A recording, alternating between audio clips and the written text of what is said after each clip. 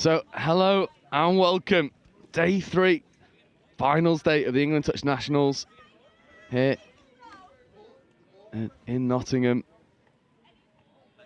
And we get underway with mixed open action. It's the Sharks versus the Tigers, two teams that have secured their way into semi-finals later on.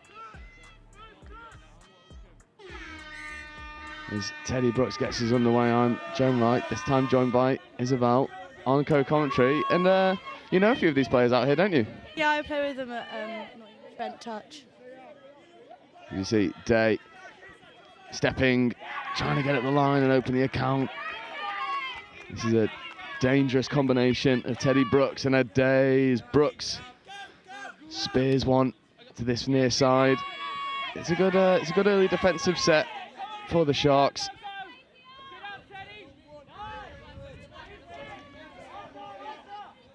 But just as they start to initiate that subset, ball goes to floor, and Calla, Brooks and Day will have a fresh set of 6 to work with, or they did for a moment, but not playing the ball correctly. Bit of a coach killer to get us underway.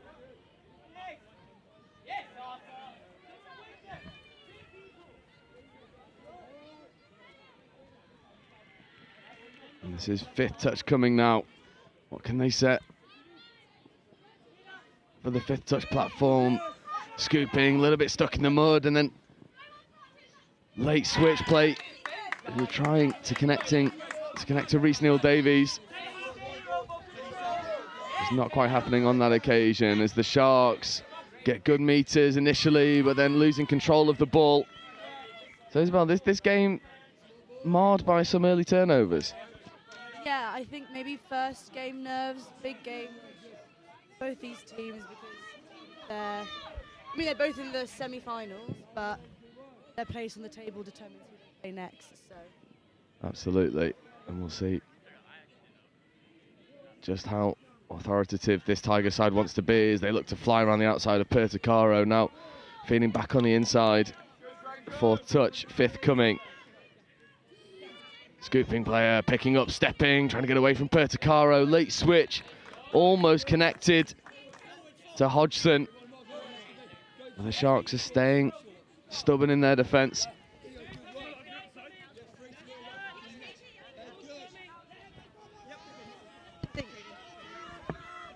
As we see Arman and Chan come onto the field on 5th. It's a sticky subset. Jackson Chan and Harmon trying to create something. And now, for a moment, there was an opportunity to go around the outside for Katie Harmon. And a really good diving touch comes in from Marcus Arman. And this Tiger side with Johnny Gornell just getting stuck in the mud. There's decent foot speed coming into the 5th touch platform. There is 5, scooping. Trying to get into the in-goal area, but once again, Marcus Arman with another diving touch. Both defences are pretty good at the moment. Not letting any ball through to the try line just yet. Arman, well, rescued by a combination of Oscar Davies and Jackson Chan. As that pass just left a little bit to be desired, and Davies makes some good meters up the box side. And now we're rolling into the 5th touch. Can Teddy Brooks and Calla create something? Arthur Calla scooping and acting half. Play on call from the referee was there initially, but in the end it's 6 and turnover. Much better driving platform there for the Sharks.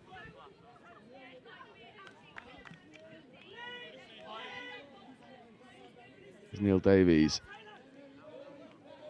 Oh. Unfortunately, they just leave the ball behind. Ludcraft is trying to get in acting half alongside Jared Hunter.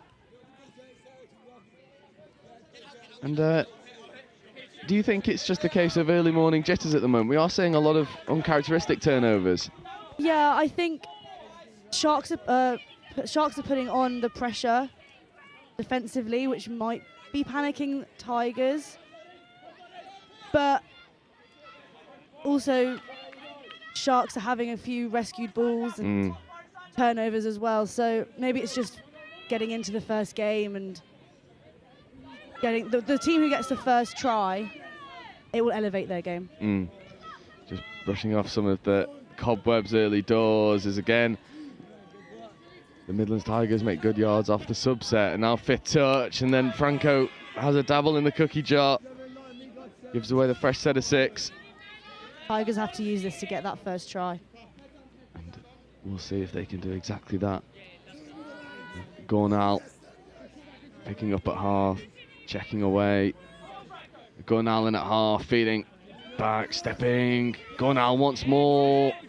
A hole just appeared for him, not taken though initially. Trying to get the touch on Frank. Extra pass plays away. It's good defence here from the Sharks, and it forces the indecision, but they are rescued by the referee's whistle. For the Tigers, that was a bit too indecisive between Hodgson and Gornal. Here is Hodgson. Gornal in motion. Here is Gornal. Stephen Frank makes a very good touch getting up off the line. Questions asked of the referees by Gornal.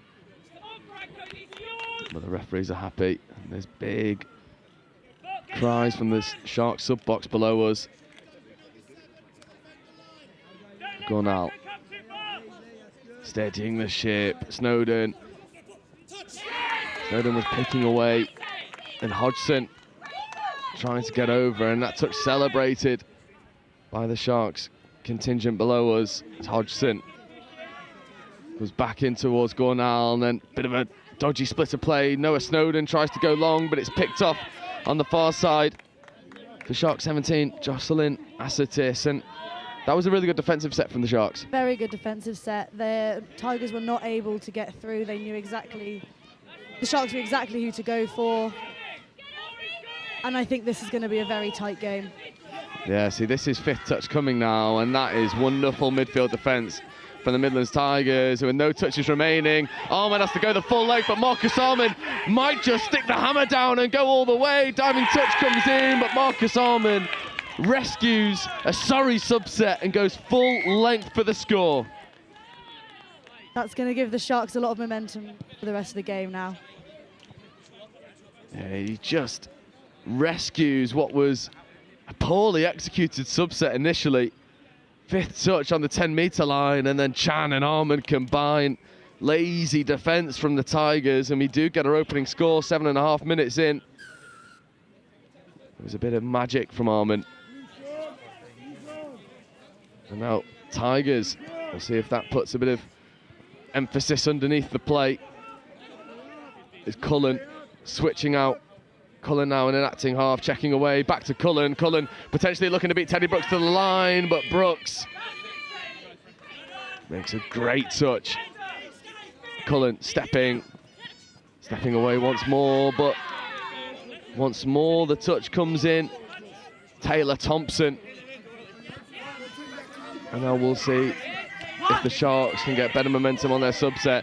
That's third touch, getting right up towards the 10-metre line. Much better here from the Sharks. Fourth touch, and then a bit of a foot in the ruck potentially. And then, unfortunately for JJ Lister, gives away the foot in the ruck penalty. Sharks have swung the momentum in their favour, haven't they? Yeah, that try's really helped them, and I think currently are dominating the game. Chan, Davies and Arman combine. Davies gets the ball back on the rack, but good explosive defence from the Tigers. Sweeper player, a bit pedestrian so far in this move. It's Chan, Davies picking, ripping, but it's well crowded out. Davies recycling the touch, but Jackson Chan can't take it with him. And just a bit of tiredness creeping in, I think.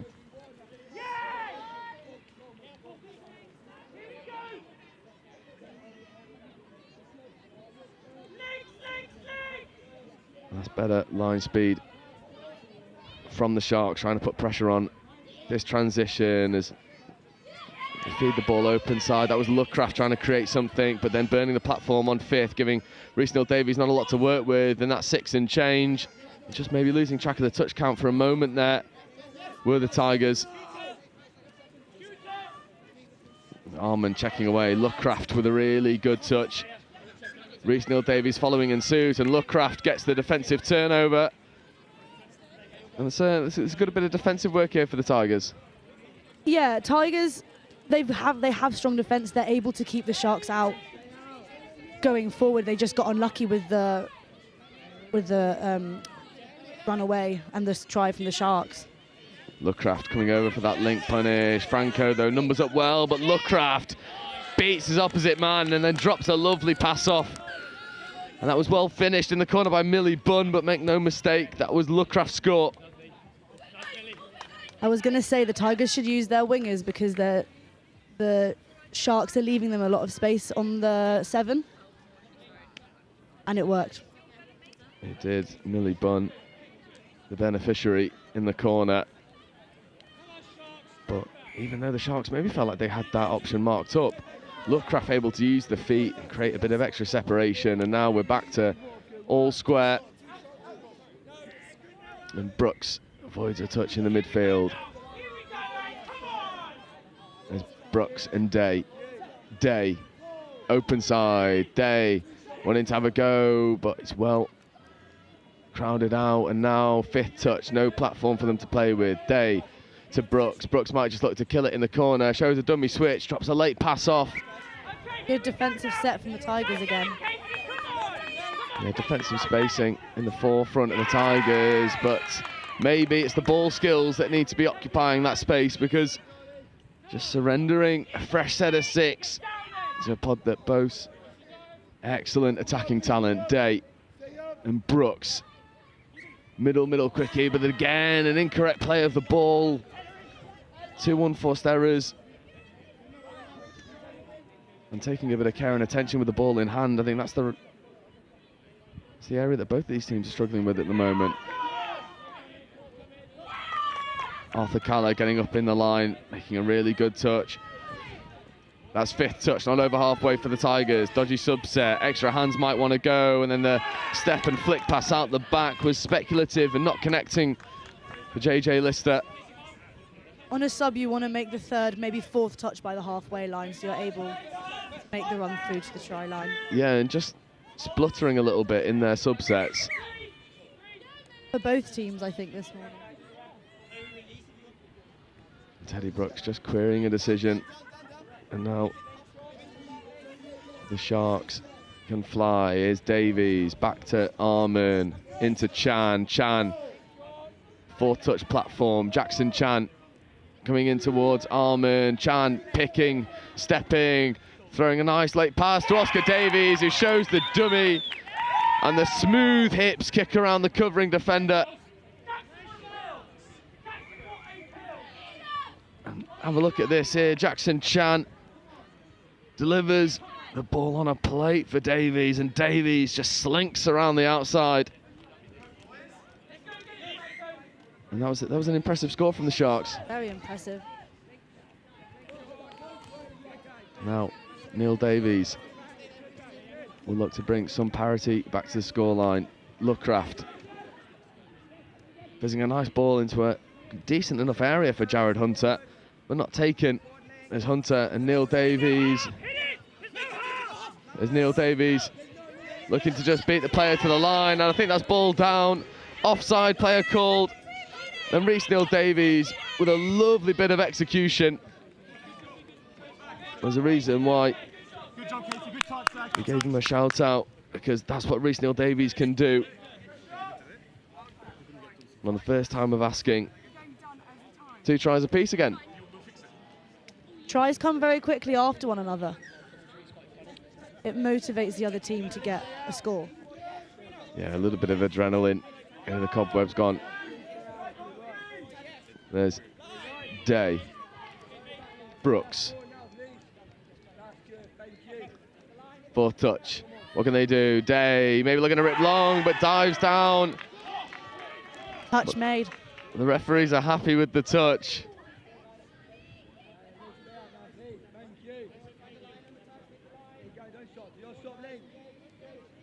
And that's now 5th touch. What can Day create? Goes left to right over the top. It was a bit stop-start for a moment, but Again, Sharks doing a good job at completing their sets.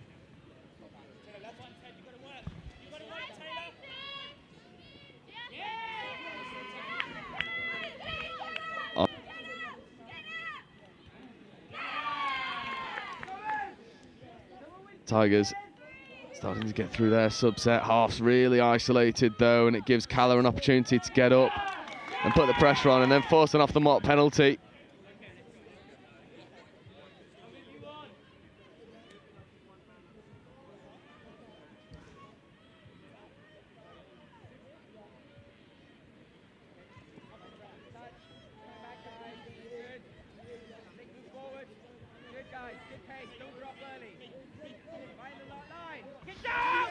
Day trying to step at the line this time. Are they happy? They are indeed, and Day was denied once, not a second time. Calla forces the turnover, and then Day and Brooks take full advantage of it. His familiar open side quickie, and Day gets off the right foot and beats JJ Lister to the line. Ed Day brings the Sharks back into the lead.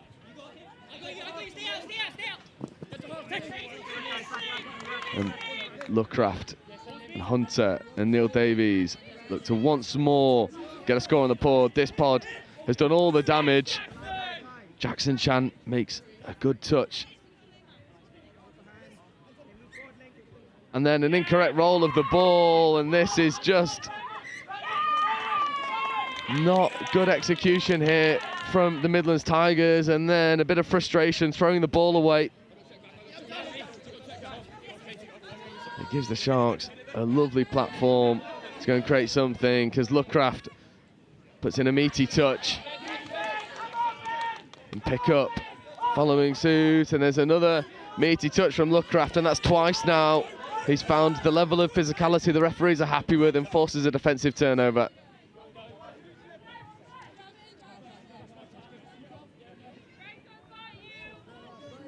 Neil Davies and Lookcraft. A touch made over on the far side, but this is a much better subset. I was saying before, that familiar curse, loss of control. And Isabel, it seems like the Midlands Tigers just haven't kicked into gear as of yet.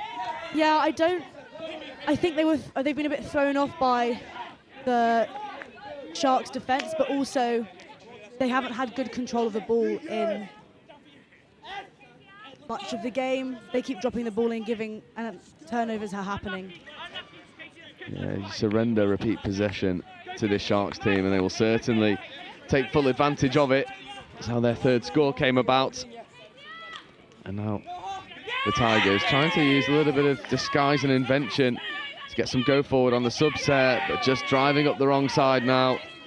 Now they try and move the ball over. There's nice interplay to get around Day, and then the extra pass realigns them in a more familiar position to get these subs rolling onto the pitch. Arthur Calla getting up, making a touch. Day putting on loads of pressure, but escaping the touch.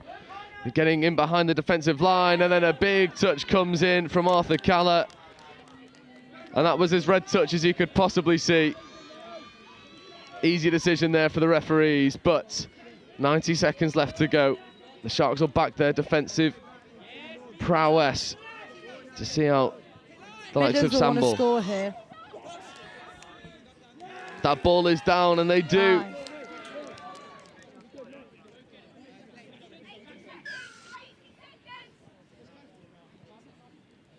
And that is a really well finished score. Number 26, who unfortunately we've not got down on a team sheet. So the mystery man brings us all square.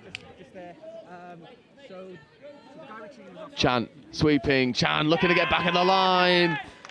Jared Hunter makes a very good touch. And the Midlands Tigers coming up trumps on these last ditch efforts right now. Arman wants the link to get up. Feeds back into Oscar Davies. Davies avoiding one and then getting another ball back, and Arman to Davies. And it's rolled away by Oscar Davies, and that'll be an extra penalty for throwing the ball away. 30 seconds left to go. Sharks feel like they must see out this defensive set, and then a forced sub for Oscar Davies, so 5v6 for the time being, and then Marcus Harmon gets a no-touch turnover. And this game has just exploded into life. Midlands will want to keep hold of the draw going into half-time.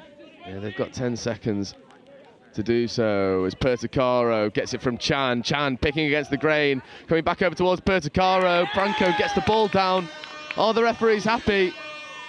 It looks like the sideline is. Pertucaro's certainly happy. And it looks like it will be given, and Franco Pertucaro gives the Sharks a lead going into half-time right on the hooter. And what a morale booster that is for the Sharks going into half-time. Isabel, they've been good value for the lead, haven't they? Yeah, they deserve the lead. They've been better in attack with their controlled balls, and their defence sets have been pretty good. Midlands are, I think they just need better control of the ball and to stop giving away turnovers, because they are capable of that. Absolutely. And what a way to get us underway. The day 3, final day of the Touch Nationals. It's the final mixed open pool stage, and the South East Sharks go into half-time with a rather commanding 4-3 lead. And for the Midlands Tigers, a bit of problem solving to do. The second half will be with you in about 2 minutes' time. What a way to get us underway. Day 3, final day of the Touch Nationals. It's the final mixed open pool stage, and the South East Sharks go into half-time with a rather commanding 4-3 lead. The Midlands Tigers, a bit of problem solving to do. The second half will be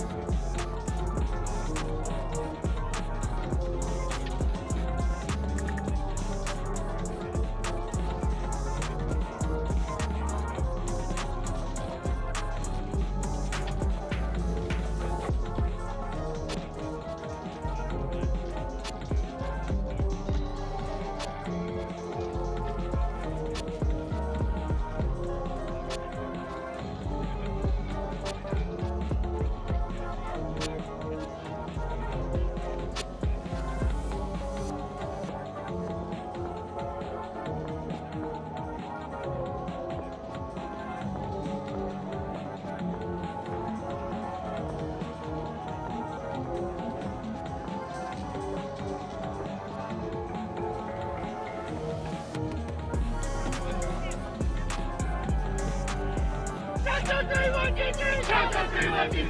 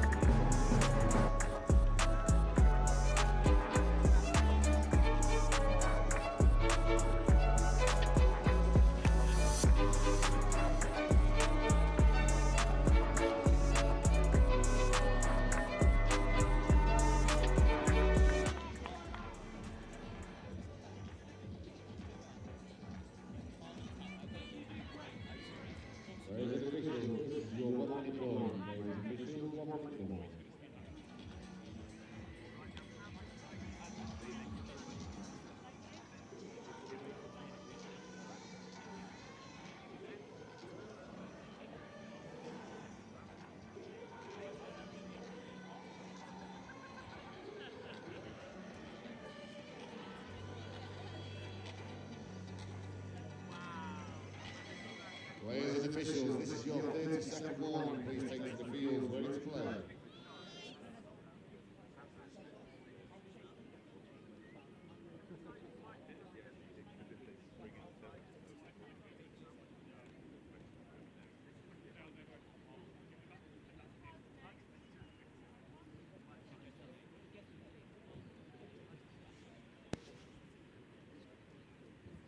So welcome back,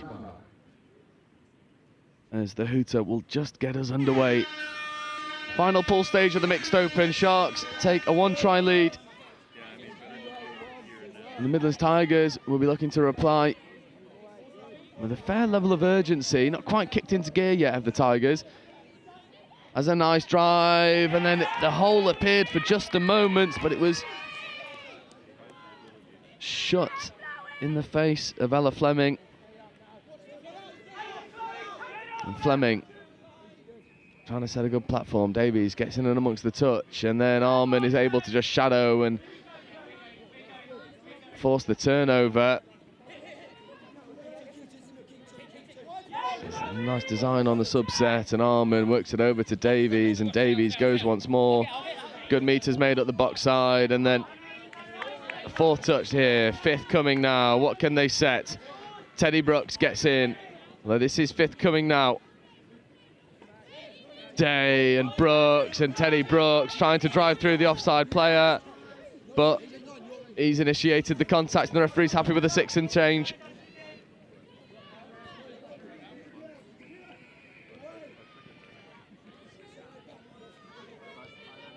Midlands need a good sub move here.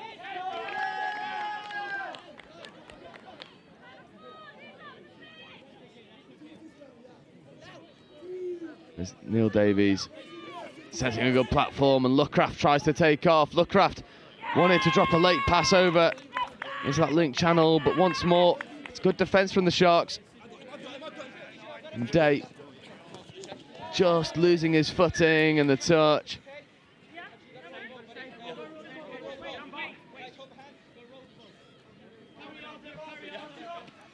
As Callett just trucks the ball up the box side, and pick up, feeds over to Frank, and Frank, but there's a player down injured. He looks to be in some discomfort. So we will take a bit of break from commentary as the player receives some much needed treatment, and the clock won't stop. This will wind down, but player well-being paramount. So we'll give her the space that she needs and the time that she needs to recover, and we'll be back with you when this game gets underway.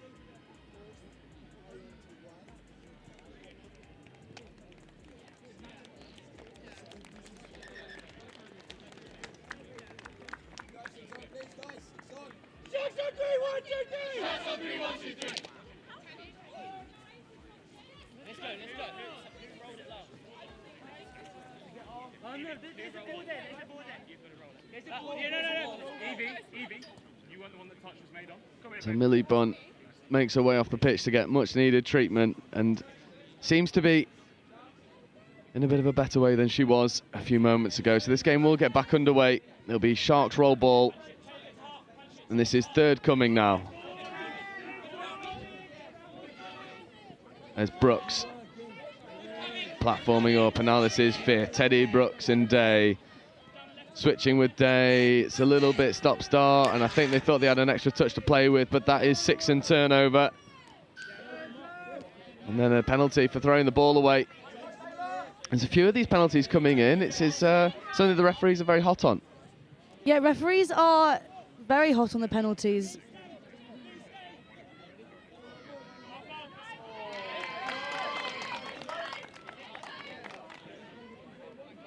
Another turnover. Midlands just can't keep hold of that ball.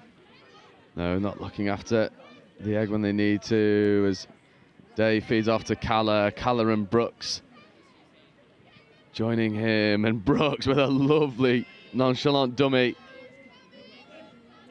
This is forthcoming. So Brooks and Day, back to Brooks, to Calla. Can Arthur Calla get over? Can't take the ball with him. So again, it's a similar story to the first half. A lot of turnovers influencing this game. A lot of turnovers, and both teams struggling to keep hold of the ball, but neither have made a try yet, so. And maybe this pod will look to change those fortunes. That's a nice check back on the inside, and now an accelerating opportunity. It's well disguised initially and well recycled. Now there's a 3-on-2 if they can execute. But that extra pass coming in from Ed Hodgson, just not accurate enough. Midlands panic. They panicked just then, which cost them. It's a good subset there. At least it was threatening to be that. And then another unforced error comes in. Pickup was waiting, but Turnover after turnover at the moment. It is. And Hodgson with Gornal. There is Gornal. Just taking the steadying touch. And Gornal and Hodgson working together. Gornal stepping, and Franco. 6 more. That's the second dabble he's had at the intercept. Will it be Goldilocks for Pertucaro? The next one will stick. But as it stands,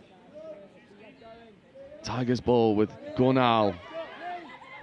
Hodgson looking to run the short and get underneath the defence, but Stephen Frank gets up off the line. Hodgson.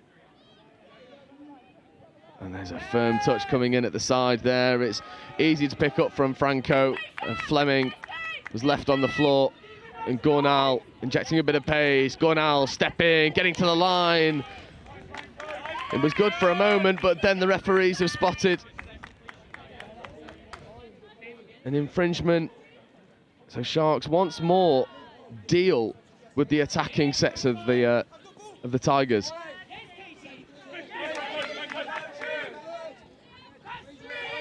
Much better subset here, getting up to third touch on halfway, and fourth comes near the 10. Can they set a good platform here on fifth? They won't need to. Sharks have improved their subsets since the first one, which has helped them. Yeah, and worrying for the Tigers. Davies, Arman, Channon at half now. Arman wants both players up, feeds back away now to Davies. Davies to Chan, and then played out, so that'll be 6 more. And Chan positioning himself out at link now is Davies. Chan sweeping, Jackson Chan feeds the extra pass. It was the right option, not executed with a similar level of perfection from Jackson Chan. Couldn't quite combine with Chloe Eiling. Well, then another turnover. And the Tigers, well, they can't get out. Arman and Davies picking back to Arman. That's danger, and that's a lovely offensive read from the South East Sharks, and Arman gets over for another.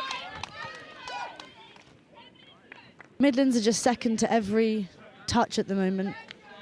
And, you know, they're making silly errors for the turnovers to happen. Yeah, it's just, there's not a lot of care and attention paid to this ball in hand, just on those vital occasions that they need to not make any mistakes. It's coming unstuck. And that's unfortunately off the mark. It was relatively plain for the referees to see. Another turnover from the Midlands. And Taylor Thompson with really good yards up the box. Very good sub move. Sets a great expectation for the rest of the set, and Caller and Pickup almost collide. This is forthcoming. Franco and Perticaro driving at the offside player, checking back on the inside to Frank. Stephen Frank now, fifth touch coming. What can Franco conjure? Right foot step, and drops a late pass off into the channel of Stephen Frank. And well defended by the Tigers. Good quick attack from the Sharks though. Midlands need to make this sub move work. Yeah, a bit too stop-start. It has been, but now Reece-Neil Davies sets really good tone, and then there's a loss of control penalty. Stephen Frank. He gives this Sharks team now a really good platform to go forward, as Perticaro has to go fishing for the ball in amongst a blur of legs, and then there's a loss of control penalty. Both teams surrendering possession over to one another. Lovecraft just sets the tone and tries to go forward. Lovecraft now caught behind the gain line by Marcus Arman, and the Sharks sud box, rising the volume levels. And Lovecraft once more. Davies on his left. There's Reece-Neil Davies. Ben Lovecraft picking, stepping, getting into the in-goal area, but the flick touch for Jackson Chan brings it to an end.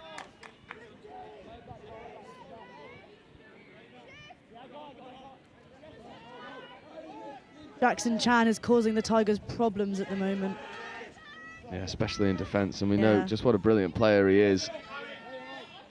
There's Davies with a bit of a wayward pass there, and Tigers want to go early. Lovecraft with a bit of space in front of him, but now Day and Brooks get up to shut it down, and Reece-Neil Davies trying to tread water and buy his team some time to get onto the pitch. Again, this subset just not operating with the fluidity that we're familiar with for Tigers. And the other thing to consider is both these teams with that semi-final position, so maybe holding a bit back. Gornal gets on the link quickly. Gornal dives at the line. Did Gornal get down? No. Katie Harmon with a try-saving touch.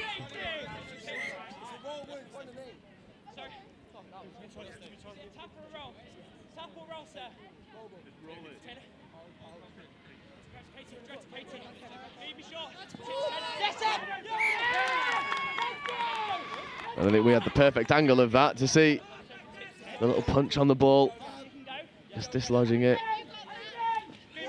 And then there's a bit of physicality creeping in again. The extra pass today just takes him ever so slightly off the mark, but stepping out of the pitch, spotted by the sideline ref. So Tigers turnover.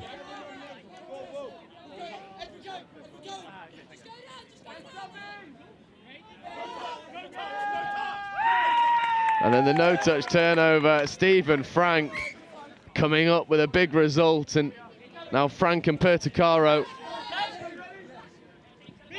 Second touch now. Good carry there from Pickup. And it's good secure roll ball, but again, Hodgson twice now guilty of infringements. As Arman and Davies work together. There is Oscar Davies, Jackson Chan.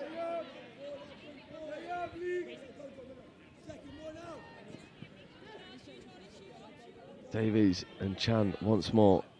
Feeding to Arman. Arman wants the link to come get up. Arman just bounces around the outside and tries to go himself, but Arman debating with the referee about where the Midlands Tigers are advancing in that 7-metre line. Davies, Chan, Arman Looking to come back on the inside, trying to play through what he thought was an offside defender.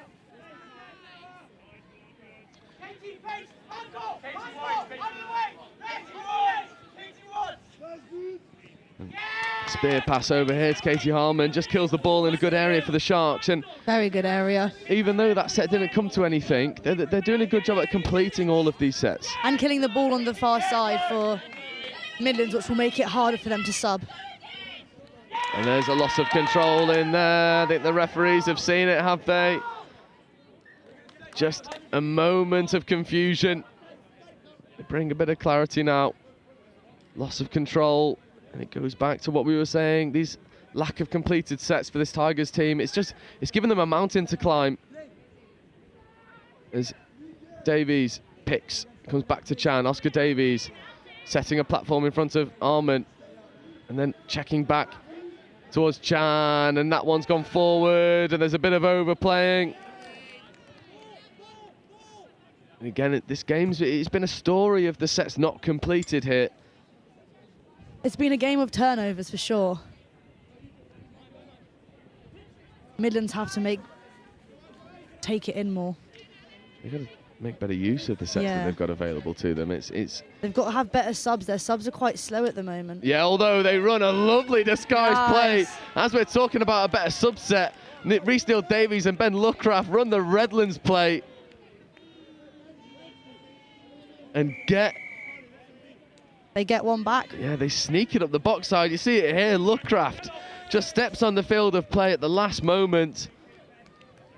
And that combination between Rhys Neal-Davies and Luckraft coming up trumps again for the Midlands Tigers, and with 3.5 minutes left to go, something that was once relatively settled for the Sharks now becomes less so. Midlands will want to use that try to get momentum and hopefully get a draw out of this game. Yeah, but Brooks will be having another thing to say about it. There is Teddy Brooks fizzing a lovely fire up to Day. Day to Calla. Calla once more. Not quite taken over there by Asatis.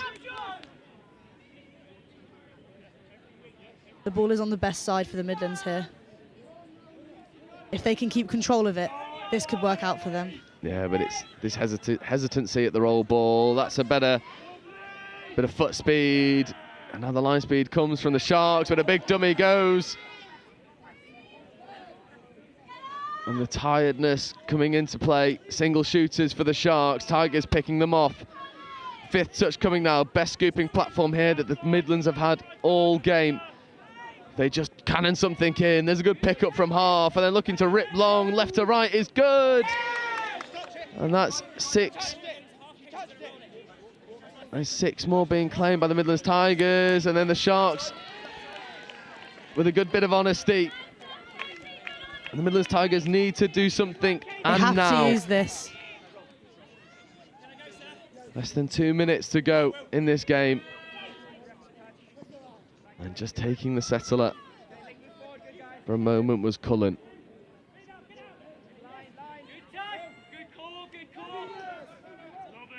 Feeding back over to Lister and Arthur Calla with a good touch. Forthcoming. And Cullen getting in at half and then dropping a ball into space and the tap on. It was inventive from the Tigers, but lacking in execution. It would have been a moment of magic for sure. And Brooks. Day. There's pickup and Frank, and now Perticaro joining the fray. Frank platforming, and then Perticaro stepping and trying to get around the defensive player, and the referees were happy that he was onside. But with 45 seconds to go, it might be a case of this is the last opportunity for the Tigers. Can the Midlands execute this? And it will be a bit of a... Well, it was probably a fairer reflection of these two teams on paper if this ends a draw, but it's certainly based on the performance we've seen here on live stream. It is a little bit of a tall ask for the smash and grab, and with 20 seconds left to go, if the Sharks look after the ball, they'll win this final pool game.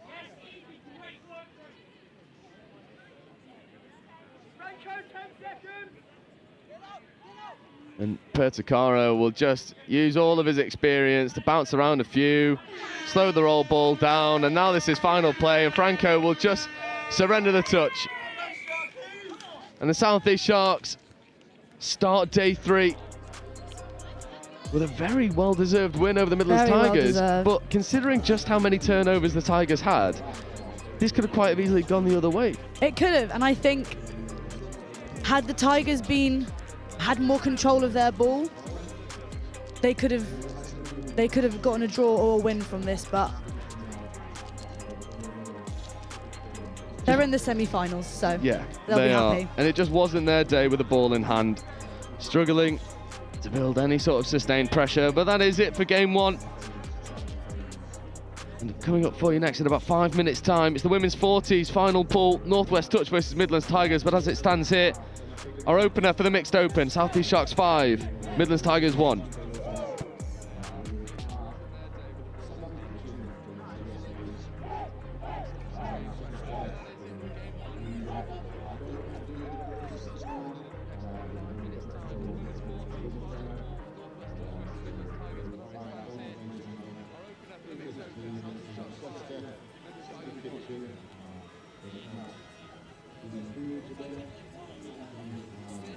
Nice shot!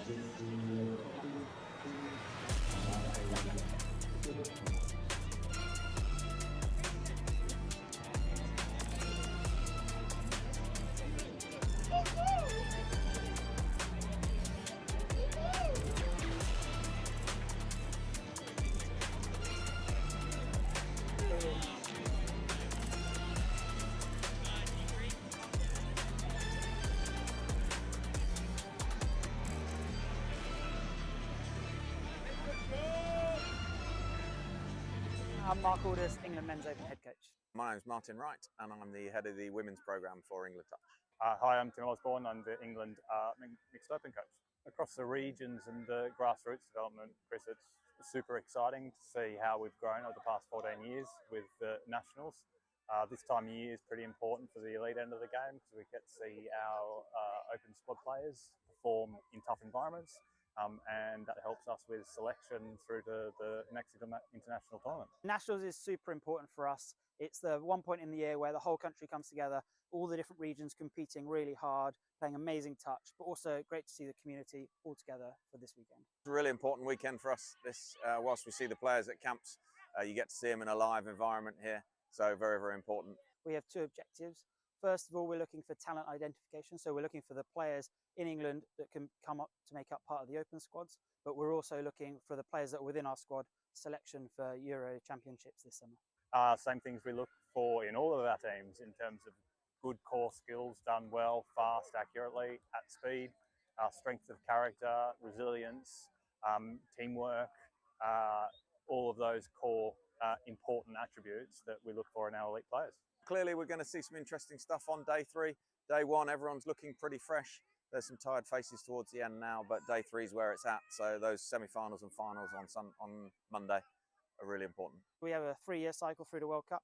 This first year is all about building the foundations of our team. The boys in the men's open squad have come together really nicely, built a great connection, and building through to the World Cup in 2028. I think it's about the speed that the juniors come through. So our junior program is really churning out good athletes at the moment from the age of sort of 15 to 18.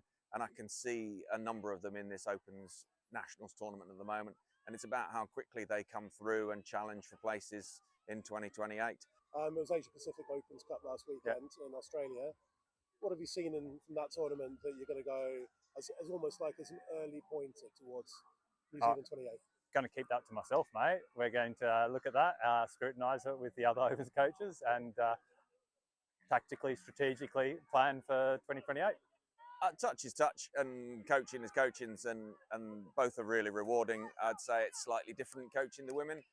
It's a very rewarding experience. They've been really open in listening to what I'm trying to bring to the program. They're quite studious. They like to learn. They like to seek feedback. It's a real pleasurable place to coach. I was women's open.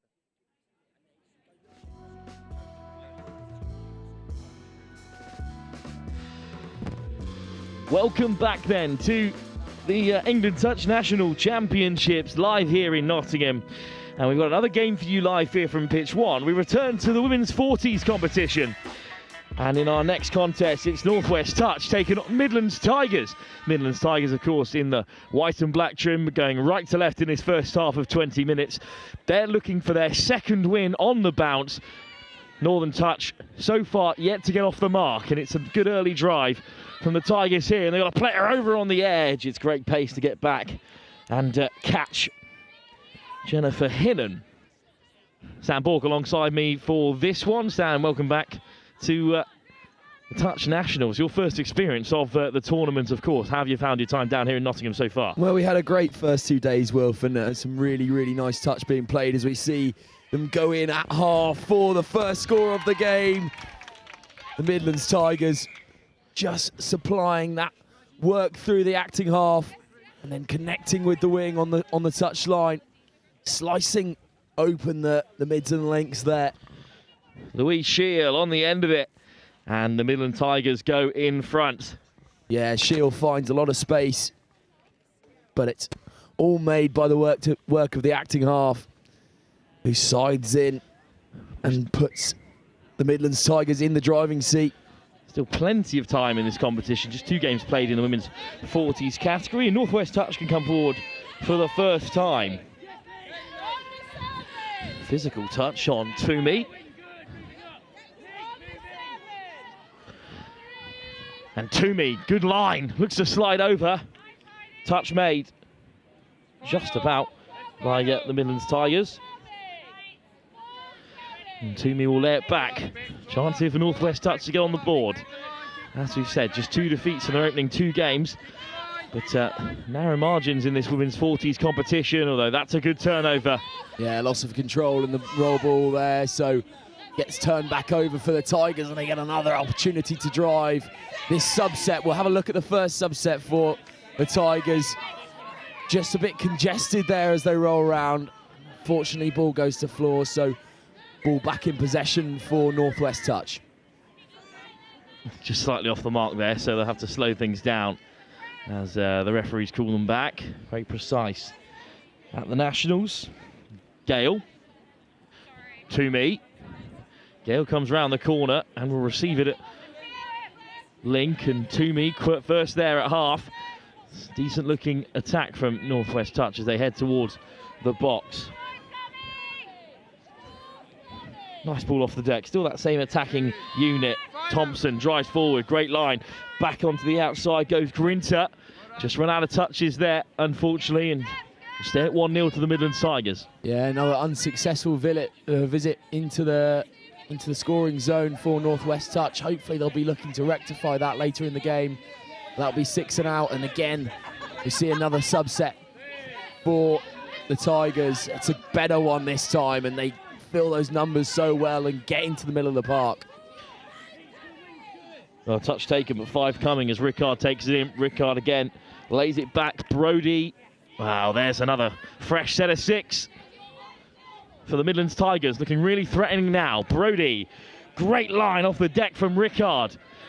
And manages to ship it away as well. Rickard will play half, and they've got a hint of an overlap here. Nice step back on the inside from Hinham. Touch made, but they're up to the 7 with a few more strikes here. Hinham. Rickard ships it on. Brody, back to Rickard. Brody at half, pulls the handbrake for now. Midlands looking impressive here in the early stages. Looking to go 3 from 3 and undefeated at the top of the pool. Sliding from long range. But not given this time. Yeah, Emily Eve there on that sweeper line around the back of the half, and it was a really good one. Throws the dummy to open up a bit of space, and is there enough between the Lincoln wing? It's a great covering touch by Sarah McDonald, and they'll be disappointed, the Midlands Tigers, not to come away with anything there. Yeah, they had some really good set plays in that little forage into the Northwest territory, but again, nothing to show for it, unfortunately, for the Tigers.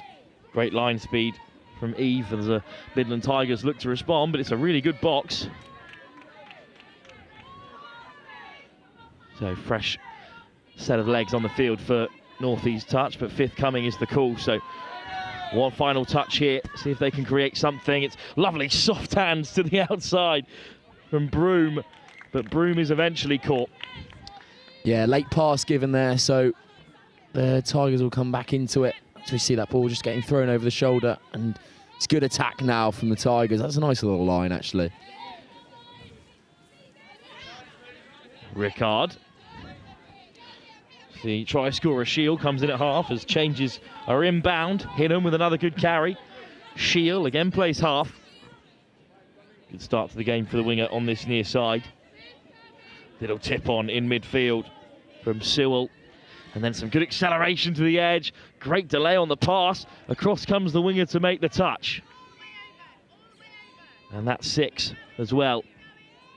Good defence from Northwest Touch, but we can see the pattern of the game already starting to flow, with Northwest Touch unable really to find much purchase beyond the halfway line. So when Midlands Tigers are given their fresh set of 6, it's practically a restart. It's another really good defensive shift from the Tigers here. Yeah, they just got a penalty now for the Tigers as well. This Northwest side have just got to be able to straighten up those hips and get past that halfway line on 3, and they're just struggling to do that at the moment. Back to the open side they go. Just lofted in field for Hyde. Great ball round the corner. Chance for the Tigers here. Warren hits the deck. Well read by Twomey. Sewell. Nice footwork in the middle. Back inside for Gaynor Sewell. And Sewell to the open side, but the half might slide through. What a peel over the top. Beautiful vision there, just waiting for the umpires to make sure that didn't float forward, but the score is given. Yeah, really nice left to right rip here from the acting half. That's number 5. Sally Seymour crashes over on the far side for the score. Yeah, it was a really good try from the Midlands Tigers, sorry. And again, the Northwest will forage into the Tigers' territory.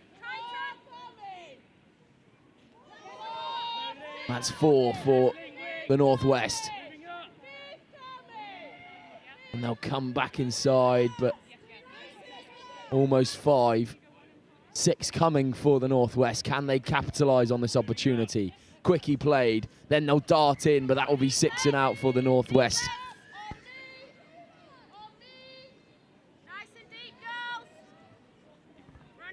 So it's Kate Hyde wearing 9 and Nicola Hauser also wearing 9 on our team sheet, but it's all right. There's been a late change and Kate Hyde's wearing 5. So good work from Hyde to set up that score. Midlands Tigers back in play. Yeah, Hyde was at acting half there and manages to find that left to right rip for that try, and it proves ever so good. Big chance here though for Northwest Touch from the turnover. Fresh set of 6, just 7 out. Got to create something here. Hannah Gill. Oh, that's a waste, unfortunately. Yeah, coach killer there. Fresh set of 6 and in opposition territory. And this Midlands Tiger side, they're not going to hand too many opportunities to you in that area of the field. Back to this short side, heading towards the box. You see how keen the Midlands Tigers are to get back in play. Better subset there, Wilf, from the Tigers, and they can rip round now. Rickard, great acceleration. Brody sweeps through. Can she find a pass? It's an excellent defensive shift from Nolig Twomey. He gets back to make that touch. Yeah, again, all started by a really nice subset on this left-hand side, just outside the box, and allows that Midlands Tigers side to get into the middle of the park and set something really nice. And they just sweep through on acting half. Number 21, Lisa Brody, just going from 2nd to 5th gear really quickly. Quickly off the deck from Twomey as Northwest Touch look to break. It's a good early drive from them as they head towards the box. Nice hands from Broom. Twomey on the charge, and they're up to halfway. This is a decent set. Should be able to create something from here. Thompson. Another good line And soft hands as well, but intercepted by Brody. So they'll have 6 touches from here after it's picked off in midfield. Nice dummy to wind back onto the inside from Hinham. Rickard. Only second touch here, so they have a real chance to go 3 ahead as we approach the midway point in this first half. Brody. Rickard at half, Brody on the hard line. Options left and right. Brody just slides to herself, knows there's still a few touches left to play here. Yeah, she's got touches to spare, Brody, and she's been fantastic both sides of the ball so far. Definitely one of those playmakers inside the middle of the park. Lisa Brody, missed pass over the top for Halsey. See what the referee calls here. Just a turnover, I think. Turnover ball, not played within the air, so wait, maybe. Well, we're going to wait and see here about what the discussion is between the Northwest touch defender, and indeed it is going to be. Yeah, fresh set of 6. Played within the air there. So deemed to have been a non-accidental touch. Brody. Wide to Jennifer Hinham. Hinham on the return, and Hinham will slide in. Sent away, I think. The referees are in conversation here. Back to the 7. To Jennifer Hinham. And certainly labouring over the call. And eventually it's given.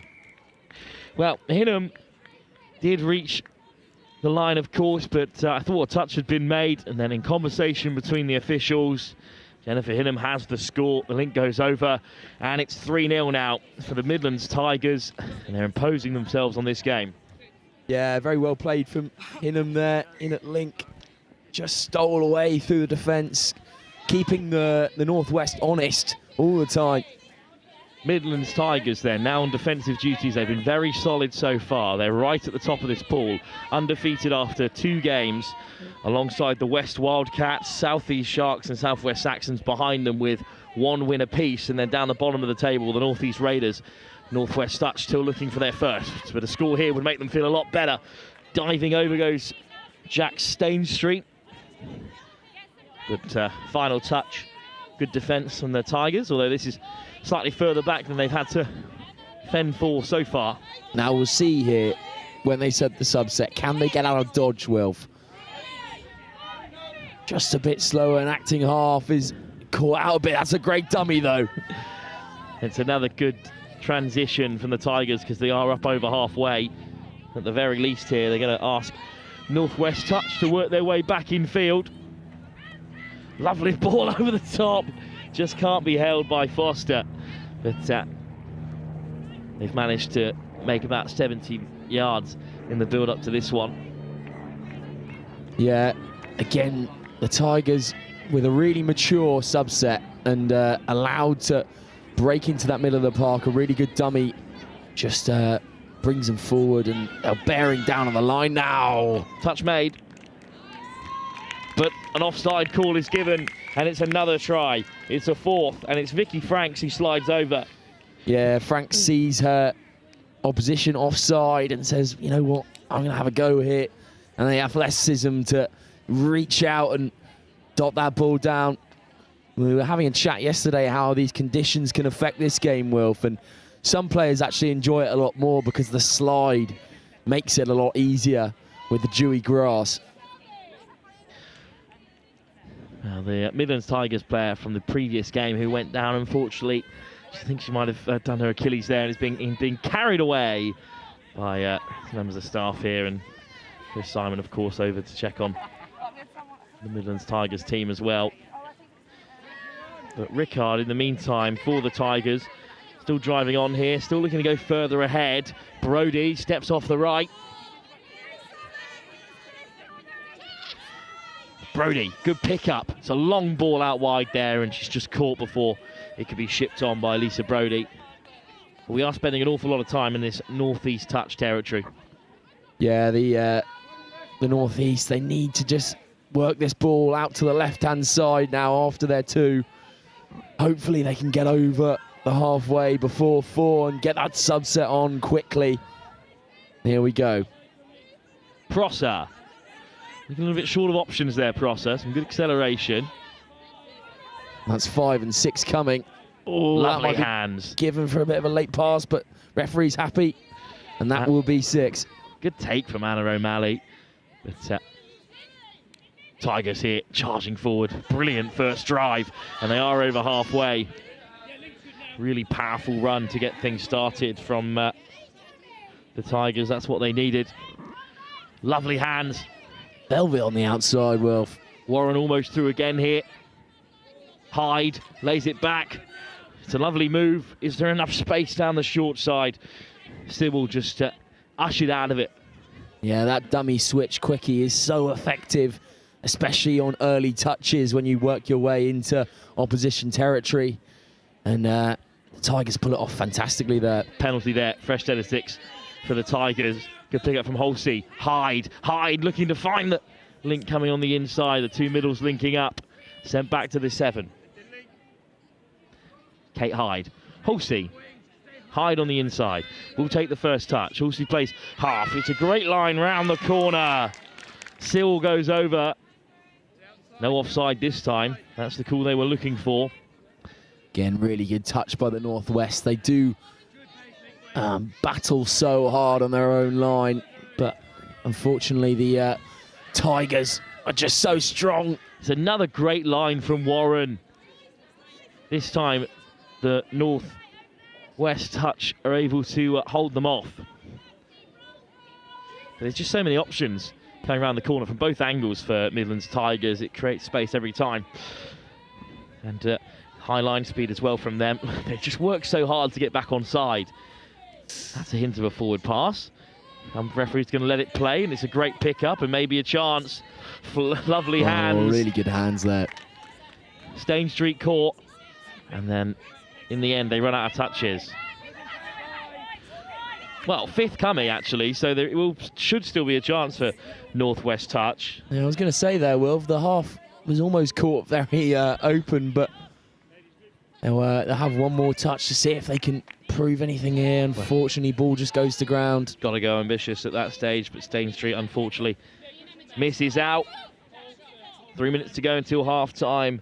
Midlands Tigers will be very happy with how their 3rd game is progressing so far, up by 4, and they've yet to falter at the tail as well. Yeah, just a bit of loss of control in the roll ball there. So Northwest will have another opportunity to set a platform. And Midlands Tigers with a positive goal difference of +6 from their opening 2 games.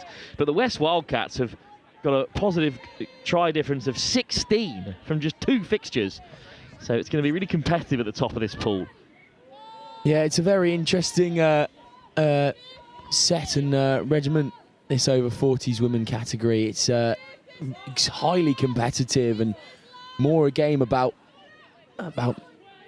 just mindset and keeping your body in it. And that's a heavy touch coming in there from the Tigers. Touch, and that will be a penalty. So fresh set of 6 for Northwest touch. Well, of course, it wasn't long ago that the World Cup was here in Nottingham, and the seniors categories as they are described, although I hesitate to call over 40 senior by any metric.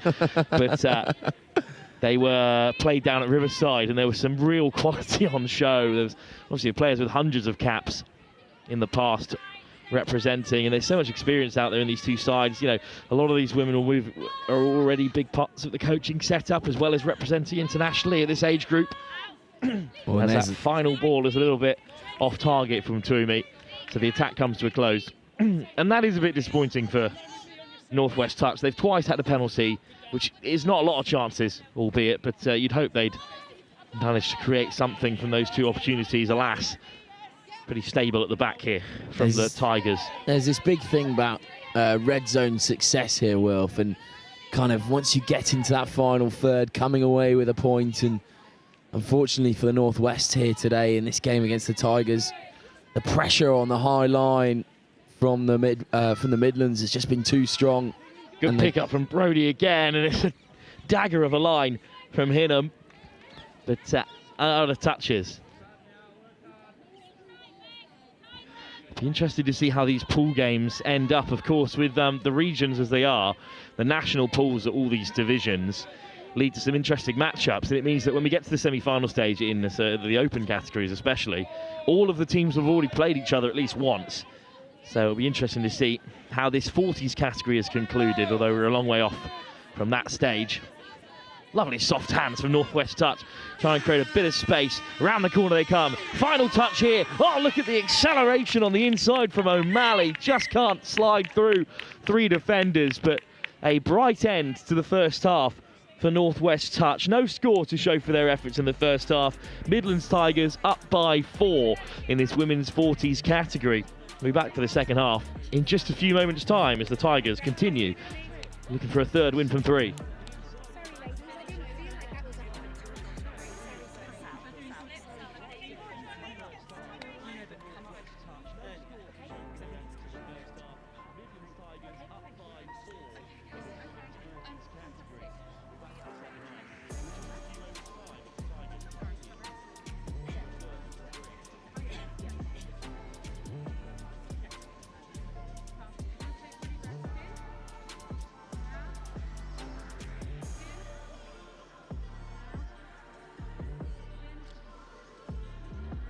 The Marketing and Business Development Program, it's a program where people who are either new to Vermeer or new to your current role, you get together for about 5 weeks over the first 5 or 6 months of your time here.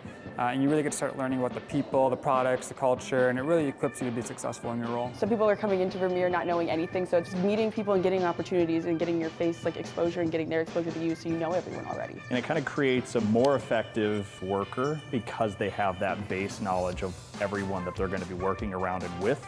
In my position with training, it exposed me to other areas of thought that I wouldn't originally include in my training exercises or in the way that I go about building those and routing those exercises. Vermeer is a huge worldwide manufacturer, over 3,000 team members. There's a lot that goes on here. So this program does a good job of boiling down how our products are manufactured to how we distribute them through our dealer network, and then just connecting you with different people all across the Vermeer miles so you can do your job. I've always been operations side, so this one showed me the other side of the company, and I have no idea when it comes to sales. So this has really kind of shown me using some of my engineering background and stuff about the product that I already know. Now I get to use it and learn about the sales and how we forecast and how we should sell it and how do we market it the right way. And so now I feel more equipped to be in my position than with my just engineering degree in general. My favorite part of the program was not only making friends in the group, because you kind of bond with the people in the group, and there was about 8 of us in there, and they're still my friends to this day, but my favorite part was also making contacts with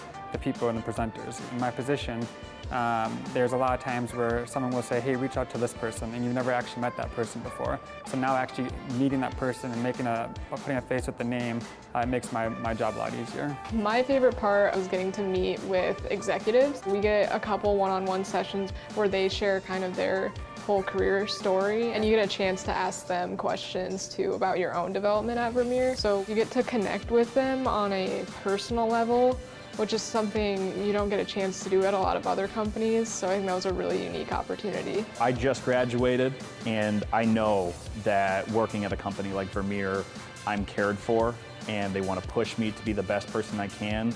And as a young professional, it gives me a heightened sense of value in me as an employee, that the company cares enough to build me and my character. And that's really what this whole process has been. People wanting me to grow, wanting you to do better, wanting to talk to you and make sure you learn the most out of what you can. I'm just really grateful to be at a company that will invest this time in me to learn more about the company and get more context to really succeed in my job. If I had not had this program, I would not be connected to so many people. Welcome back then for the second half here in the women's over 40s category. It is another great performance for the Midlands Tigers, looking to go 3 from 3 in the pool stage. Yeah, really, really great work from the Midlands Tigers so far, supplying their subsets really well and then working around into that middles and link area. They are super well drilled, this team from the Midlands, and again, just supplying all the force. Still a minute to go here, and of course it's a jam-packed schedule today. We've got action from each division still in play here on this Bank Holiday Monday, and then at 11:30 the Stadium 9 pitch, which was the opening field, the main field at the World Cup, of course, a few years ago, will be live as well. 2 pitches live at the Nationals, done properly for the first time.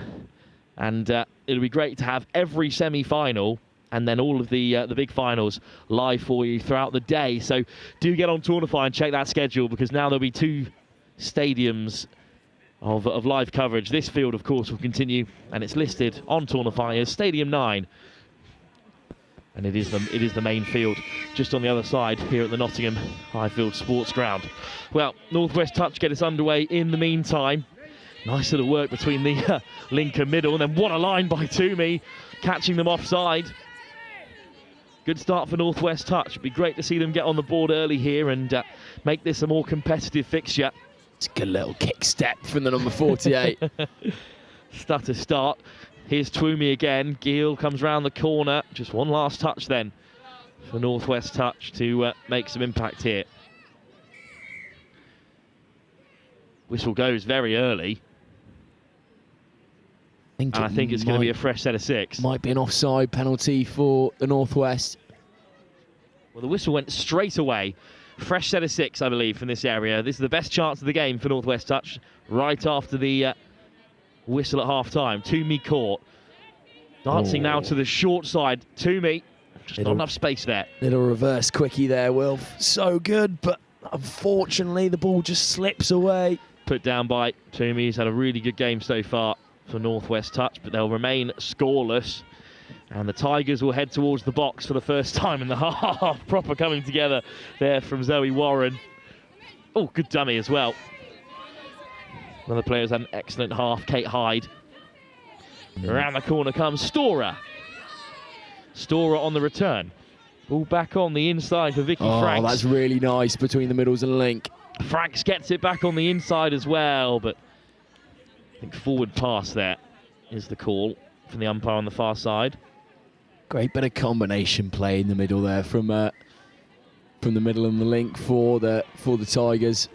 And again, they're such a well-drilled side. Even though that subset was a bit slow, they made the most of it and got around the corner. Northwest Touch, though. At least 4 coming here for them to create something. Around the corner comes O'Malley. Looked really bright at the end of that first half. O'Malley at the half. Forthcoming, so the pressure is on here for Northwest to create. Here's O'Malley on the line, has Grinter outside her, throws the dummy, but it's not sold effectively there. I think just one last touch here for Northwest, unless the penalty has been given. No, that's the 4th touch.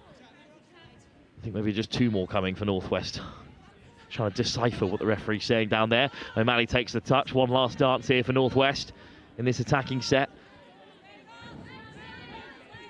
Well, no touch made, so they can still run here, and there's a little bit of space on the right-hand side, but Thompson caught.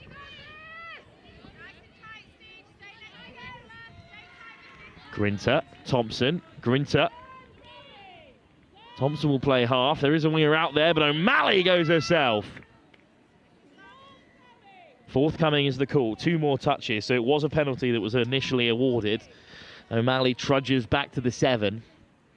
Yeah, they've got to make this count now, and you wonder, got to work to your best players on the outside. O'Malley, Grinter having a really strong contribution so far. And Anna O'Malley, ball on the inside is off target, and that brings the Northwest Touch attack to an end.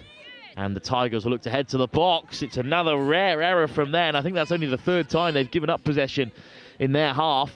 So another set of 6 on the 7 for Northwest. Here's Anna O'Malley. McDonnell. Lorraine Grinter. Weaving onto the outside. Thompson. McDonnell. Lovely step. Touch made. Yeah, really important touch there from Melaine Foster, saving the Tigers' blushes once again. Here's Anna O'Malley again. Touch. It's Melanie Foster again off the line to make the touch. Do apologise to Melanie Foster there. Melaine slipped out. I've never read that name like that before. I've read similar names from the Pacific Islands in that fashion, but I'm going to take a gander that Melanie Thompson is Melanie Thompson, as it's driven on here by Midlands Tigers from the turnover. Good defensive set by Thompson. Brody. Oh, that time it was Nicola Housey. Such a storied history in the game for her. I have been picking up, Wilf, on some of the headwear worn over these 3 days, and I am a fan of the San Francisco 49ers visor. It's a good one. Well, look, the matching white caps of Midlands Tigers, I really think they should hunker down on that policy as Brody's ball on the inside is off target. Yeah, I do believe those are England touch caps, Wilf, which They're really are strong. A popular scene around here. Of course, it is a bit of a faux pas if you haven't represented England and you are wearing one, of course. Yeah, I'm sure these girls have, though. They do. Oh, no, absolutely. Do boast the standard. The likes of Brody, who comes forward here for Midlands, is representing England on many occasions. No stolen valour today, as it's lifted off the deck again from Northwest Touch. Broom, Twomey, and Twomey with a brilliant carry over the top. It's just too high for Charlotte Prosser. Well, Caroline Prosser, I should say, this occasion, just couldn't get a hold of it. Last names are fine today, Sam. It's the first names, of which there are one too many, I think, as Grinter lays it back, and it's a good drive from the Tigers. Penalty. Off the mark, all the way back from where Zoe Warren first carried, I think. Yeah, just off the mark there. And it's something I was talking about with Joe Wright yesterday. Something I would probably fall fettle to if I played touch rugby. Staying on that mark and kind of taking your ego down. I did get touched back there. I'm really sorry. I will bring it back up to the mark. It's one of the most amazing things about this sport is the reliance on sort of good sportsmanship across the divisions about whether or not your touch is made, and such fine margins. And it can get really heated, of course, in the big games. And those lines are blurred. Yeah, it's true. And honesty is a big part of this sport. And again, also, you come down, it's always nice to hear a defending player saying, oh, I didn't make that touch, they can have the try. And as you say, honesty is the best policy, Wilf. Where it was great to see was at the Tri-Sports finals in Oxford at school level, which will be returning to, of course, this season. Tom Tripp doing such a great job with Tri-Sports and getting touch played at the school level, which is I think where it should thrive, really, with all the concerns at the moment about player welfare around contact. It's such a good introduction if you want to transition that way as a young player, or indeed if you want to give your parents a little bit more peace of mind about the sport you're playing. Very true. But that's a conversation for another day. We're all zeroed in on the women's 40s here, as it's a brilliant carry from the Midlands Tigers. Haven't seen a lot of them in this half. They are, of course, already up by 4 unanswered scores, but Eve makes plenty of yards here. You wonder whether they've reshuffled the pack at half-time, but here they go again. Foster, good ball on the inside, and now Foster looks to slide in. Well, a round of applause from the Tigers in front of us. I think the touch was made. This combination of Foster and Vicky Franks in the middle is really proving quite dangerous at the moment. Good pace round the corner from Eve, who floats it wide. Oh, what a grab! What a take! Right on the toes from Sally Seymour. And Midlands Tigers, with their first real attack of the second half, have a 5th try. It's not a bad ball onto the outside here, but it doesn't come cleanly out of the hand. It's a brilliant take, a diving take from Seymour. Yeah, it's all about the delay on the pass from Storer, actually, in at link, and she puts it right into the stride of Seymour, and that means that Seymour can start on her way downward into that slide as she's receiving the ball. Disappointing for Northwest Touch after all their hard work in the opening 10 minutes of the second half that they are not the first to score, and they would love to get on the board here. Bottom of the table at the moment, but it's going to get close down there if the Tigers and the Wildcats continue to perform. Toomey with a good carry. Up goes the arm of the referee. Toomey, O'Malley, Toomey again. Thompson's over. Didn't really fancy taking that one on the full, so it's going to come back for another touch. It's good to see Northwest still competing at this top level, of course. They had a sort of interesting period with the Northern Quarter Rebels from Manchester, who were the club in the region, and since then they've sort of regathered quite well. Toomey. Lincoln wing a bit isolated here. Taken in by McCormack. Toomey. Whistle goes. That's unfortunate. 2 turnovers in quick succession. Tigers will have it back. Yeah, just a bit of lost control. Hips not square, I believe, in that roll ball. Unfortunate one for the Northwest. Real heartland of touch traditionally, of course. This area of the country, Nottingham, and then London, where the expats from Australia and New Zealand first launched the first couple of organised club leagues, and then Manchester as well was traditionally a hotbed of the sport, and coming back with a vengeance. Of course, they got promoted at the end of the club finals, having dropped into Division 3. Nice ball over the top. Oh, it's a good grab from Eve, but the touch was made on the way through. Sewell did well there with a couple of darts. Really good try saver from McCormack on the edge. She's played a lot of rugby this game out in the wing, and is the way with most wingers here. Toomey heads towards the box. It's a really good set of substitutions from Northwest Touch this time, who haven't managed to make too much momentum here, but in the second half they are much improved. Grinter with a good carry, just dropped over the top for Broom, and they run out of touches there, but they buried Tigers in that far corner. Much better second half from Northwest overall, Sam. I think they've improved remarkably after going 4 down in the first half. Yeah, I think it's one thing is the improve on the subset, swinging around. It's been a lot better, and means that they can get fresher legs on quicker and kind of roll around into that middle of the park. And now they've got a really strong pod on as well, Wilf. We'll see what damage they can do if they can defend this Tiger set. Foster steps back onto the outside. Big touch made by Lorraine Grinter, because Foster was on the roll there and had 3 players outside her. Yeah, Foster in that great bit of England touch headwear. Easy to spot. Another nice dart though from Northwest. This is a good transition. Grinter caught by the try scorer Seymour.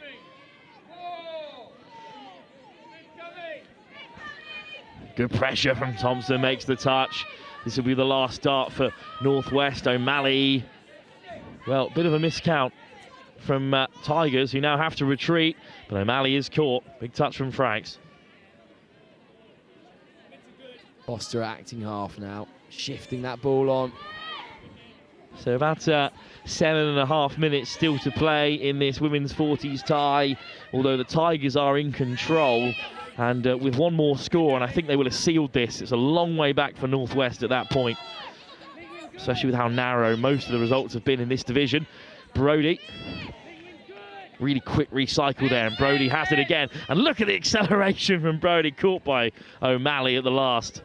Yeah, really nice little quickie set there. Brody in the middle, just accelerating, as we've seen her do so well in this game. Well, Northwest Touch are back in action against the Southwest Saxons, who you've also seen this morning, but in the men's 50s division up next. And then at 11:30 we have our first set of dual live coverage. You can have your pick of 2 matches. The Midlands Tigers will take on the South East Taipans in the Women's Open semi-final, and here on field 1 it will be the South East Sharks against the Southwest Saxons. So what a thrilling afternoon we have lined up for you here in Nottingham. Good ball by Brody there, and they come back on the inside. Just a lovely step from Shield.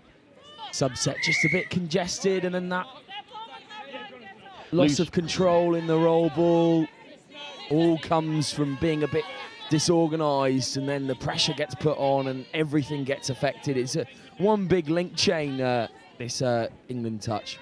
Well, who knows if the Midlands Tigers can concede from this set. We might have a game on here. Round the corner comes Broom again. He's miscontrolled. Really? Looking for a heavy touch there, but I don't think they're going to get it, Northwest.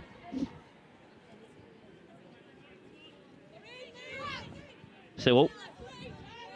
Again, looking for a heavy touch. I think we've got to get a move on here. Gainer Sewell gets Gets it back on the inside. Halsey. Yeah, loss of Unfortunately, just control. doesn't control it there. Fortunate for Civil. Good pick up from O'Malley. Maybe something on here for Northwest if they can get their box right. Get round, get round, get round. Oh, it's a good dummy though. Really good line speed from Halsey. But quick ball for Northwest here. Broom, 2 outsider, happy to take the touch. It's a good pickup. Broom, lovely hands, Really caught it from nice behind set. her, but touch made. Storer once again being the hero for Midlands Tigers. A very important touch down in the depths of her own half. Playing with one short at the moment, a late change and then miscommunication, just letting standards slip a little bit in these closing 4.5 minutes here. I know they've got a good lead, but plenty of touch still to be played in this division. Around the corner now. Northwest brings something into action. That's a good line, and they're up to the 7, and they've got 4 touches still left to play with here, looking to draw out this women's 40 side for the Midlands Tigers. Their strike looks very promising, but again, an absolute coach killer for the Northwest. You've cursed them there, Sam, as Loss of per. control. Yeah, I'm coming down with something, well, could be commentator's curse. Nice ball onto the outside, a really good carry, and a good D set here from Northwest, or South. The Tigers are on a great drive, so it's a good pickup from Eve. Eve looks to spread it wide, and hang on a minute, off comes the handbrake. It's fantastic acceleration from Seymour, who takes a tumble a few inches short, but then just crawls over the line. Seymour with her second. It's a brilliant long-ranged effort. Now, was that performative, or did she not know where the try line was? I'm going to leave that up for the Tigers to decide. Sally Seymour going from first to 6th gear in a matter of seconds there to get her brace. I mean, it's a great bit of touch, and the Tigers worked out to her really well, and gets her brace in this game. Yeah, some women's opens players who would be thankful for pace like that on the outside, let alone women's 40 swingers. The athleticism here on show is absolutely astounding, Wilf, and look, massive at hand to these women. We are at the very top level of 40s women, of course, with this regional competition. But for whatever reason that you take up the game of touch at whatever age you are, there is always going to be a club for you. There's always going to be a team that's happy to take you in. You know, we're not all going to make it to regionals, but as you can see here, that's a brilliant delay, and Seymour denied her hat-trick. Yeah, Seymour looking to fill the hat up there, and fortunately, the pass from Brodie just wasn't in her stride. She was on her way down, much like her first try. Of course, we love touching on the expansion of the game of touch rugby, with 2 pitches live here, all the semi-finals on show. You won't miss a minute of the action as we move into the afternoon. Just great to see, but also that there's more and more players in every category of touch. 40s and 50s continue to grow, as does the junior level of the game. And when you've got growth at every level, it's a pretty exciting future for the sport. Definitely so, and we'd love to see it. Just 2 minutes to play here. Tigers win it back, up by 6 unanswered tries. You'd be surprised if anything could change in the game here. It looks like Tigers are going to head into their 4th game undefeated. Good carry to the short side by Rickard. That's really good. Can they get away? Oh! Well, it was forthcoming anyway, but they've coughed it up a couple of phases short. Gale. That link line on the inside has proved so opportunistic for the Tigers throughout this whole game, and they just couldn't pull it off there. And Northwest with another strike opportunity. Toomey. Back to the middle. Takes a dart onto the outside. Toomey with a good line, but they're going to progress down the short side here. Toomey looks to pop it over the top. Hail Mary stuff. And it's going to be Tigers with possession again in the closing 40 seconds or so of our second game on day 3 of the English Touch Nationals here on the Bank Holiday Monday in Nottingham. We will have all of the grand finals to come from the major 3 divisions, as well as the final fixtures from the 50s and 40s later on. But here in our second game of the day, it's the Tigers who will go marching on for their 3rd win from 3 in this women's 40s category. Dink on the inside for Franks. Good pick up from Melanie Thompson. He plays that all from Melanie Foster, I should say, and Foster! That would have been brilliant if it could be regathered on the inside. What a pairing those two are, Foster and Franks. But that'll be all she wrote in this women's 40s tie. The Midlands Tigers 6-0 the victors against Northwest Touch. They go 3 from 3, and I can't wait for that game against the West Wildcats later on to see who will top this pool heading into what I imagine is a simple playoff final in this division. But time will only tell what the knockouts will look like. Another great advert for touch rugby, though, of course, this 40s division continuing to thrive. We'll be back in just a few moments' time for some action from the men's 50s competition. Northwest Touch again back in action against the Southwest Saxons. And then at 11:30, it's women's open semi-finals times. We'll leave you with all the highlights ahead of our next game, due to kick off in just 15 minutes time. In just 5 minutes time, I should say, of course, with a 10:40 kickoff schedule.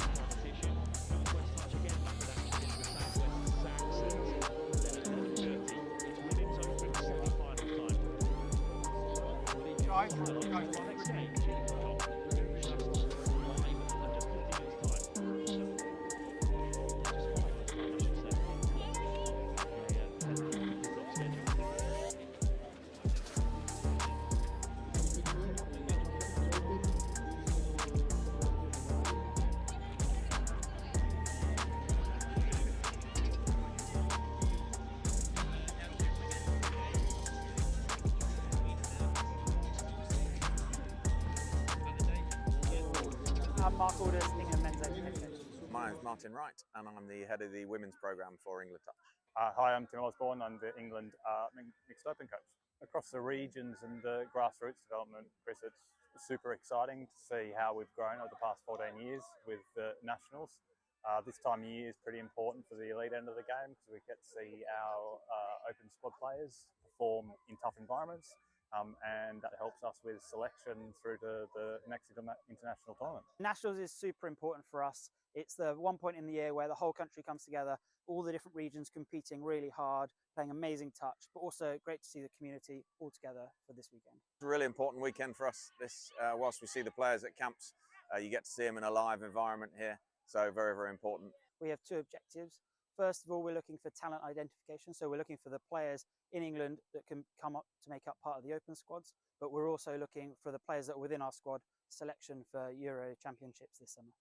Same things we look for in all of our teams in terms of good core skills done well, fast, accurately, at speed, strength of character, resilience, teamwork, all of those core important attributes that we look for in our elite players.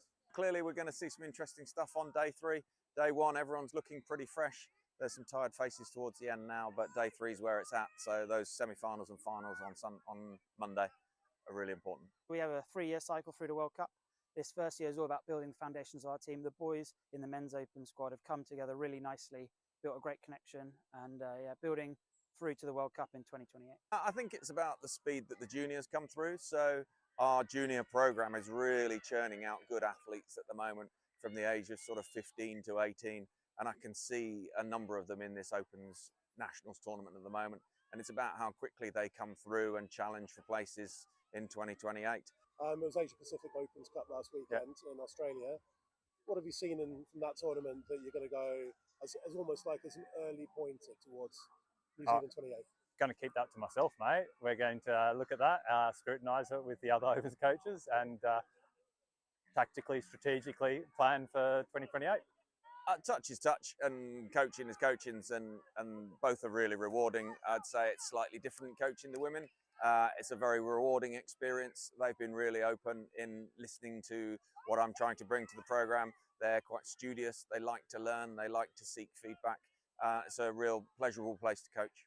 I was Women's Opens head coach before that as well, Chris, for 4 years, and it's not a big adaptation, to be honest. it's about problem solving and figuring out what are the key problems to fix for the individuals, the team, and the squad. So yeah, not a big change, to be honest, whatsoever. Still the same game. Mate, I'm loving it. I absolutely love it. The talent, the quality of the players in our open squads is fantastic. I think it's a real honour and a privilege to get to coach them, and the effort that they put into being the best they can be to improving themselves and each other, it's pretty inspiring. So welcome back to our third game here on pitch one, men's 50s. Northwest versus the Southwest Saxons. Our first opportunity. Let's have a look at either of these teams here on live stream.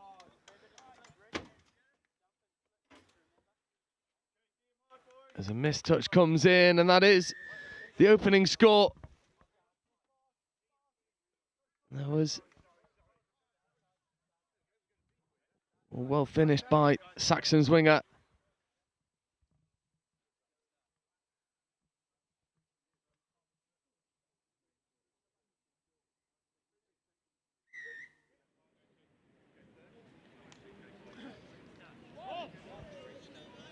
And now Northwest looking to reply as swiftly as that early score went in for the Saxons. Nice bit of interplay in the midfield, just checking away and then setting a decent platform. And ball goes to the wing, but just finds the floor.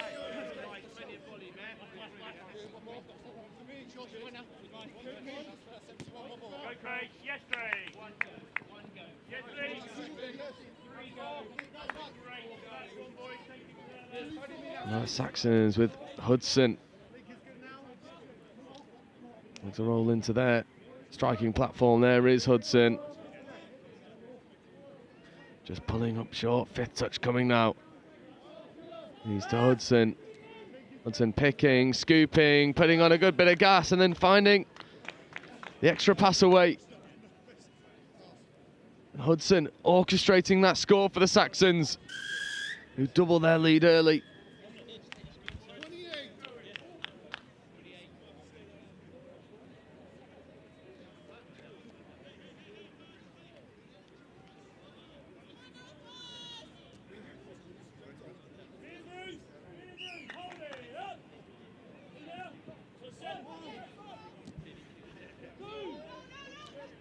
Now Northwest come back once more.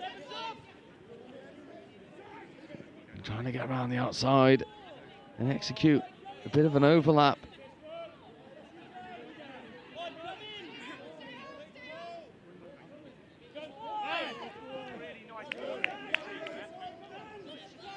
And there's nice hands on display, trying to get it all the way to the outside edge to John Regan. But not quite happening for the team in maroon and black here. The Saxons with a good first touch, second getting up towards the box, and it's well drilled Saxon side, get into their transition.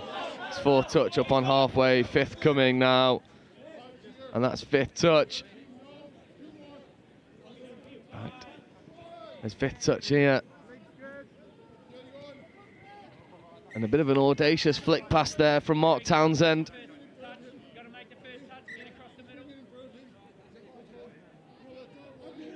And the referee's just setting the mark for the restart as the ball finds its way over towards the subset, and Hawkrig. And coming up once more. Punching up the box side now. Nice dummy shown.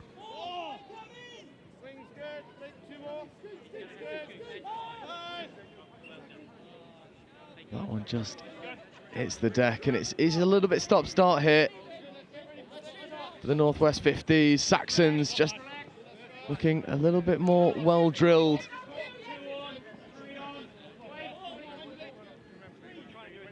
And there's Hudson. Skip pass, missing Spencer. Now Spencer's in acting half.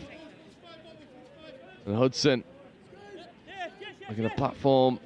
Gets it back from Spencer. Hudson just accelerating, but it's a good Flick touch that comes in from the 45, Christopher Holt. And Holt and Moy do enough.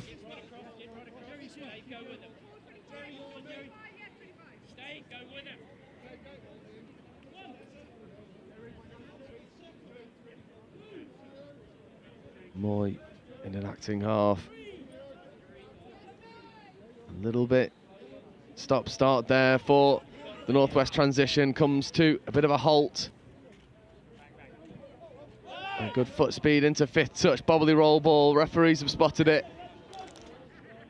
So another good defensive turnover for the Saxons.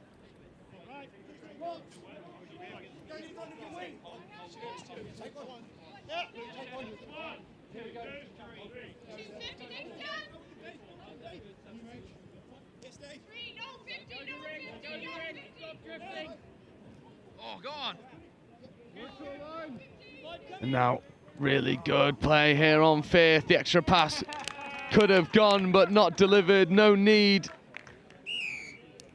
It's the pace of the Saxons.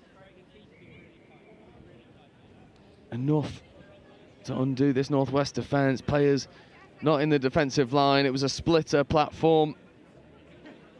And the Saxons accelerate over for a very commending 5 minutes of touch here.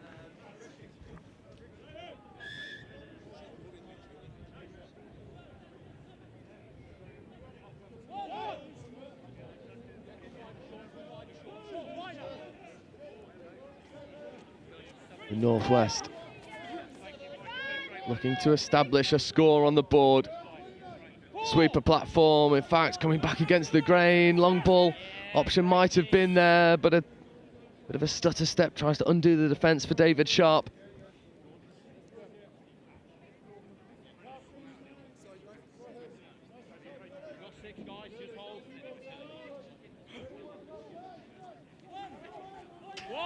Sharp once more looking to create a scoring opportunity for the Northwest. It's just not quite happened for them as of yet.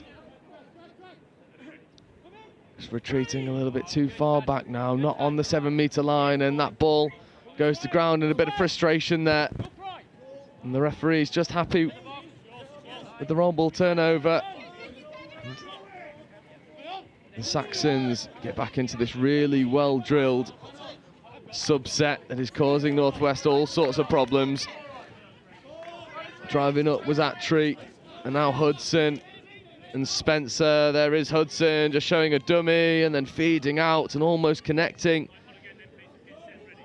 with that far link.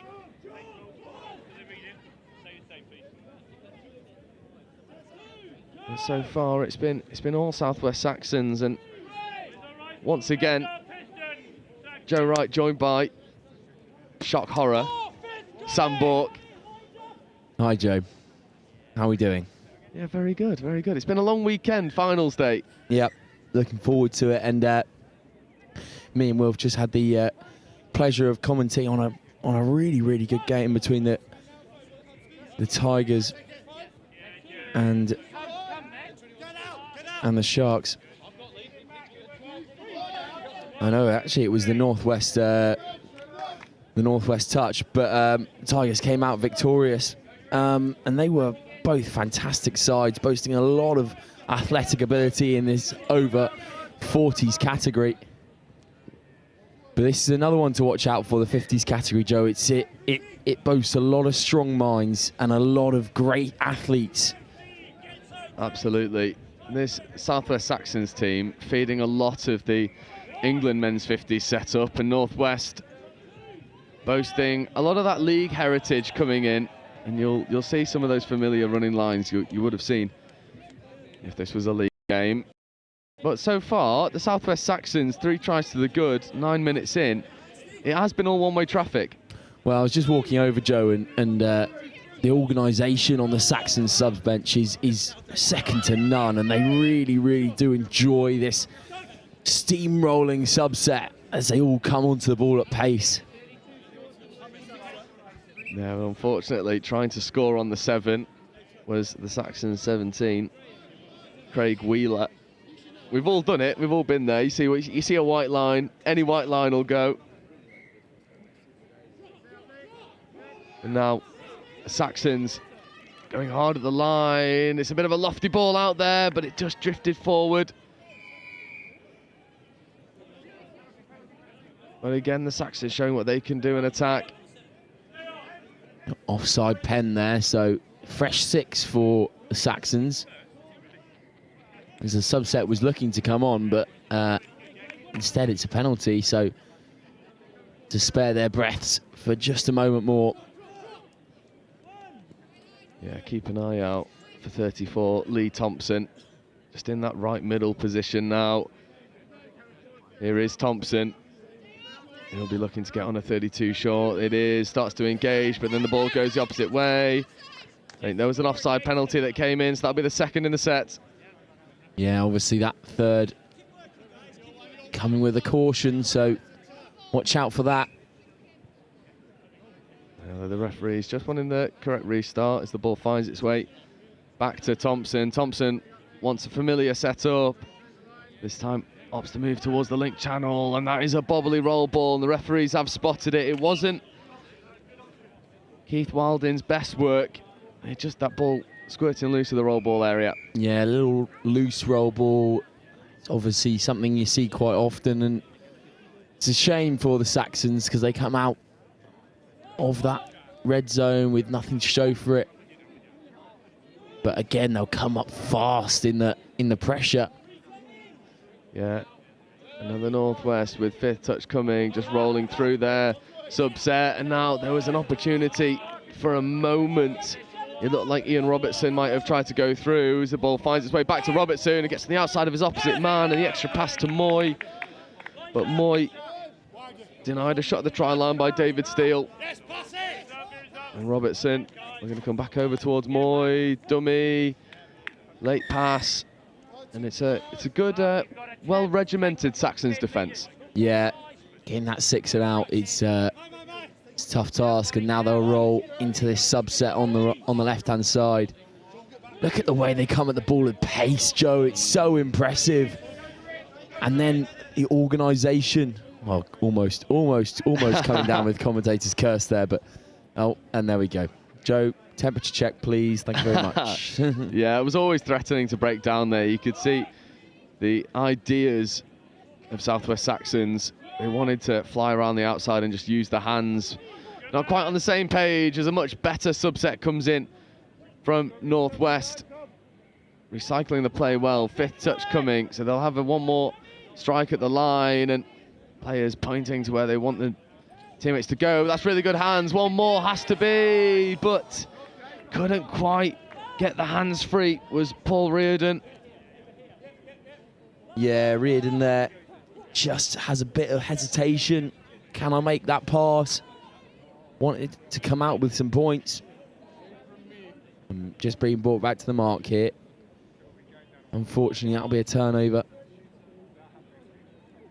Yeah, this is a very mature Saxons performance so far. Spencer and Hudson combine once more to get them up the field, and Hudson takes a really good second touch and saving the extra one.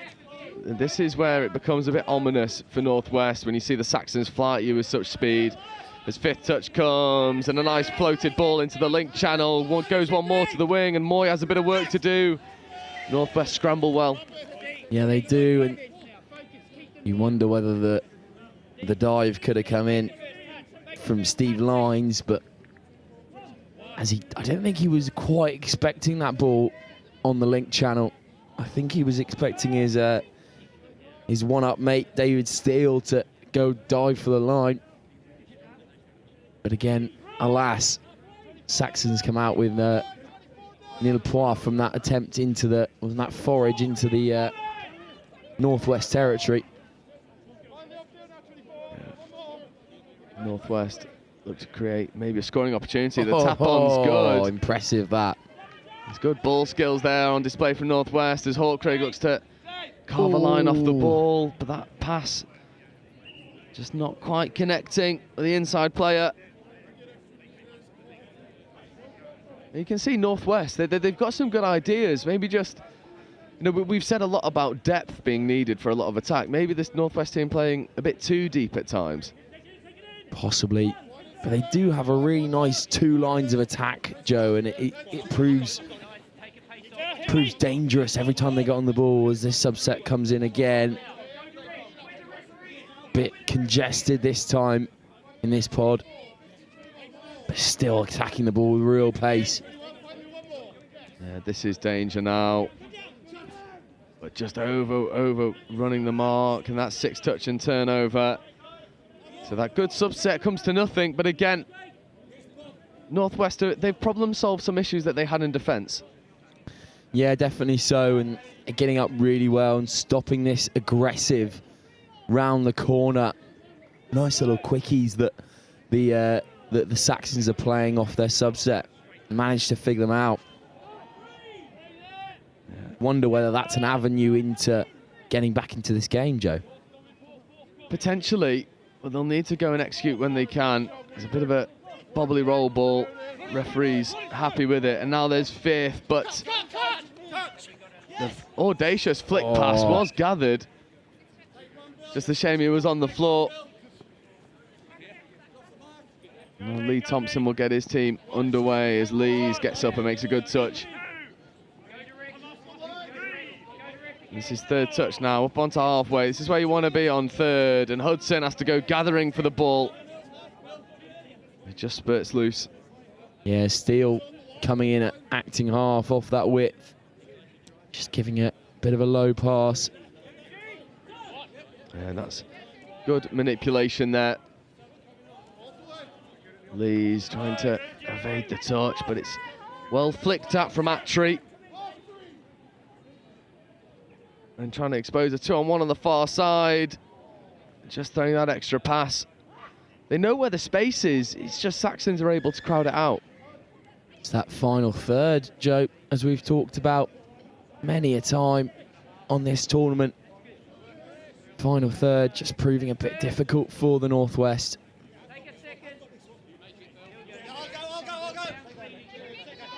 Yeah, Spencer carrying well, and then really good.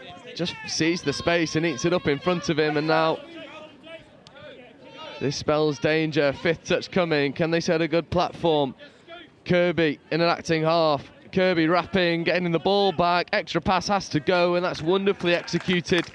Finished by Steve Lines. Yeah, I just want to have another look at this try, Joe. It's so well set up, even from the subset. They eat up the extra yards, and then it's really nice bit of deception. One of the Saxons players spins round into that left link channel, and it just pulls those Northwest touch defenders out wide. And then the sweeper line in from Bruce Kirby is just out of nowhere. Kind of ghosts in, doesn't he, Joe? And then gives off to his man, Steve Lines, who gets over the whitewash. Yeah, it was really well worked, and that's a play that they've drafted up, and they will know just how they want to execute that. And as there's a loss of control that comes in on this occasion from Alan Worrell, well, this Saxons team, with 2 minutes left to go to half-time, I mean, they're looking really well drilled, aren't they? They are, Joe, and it all comes off that training ground, doesn't it? And the difference between these two sides at the moment, Northwest do know where the space is, as we see a really nice right-to-left rip there, but the Saxons just executing so much better in that final third and finishing off chances. Yeah, and it feels like a bit of a theme of the day so far. Some unforced errors and handling errors creeping in and really stunting a lot of teams' progression. And Northwest falling foul of the same curse as it becomes evident this morning. And then again, Saxons, they piece it together oh so well as Hudson combines with Spencer. It's good hands from Spencer and a good roll ball, and Hudson just slow to get there at half, and now trying to inject a bit of pace as Spencer feeds away. It's a good shot over there from Sean Monks. Yeah, Monks there really had to make that touch, or the Saxons were away. He read the play fantastically well, actually. Yeah, now Hawkrig comes in at acting half, and Northwest move the ball laterally over to the sub box, but not quite getting into Saxons territory as of yet. Oh, See you later, hot dog stand. Yeah, sent him to go get him a coffee, I feel. Oh, that's nice. And Lees with a great grab, but again, can't quite get up to make something happen. They have an extra touch to play with as Lees tries to back it up, but they will get a penalty for offside. Yeah, offside penalty there, but you wonder a bit more depth. Could have done them so well. And there's the klaxon. They'll have one touch to potentially get on the scoreboard. Wang there. Ripper off the left, off the right hand. We haven't seen that yet from the Northwest, but yeah, unfortunate there. They could have got something out of that last bit of attack, but no dice for the Northwest. No, just not quite happening for them in attack as of yet. Maybe want to take a leaf out the Saxons' book and just run a little bit more direct, but the Saxons have been really good value for their 4-try lead. 2 of those coming within the first 2 minutes, and then the scoring slowed down as Northwest established themselves into this game. Me and Sam will take a very quick 2-minute break. And we'll bring the second half of this men's 50s game for you in just a minute.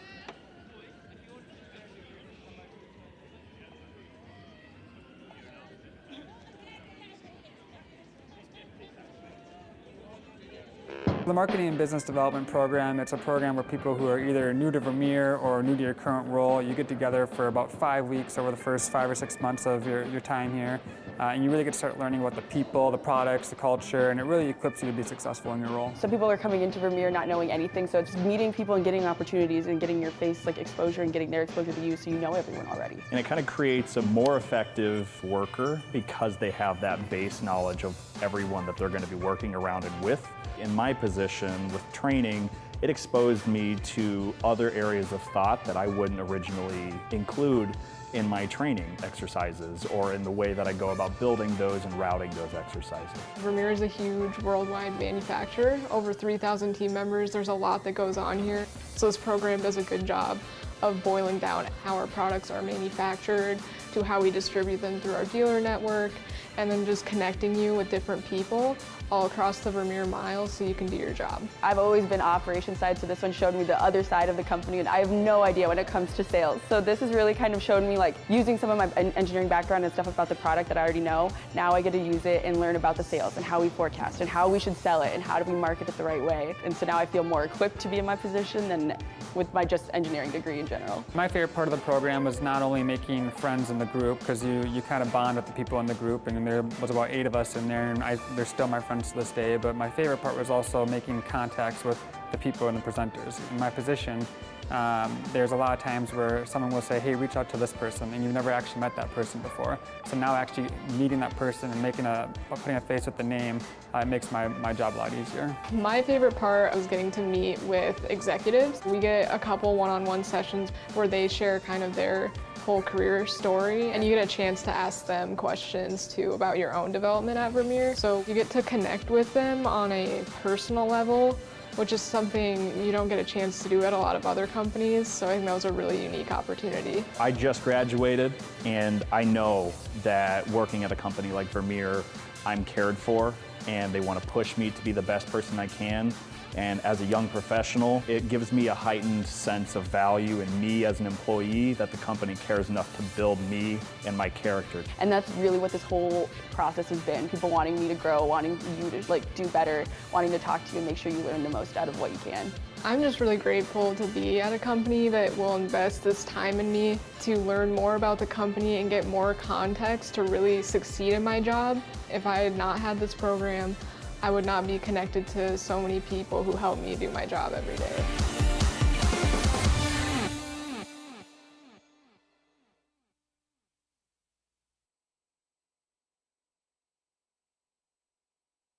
I'm Mark Aldous, England Men's Open head coach. My name's Martin Wright, and I'm the head of the women's program for England Touch. Hi, I'm Tim Osborne. I'm the England mixed open coach. Across the regions and the grassroots development, Chris, it's super exciting to see how we've grown over the past 14 years with the nationals. This time of year is pretty important for the elite end of the game because we get to see our open squad players perform in tough environments, and that helps us with selection through to the next international tournament. Nationals is super important for us. It's the one point in the year where the whole country comes together, all the different regions.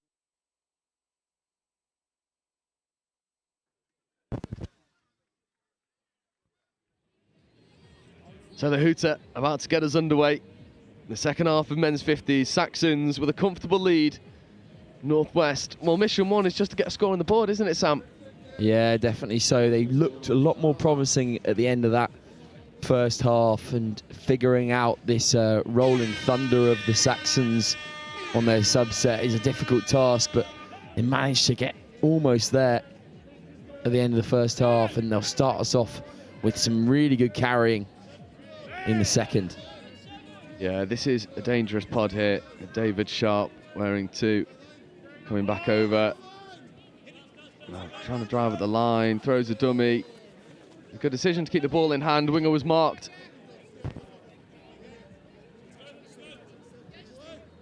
And you can see they're trying to expose this 3-on-2 scenario over on this short side, but Saxons just have the athleticism to cover it when it comes. And that's an unforced error and turnover.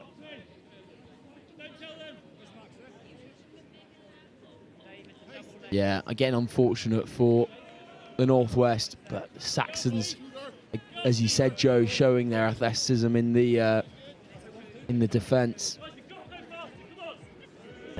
Barking orders down on the touchline after that subset was a bit congested, a bit sticky there, Joe.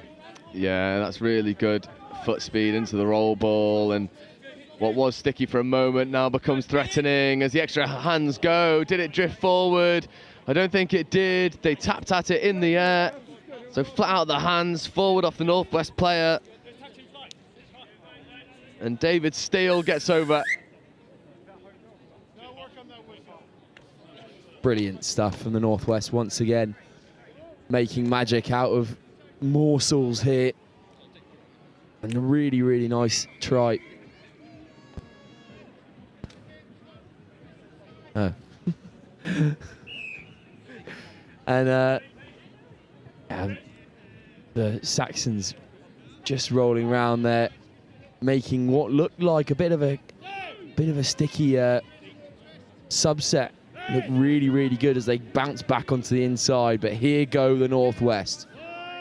Yeah, that's Hawkrig combining with Lees on that far side, and now reshaping the focus. Tap ball up to Lees. Lees told by the referee to play through Hudson, but Leeds passes around the outside. That's ball down and turnover, and Bill Lee seems to be a pretty sharp customer for the Northwest. Yeah, definitely so. He's controlling things in that middle link kind of position.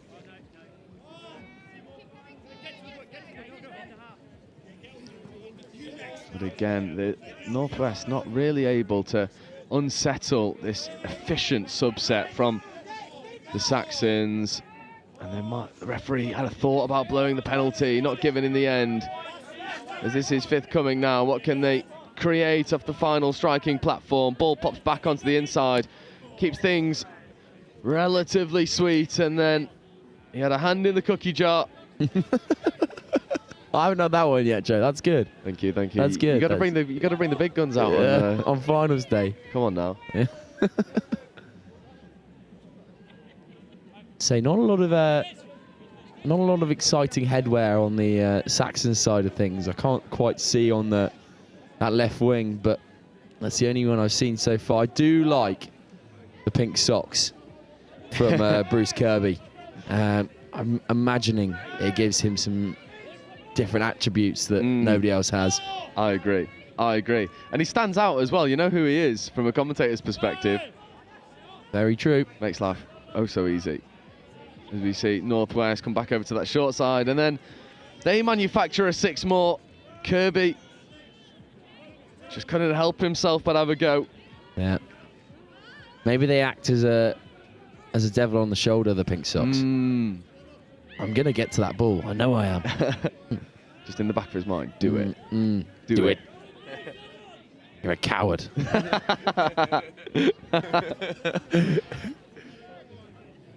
Oh, Saxons.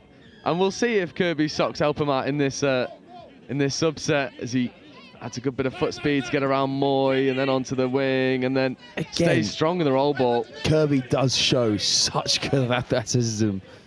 He's a man mountain out there, and again shows great pace to get onto the outside and rolls that subset really well. Yeah, now Thompson with an inside ball, and then maybe one more wanted to go, but that's 6 in turnover.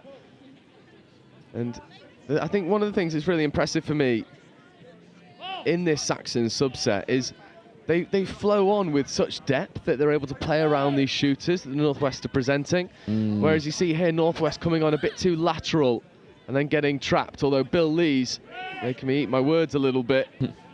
Those shooters do come up really fast for the Northwest, but they're usually in the middle of the park, and that's where the avenues open up for the Saxons with that little inside link ball. It's one of those things that rarely gets shut down here, Joe.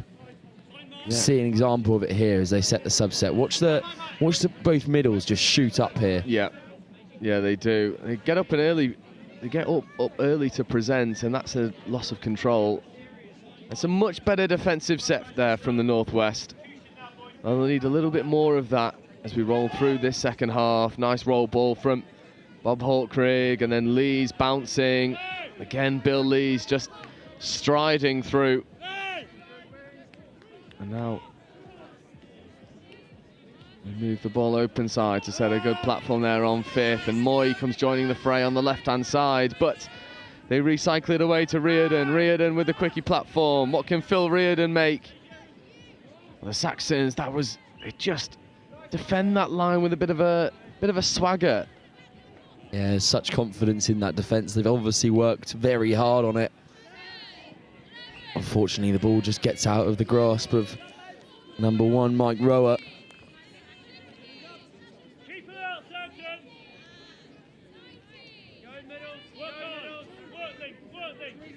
Now Reardon in at half is Sharp. Coming over in front of Moy, and Moy to Sharp, and Sharp going at the line. Cutting back on the inside now is the wing, and he might go all the way, but Hudson makes a last-ditch touch. Really, he's got to make that touch, Hudson. And again, the tracking from the Saxons in D is really, really nice. Is that ball down? It is. The referees are happy. They wave the Sharks away. And David Sharp gets the opening score. And he crashes that line, doesn't he? Does indeed.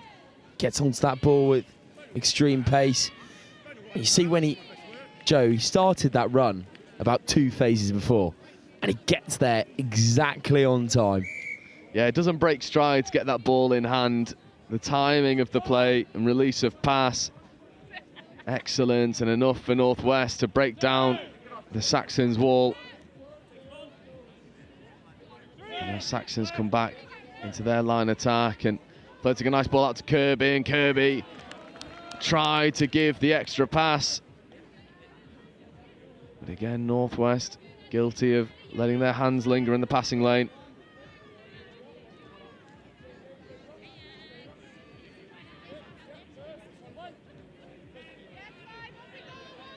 That's Downton wearing 5. Here is Downton stepping open side. Downton having a go at the line, but Bill Lees shuts down the threat.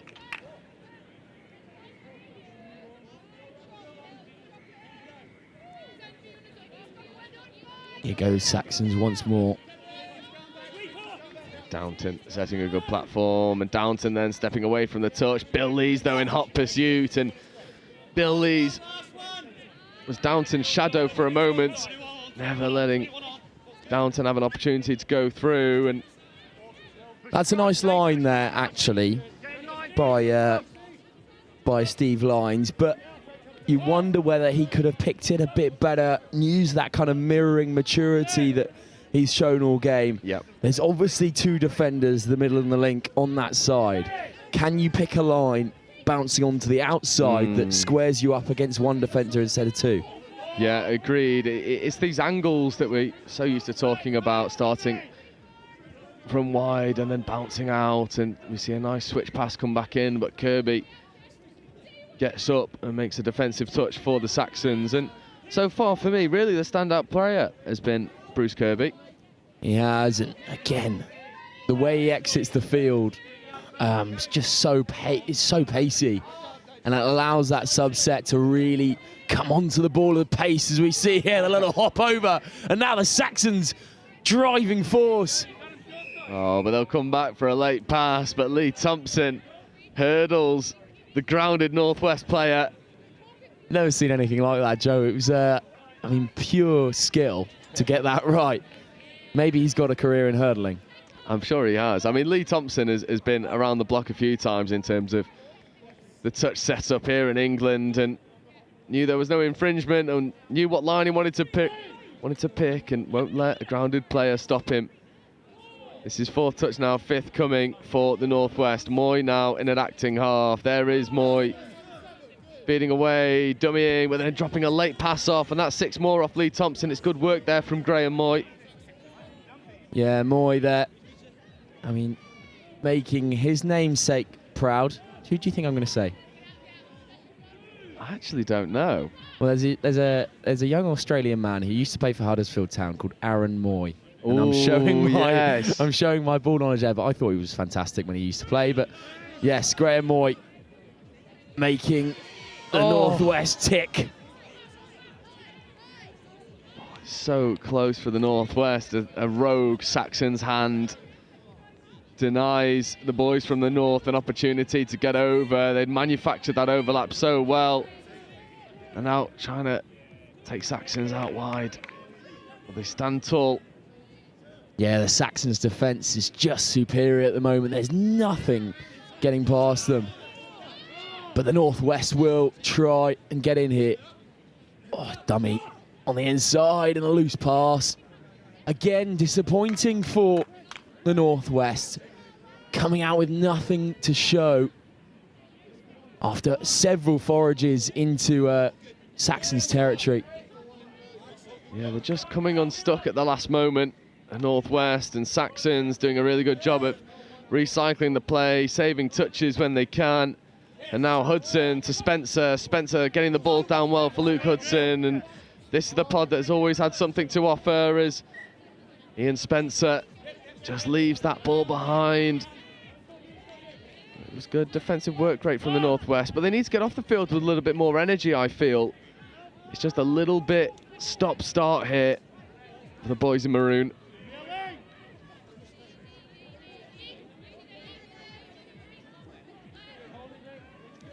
As we see Spencer and Hudson. Hudson asking a lot of Ian Spencer, and Spencer getting the ball off the toes. And there's no thought of subbing.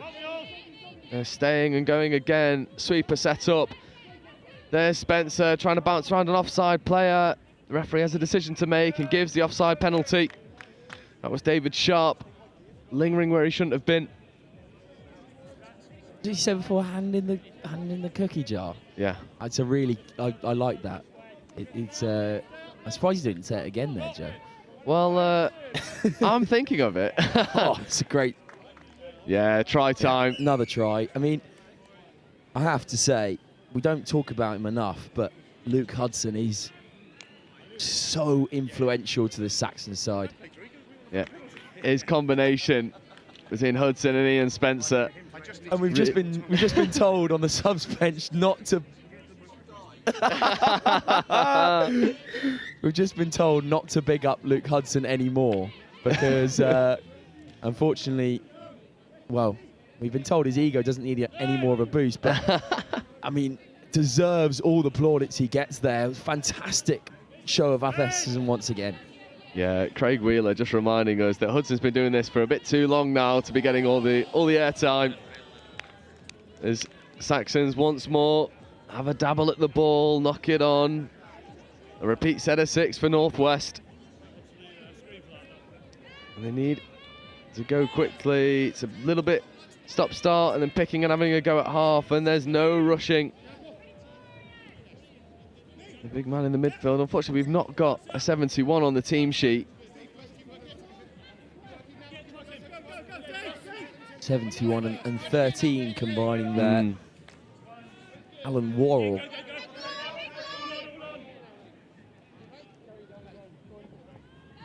Oh, this is good momentum. Thompson feeding away to Townsend. Townsend back to Wheeler. This is fifth coming now as Thompson drags over for a fifth touch platform, and Townsend straightens and looks to drop a late pass away. It's really good hands. How good is that from the Saxons? So impressive from the Saxons. I mean, there's no stopping them at the moment, Joe. They just play with such fluidity. And here we go. Diving finish. Not sure. I think it's Keith Wilding. Yeah. With that really nice bit of play. But again, we said it yesterday in the finals, Joe. These tight games, well, this isn't so tight, but these games come down to moments of individual brilliance. You can get your subsets right, you can get your strikes right, but those little moments of ingenuity from an athlete, it's what wins you any game, to be honest. It does, and Saxons have a lot of talent to rely on in that respect as Northwest try and get over. The inside pass was potentially an option, that trail line not run initially from Lees. As Hawkrig gets in at half, but again, an incorrect play of the ball, and we've seen it all day today. We had a fair few in our opener in the mixed open, and I went to go watch men's open Taipans versus Northwest, and there was so many in that game. It seems like the referees have noticed an area to fix here, not playing the ball properly and stepping over it correctly. Yeah, and as we said yesterday, this is the way it will be refereed at the European Nationals, European Internationals, sorry. And there's no point in pretending, Joe. It needs to be right.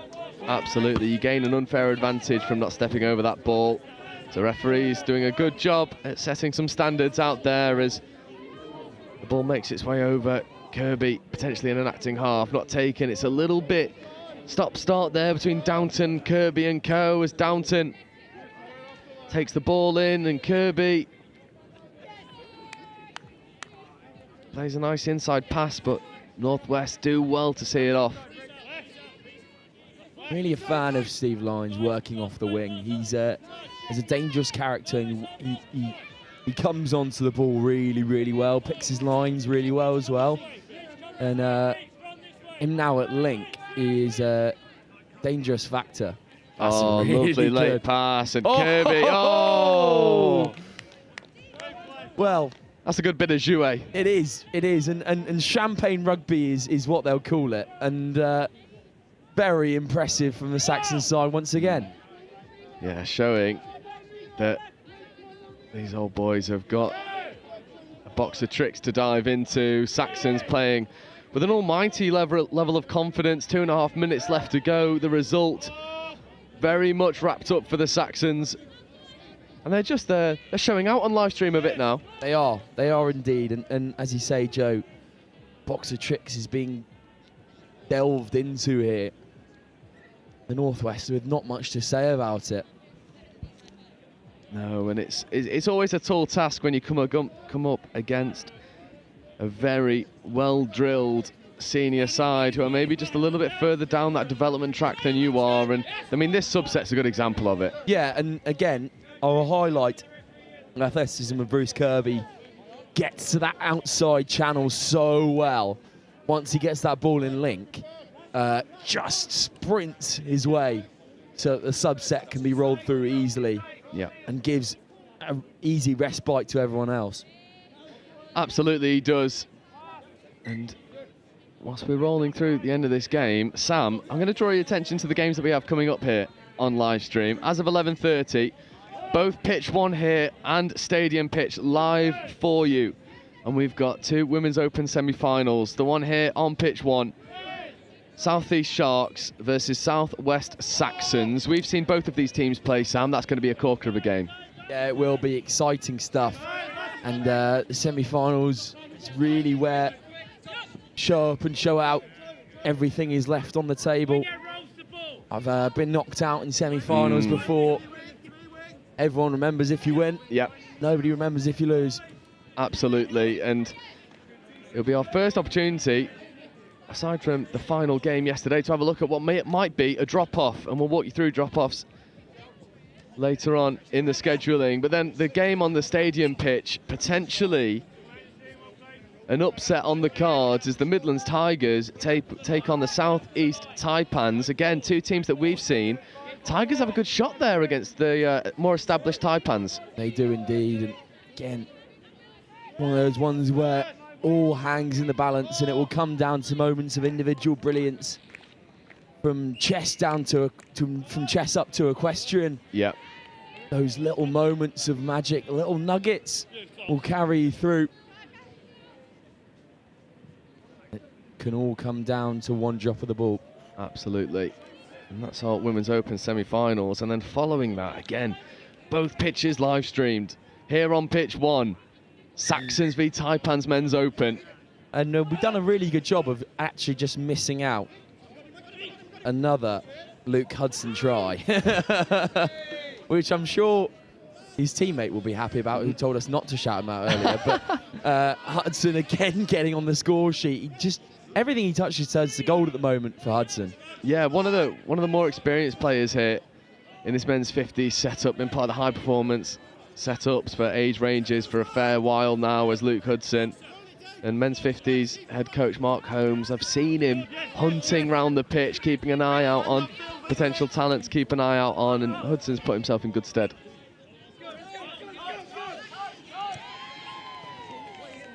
When that subset was a bit risky for the Saxons there. They were lucky that, well, not this time, if the pass can be made out to the width, but no. Again, Lee Thompson spares the blushes of the Saxons. Subset was just... Well, it's a risk-reward game, isn't it, Joe? It is. It depends on how much you're willing to gamble. And Northwest will have an opportunity to get their second on the board as Hawkrig looks to tap on, and then Saxons having a bit of a go. Wheeler was almost in there. He was so close to it. Ball just bobbled a bit in the air, it's maybe picked up a bit. And here goes Wheeler once again, avoiding. Steps back on the mark. Yeah, Bob Hawkrig for Northwest would have loved to score there. Both of his kids sat in the in-goal area, Matthew and Lucy. That would have been a moment to remember for Bob Hawkrig, but the Saxons, well, they're unceremonious in their defence. Yeah. Always come to spoil the party. Make no bones about it. They will be one of the top sides in this competition, in this men's 50s category. Yes, I was thinking, I was just holding quiet for a moment. Our clock's in 42.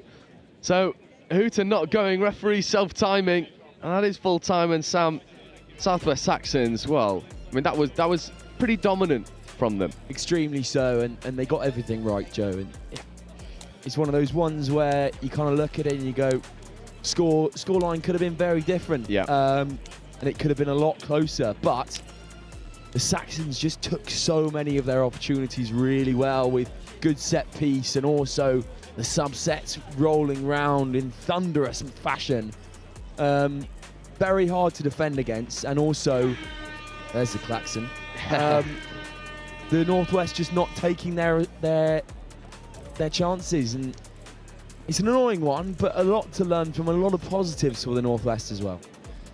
Absolutely, a lot of positives to take, and coming up against an extremely well-drilled Saxon side, there's no shame in the scoreline. But we move on to the next game, where it's our first look at knockout touch. It's the Women's Open semi-final, here for you on pitch 1. South East Sharks versus Southwest Saxons, and that'll be with you at 11:30.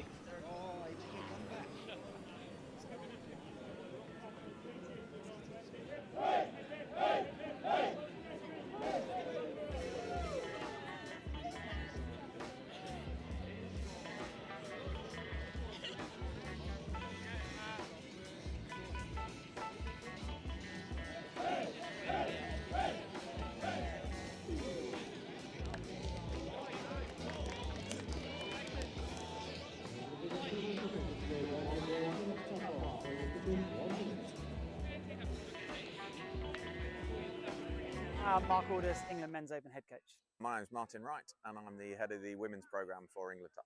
Hi, I'm Tim Osborne. I'm the England Mixed Open coach. Across the regions and the grassroots development, Chris, it's super exciting to see how we've grown over the past 14 years with the nationals. This time of year is pretty important for the elite end of the game because we get to see our open squad players perform in tough environments, and that helps us with selection through to the next international tournament. Nationals is super important for us. It's the one point in the year where the whole country comes together, all the different regions competing really hard, playing amazing touch, but also great to see the community all together for this weekend. It's a really important weekend for us. This, whilst we see the players at camps, you get to see them in a live environment here. So very, very important. We have two objectives. First of all, we're looking for talent identification. So we're looking for the players in England that can come up to make up part of the open squads, but we're also looking for the players that are within our squad selection for Euro Championships this summer. Same things we look for in all of our teams in terms of good core skills done well, fast, accurately, at speed, strength of character, resilience, teamwork, all of those core important attributes that we look for. And so welcome back. Women's Open semi-final. South West Saxons with the tap, coming up against the reigning champs, the South East Sharks. Both of these teams coming through the pool stages with a mixture of results. And keep an eye out for this dangerous Saxons pod in the middle, spearheaded by Ella Trays. And here is Trays to get us underway. And Joe Wright once again joined by Sam Bourke. Sam, this is a game that has everything to offer. Well, it's got potential to be an absolute nail-biter. You will be delivered that, I'm very sure, as the Saxons go off early. Not quite there, though, as we come back, swing back, the big right to left, but not into the arms of the wing. Yeah, that was Maya Matheson trying to make something happen in the midfield, working with Katie Nicholas. And now the Sharks with a good two-touch platform there. And now here comes the all too familiar subset, but it's brought to a grinding halt. Yeah, there's a strong pod now for the Sharks. Players like Abby Johnston in there, who had an absolute game of it here on pitch one yesterday. Indeed, and the final winning player for the South East Sharks. And now Ella Trays and Maya Matheson roll into their line attack. They'll come and stay. They won't be looking to sub as Nicholas takes the ball out into the link channel. Katie Nicholas trying to get around Heather Richardson, but Richardson stays strong. This pod for the Saxons really boasting every weapon you can ask for as Ella Trays comes back over to this short side and kills the ball in the corner. She'll be asking the Sharks to go the full length for the subset. Now, this is important for the Sharks. Can they capitalise off of the Saxons' mistake and get out of dodge? Johnston with some good hands there. Yeah, this is Heather Richardson over to Grace Pyrgos. Pyrgos, really a key part of the championship winning side last season. Johnston will carry and then a subset will come through. They'll look back to swing on the inside. Here's Irons. Oh, and they just put the ball down, unfortunately. Again, strong combinations in each pod, Joe, and now with the introduction of Irons, it's a dangerous one, but these Saxons will carry on marauding. Yeah, not only Irons, but Hudson and Graham as well. It's formidable work out there for the Sharks, but what about this subset from the Saxons? This is running with ruthless efficiency as we see Pulls entering the field of play. Bibby Pulls trying to put on a bit of footwork and escape the reach of B. Graham, but Graham staying strong. Yeah, Bibby Pulls, another standout from the other game. She was fantastic a couple of days ago. A trademark blue ribbon and pigtail. Yeah, this is a much better subset here from the Sharks. There's not a lot of roll ball errors. The extra hands want to go and just not quite connecting on that occasion. So Patricia Hopcroft from Lauren Fagan, but now they'll put the nudge on in defence.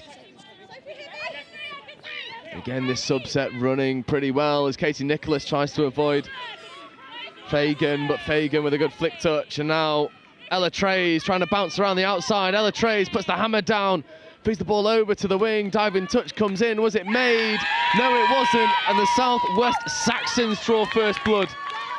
Yeah, the Saxons, and the The subs bench goes absolutely wild. It's great gas. It's great gas on the outside from Evie Groves. And suddenly, this Sharks side have realised, oh wow, we're in a game. Yeah, and that's the risk you run when you run such a tight midfield defence. You're asking for trouble with the likes of Ella Trays.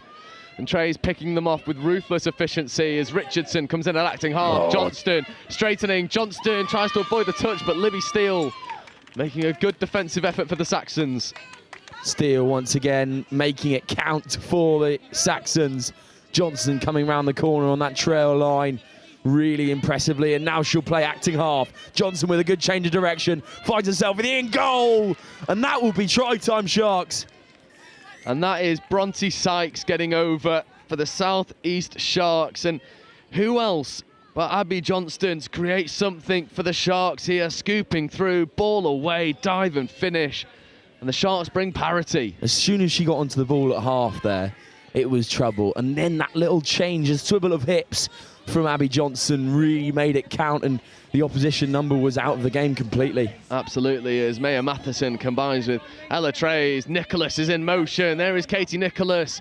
But that ball not able to stick in the hands of the Saxons, number 8, and Sharks with Irons and Hudson will get this subset underway. Emily Irons dragging over towards the box side. Hudson crashing up. There's good meters on display, and Sharks, well, it seems like it's only taken them one error at the roll ball to fix that subset. Yeah, it's extremely true, Joe, and now they're coming onto the ball with such ferocity. Really nice little chicken wing there. That's... Oh, it's beautiful. Can the extra pass connect? Hayley Hammond just drifting forward, but Sam, what about the invention from the Sharks? Yeah, Hayley Hammond reading her middles really well, and seeing that chicken wing was going to come round and then getting onto it with explosive pace. That move would never have worked if Millie Hayley Hammond wasn't on her way already, on her bike, and providing that absolute gas that we know she has. Absolutely, as we see a good nudge coming in from Lauren Fagan.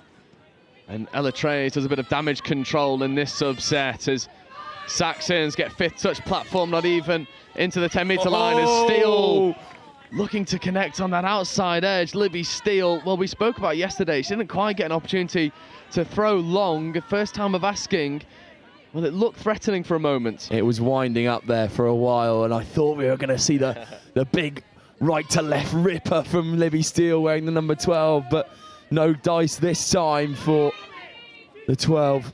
Yeah, Richardson, Johnston in at half, Johnston picking and scooping. Danger. Abby Johnston finds a way into the in-goal area, but a diving touch comes in at the last moment from number 9, Roni Rojek, that is so important, and that could be the game there. We never know. As soon as Abby Johnson gets into that half space at half, it's danger all the time, and you've got to stick someone on her. Yeah, Rojek was capable of doing just that, still with a solid roll ball, and extra passes go. I think there might have been an offside penalty being called by the sideline ref. On-field having none of it. There's Nicholas to Pulls, feeding out once more. Bibby Pulls now picking and going. There's a 3-on-2 here if they want to execute. And now there's an acceleration. The ball goes back away to Bibby Pulls, and Bibby Pulls will fly over the line for the Saxons, and it's that interplay from Bibby Pulls and Chloe Hill that's doing the damage. Yeah, Pulls and Hill here, just little 1-2, 1-2, and straight underneath, over the whitewash. And Bibby Pulls makes the most of that opportunity.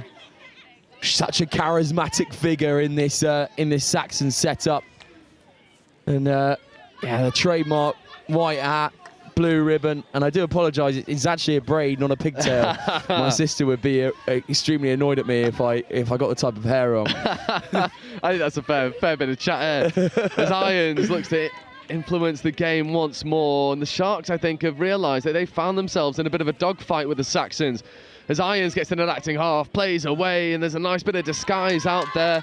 And unfortunately for Patricia Hopcroft, the Saxons' defence staying strong, but I don't know if you agree with me, Joe. This game is just bubbling at the moment.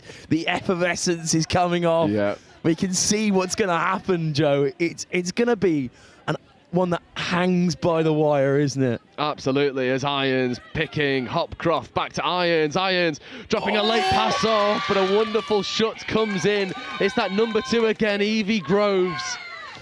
Groves has got to make that touch, and she just does. And it's such good defensive work from the Saxons once again. They so up in the face of these experienced Sharks. Yeah, Irons now, Hopcroft gets it back, feeds away to Irons, Irons throws long. Was that played at? Oh, it's unfortunate, but it'll be a 6 more, and this is not the pod you want to give a fresh set of 6, as Irons swaps out the middle partnership, now with Graham. Graham back to Irons, Irons stepping, Ella Trays was stuck in the mud for a moment, but rescued by her teammates. Ella Halsall with a bit of a captain's contribution coming in at VCs, Graham's and Irons picking up and stepping and looking long, but this time it is picked up. Sophia Hardwicks with a good defensive play, and the Saxons survive an onslaught. Indeed. Nice pick 6 from the Saxons. I don't know why we don't use that more, Joe. Obviously, common referencing to an interception touchdown in the NFL, and obviously it could be used here. You suppose you intercept and you get 6 touches. I agree. Let's see if we can use our influence a little bit. I like that. I'm going to use that more. It's Pyrgos. Yeah. Taking Bibby Pulls out wide, and then here comes Hudson, and this is dangerous, and Fagan with a good bit of hands, and Zan Hudson getting in at half, stepping away from one, accelerating through the other, finds the spare player out on the far edge, and the South East Sharks are having a game of it. Matilda Tinker finishes in the corner. Zan Hudson is so dangerous when she gets on the ball, and that show and go, and then again the composure to rip her left to right in these kind of conditions is so dangerous. And we've seen again why Zan Hudson is one of these big names at the regionals. Absolutely, and we've been saying it all week. You need that bit of depth, and Tinker held her depth wonderfully. Easy pass in the end for Hudson, executed under a lot of pressure as Trays and Matheson combine once more, sending Poppy Riddleston out on the wing, but Trays dummying, getting through, and Ella Trays, well, she's flexing here on pitch 1. That was nasty. Well, there's a reason that the Trays bloodline runs so strong through the stone of England touch, and Trays once again just scything through, creating something out of mere morsels. And again, the Saxons in the driving seat once more. Yeah, this is an absolute classic here as Pyrgos playing Matador with a defensive line. Pyrgos, Fagan picking. Hayley Hammond now. Hammond stepping, Hammond scoring. Millie Hayley Hammond replies almost immediately, and we're getting a bit of a shootout here. Yeah, tit for tat, and this time it's Millie Hayley Hammond supplying that athleticism that we see so often from her, just opening up that stride and pushing that ball so far towards the try line. Excellent work from the number 2 once again. Yeah, 6 tries, 3 apiece here. 11 minutes gone. Ella Trays, Maya Matheson setting up an expecting platform now, but playing against arguably the most defensive, successive pod here for the South East Sharks is Trays, Matheson, Nicholas in motion, back to Matheson, and Emily Irons just denies any consistent opportunity, and now they look to kill this ball in the corner on 5th touch. Yep. Again, this Sharks defensive set is so good. There's no way through it, especially with players like Zan Hudson and Emily Irons. And they'll have a subset here. Let's see how this goes. This pod rolling on again is full of talent. Abby Johnson is waiting at middles. She'll shift the ball on. Johnson at halves and then attacking with pace. Little chicken wing does not quite come off. Saxons with a fresh 6, but no. Penalty to the Sharks. Offside is the call. Indeed it is, and you give Abby Johnston, Heather Richardson an opportunity to strike at the line. You start throwing the likes of Jessie Yarker, and this could be ominous here as Richardson working with Johnston. Heather Richardson striding towards the line, but Maya Matheson gets up to make a good touch. Matheson in the all-white skins makes that all-important grab. Really well played from the middle. Yeah, Abby Johnston now in motion. Here is Abby Johnston, pirouette to get the ball in hand and then rips open side. And that ball would have been gorgeous, but it's been given forward by the sideline referee and it denies Ruby Gribben an opportunity to get on the scoreboard. It's a great rip from Abby Johnston. Unfortunately, doesn't quite come off that time, but the Saxons feeling the pressure here. I feel like the Sharks have kind of just grown into this game and they're stopping the defensive sets, but this is a woman who will have none of that. BB pulls at half. Yeah, she has rescued that subset for the Saxons, and now this is dangerous as Pulls tries to take on Heather Richardson, but that is a foot race and a half. Heather Richardson has wheels to burn, and this time using them in defence to shut down Pulls.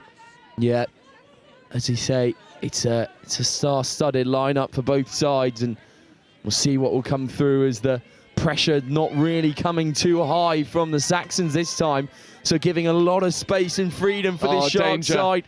Really great touch there from the number 17, Emily Freeman this time, stopping them in their tracks. Yeah, Hayley Hammond now, Fagan in at half, Hudson in motion, coming back over towards Hayley Hammond. Fagan gets into the in-goal area, this time does connect with Hayley Hammond, and that is absolutely filth from Lauren Fagan, picking against the grain, fixing defenders, and then the presence of mind to connect with who else but Millie Hayley Hammond. You know what, Joe? I wouldn't be surprised if Millie Hayley Hammond competes in some other sport, such as track or field. She's just got the stride and the running style of a very, very top-level athlete. Exactly, and Hayley Hammond, I mean, it's a invaluable skill set here on a touch pitch, as we see Ella Trays working with Nicholas Matheson in motion. Trays has to go low to pick up the ball. Ella Trays wants that short side quickie, takes it. Was the player onside? No, she wasn't. Referee spotted it well. Ella Trays with a fresh set of 6. And this is extremely important. They've got to make this count, Joe. This is make or break for the Saxons now, as we are 5 minutes from the klaxon. They've got to get another score to bring it back level. And oh, can they do it? That's a really good touch on the edge. Yeah, it was well dealt with over on that far side by Evie Groves. Good hands. It's risky throwing long on one. But Katie Nicholas now working with Trays. Nicholas, Matheson on her right-hand side, comes back over to Ella Trays. Trays setting the sweeper platform, and there's no touch that was made, and it was oh so clear to the referees, and Sharks come up with a really good defensive victory. Yeah, it's disappointing for the Saxons, making another visit into Sharks territory and coming away with nothing, but the Sharks will bring it straight back at them through irons. Yeah, iron straightening, and then Hopcroft just eats up the space in front of her. And now here's Abby Johnston feeding to Heather Richardson. Abby Johnston picking up from half, scooping, stepping, trying to beat Maya Matheson, and Ella Trays in one, and fizzes a ball into the back of the head of the Sharks link. They do enough to crowd her out, but once again Abby Johnston proving a consistent threat. Yeah, Joe, it's an interesting one, you know, because as soon as Abby Johnston gets in at half, it's panic stations and everyone seems to either lose their footing or lose track of her. She's just such a silent assassin in at half. She is, and she certainly has the keys to this attack right now, as a good bit of momentum comes in from the Saxons. 14, Hannah Lee, and now that was hand in the passing lane. It is going to be given 6 more.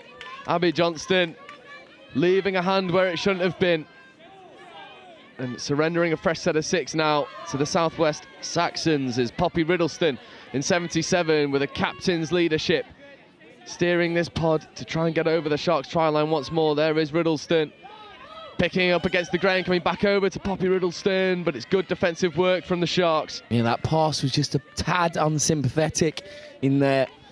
Possibly could have given one more if it was at body height, but a bit over the shoulder. The Saxons will have 2 now, 3rd incoming.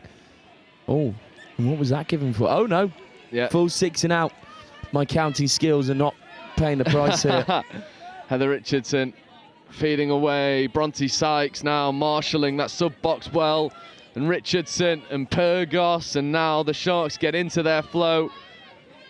As we see Fagan combining with Hudson. Hudson over to Hayley Hammond. Hammond platforming, Hudson picking, trying to bounce around Riddleston. That's a really important touch, especially on the absolute trailblazer that is Zan Hudson. You give her a bit of space and she gets around that corner. Suddenly it's a 2-on-1 and you're in trouble, but really great touch there from the Saxons as the ground just falls away from them.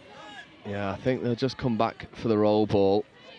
And it's good work there from Roni Rojek not to lose possession of that as Pulls combines with Steele, and Steele with the extra pass away. Pulls now in an acting half, trying to sneak a player at the box side where the Southwest Saxons. Fifth touch now, Bibby Pulls picking, accelerating, feeding over to Steele. Steele one more to the wing, but a late pass will come in, and with a minute left to go, it seems like the Sharks will go in a try ahead in this semi-final. Oh, this is danger signs for the Saxons. They went 2 up, I believe, and now down at 4-3.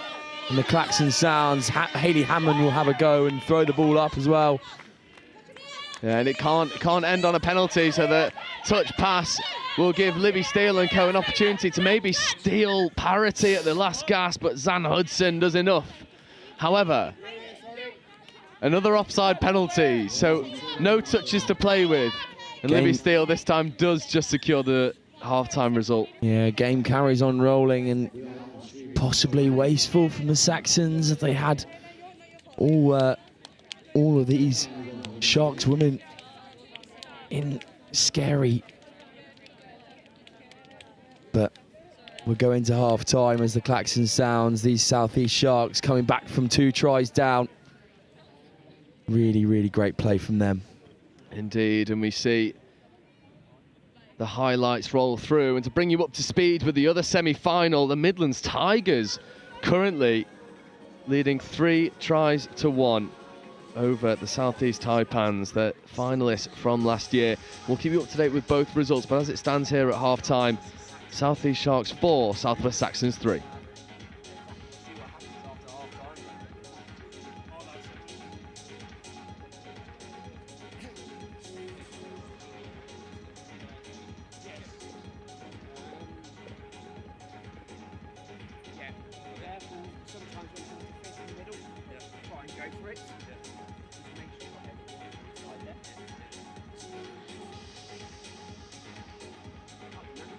The Marketing and Business Development Program, it's a program where people who are either new to Vermeer or new to your current role, you get together for about 5 weeks over the first 5 or 6 months of your time here. And you really get to start learning about the people, the products, the culture, and it really equips you to be successful in your role. Some people are coming into Vermeer not knowing anything, so it's meeting people and getting opportunities and getting your face exposure and getting their exposure to you so you know everyone already. And it kind of creates a more effective worker because they have that base knowledge of everyone that they're going to be working around and with. In my position with training, it exposed me to other areas of thought that I wouldn't originally include in my training exercises or in the way that I go about building those and routing those exercises. Vermeer is a huge worldwide manufacturer, over 3,000 team members. There's a lot that goes on here.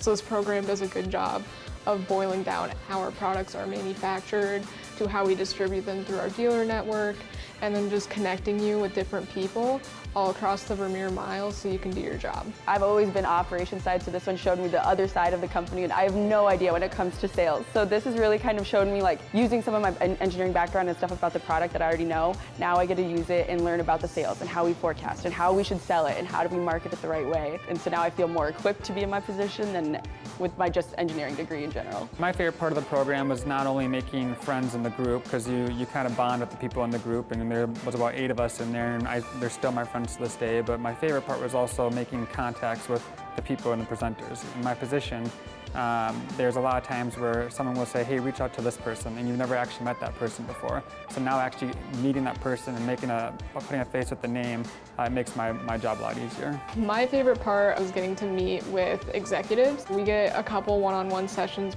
where they share kind of their whole career story, and you get a chance to ask them questions too about your own development at Vermeer. So you get to connect with them on a personal level, which is something you don't get a chance to do at a lot of other companies. So I think that was a really unique opportunity. I just graduated, and I know that working at a company like Vermeer, I'm cared for, and they want to push me to be the best person I can.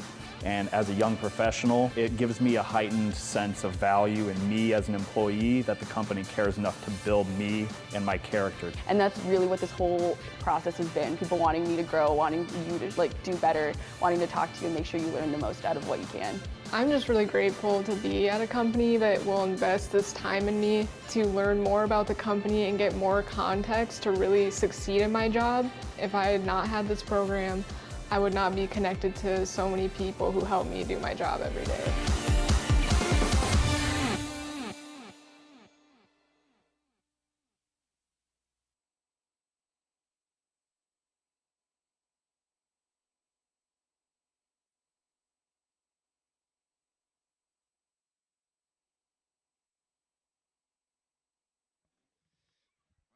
So here we go. For all the marbles in this semi-final, Sharks take a one-try lead and crucially have the tap. Emily Irons and Abby Johnston working with Bronte Sykes and Zan Hudson. This is a pod that boasts all sorts of fireworks. And they'll be looking to establish a two-try lead at the first time of asking as Hudson avoids a touch and tries to bounce around the outside. What a touch. What a touch that is. I didn't see the number. I think it was number 5, Ella Halsall, the vice captain. I mean, she's used everything there to get that touch, but the Sharks will go through once more. Another defensive intervention by Ella Halsall denies them. She slams the door in the face of the Sharks as they try and get over. And we were having a cheeky little discussion there with Chris Wearmouth, head of the media team here at England Touch, and he was sort of asking what our predictions were. Well, this Saxons team have absolutely performed beyond their means in the first half. And when you've got that motivation and you've got the momentum coming out the sub-box spearheaded by your coach, anything could happen. And these players are more than capable of causing an upset here against the Sharks. Yeah, definitely so. And the Saxons, led by Ella Trays and co, it's just one problem after another for the Sharks, but again, it's gone tit for tat in this game, Joe, and you couldn't call it for the world, really. You couldn't, as Fagan now feeds over to Hopcroft. Hopcroft platforming for Hayley Hammond. This is danger. Hayley Hammond to Fagan, and Libby Steele with a last gasp touch on Millie Hayley Hammond preserves their one-try deficit. And here is Libby Steele. Maya Matheson following in suit. Matheson with a really good bit of platform, and Matheson claiming the touch, but the referee's happy with the no-touch call, so it'll be a midfield turnover for the Sharks. Oh, I mean, it's classic there. But as soon as Hayley Hammond gets the ball, Joe, you just got to watch, and it's the push off. Yeah. It's what you see in sprinters, and it's straight away the kind of those short twitch fibers in the hamstrings. Bang! Straight away. She is so explosive, and bought the tap penalty there for a yes-no call there from Poppy Riddleston as we see Fagan get in motion. Fagan with Hopcroft on her right, and that's ball down there for Lauren Fagan, and the Sharks do establish a two-try lead. And Sam, you give the likes of Millie Hayley Hammond and Lauren Fagan a repeat set of 6, they more often than not go make it pay. Yeah, Hagan and Hayley Hammond in there. Hayley Hammond playing at halves there. Fagan just coming back onto it. Oh, it's a really nice sweeper line, actually. Just read it so well, and the athleticism to get down there is one to have a second look at. And Bronte Sykes making a defensive turnover there for the Sharks, and the Sharks will go direct. And Richardson and Sykes and Johnston, this is dangerous. As we see Abby Johnston working with Heather Richardson, trying to take on Ella Trays, and Trays staunch in her work. And Richardson and Johnston working together once more, feeding over now to Bronte Sykes. Johnston wrapping round, Abby Johnston back inside to Heather Richardson. Ooh. One more to Bronte Sykes, and that's 6 and change. Good defensive set from the Saxons. Yeah, good touch in there. Try saver once more, and they'll work round and get this subset on quickly, but it's a foot race at the start. They're going to have to eat 2 more, maybe 1 more touch up before they can get those subs on. Here we go. Subset rolling round now. Bibby Poole's in there. Footwork on the outside, eating up more of those meters. We're now at 5th, though. Pulls.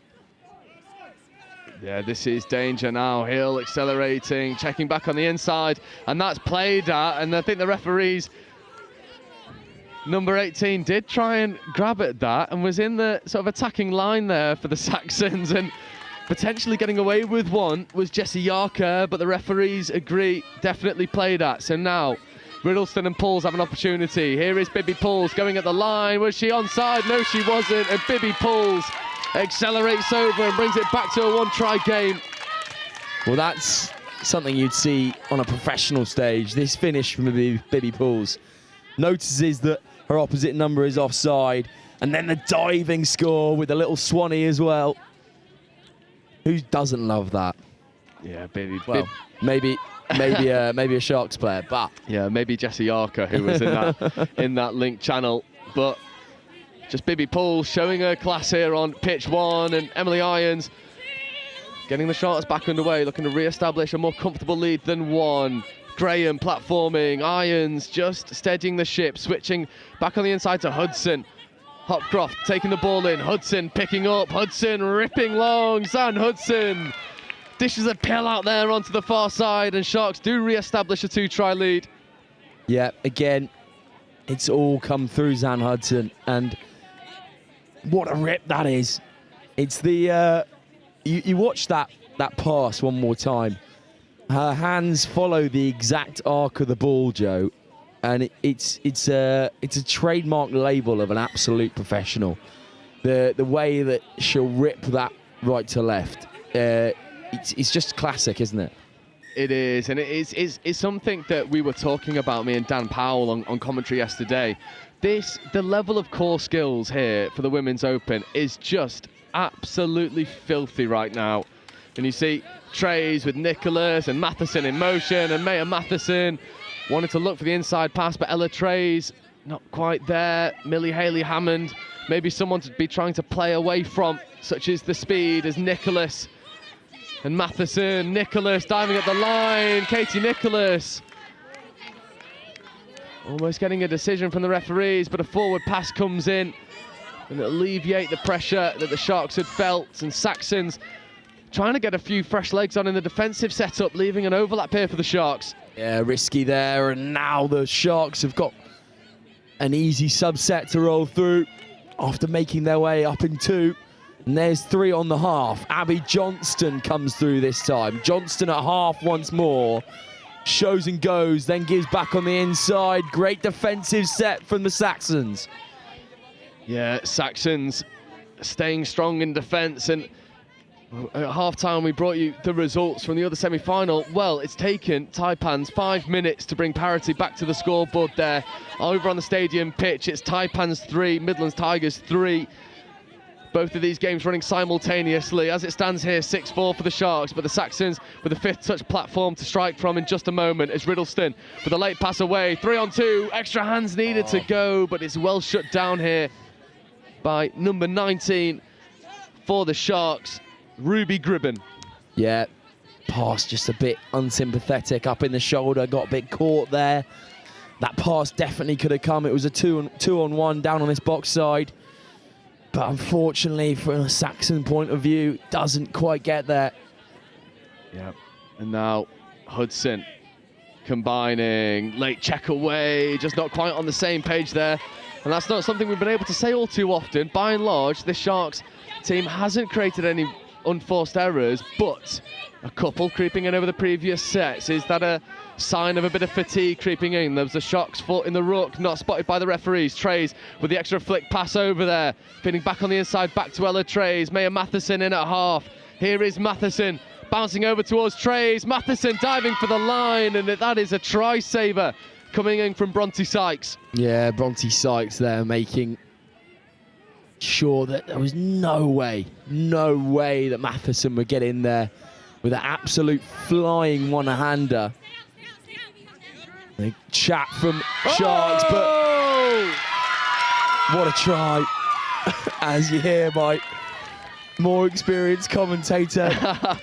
rebel into the Gary Neville side of things. That was full Gary Neville. Emily Freeman the Sharks just switched off for a moment, and Freeman off the left foot step brings Saxons back down to 1, and you are so right, Sam. That was a full Gary Neville.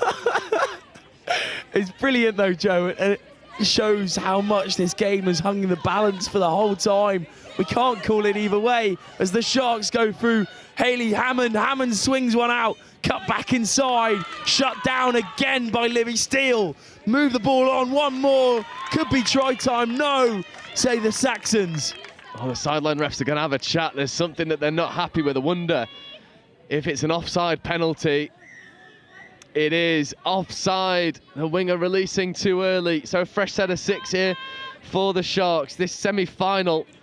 I mean, Sam, we've re-established our pedigree of only calling nail-biters.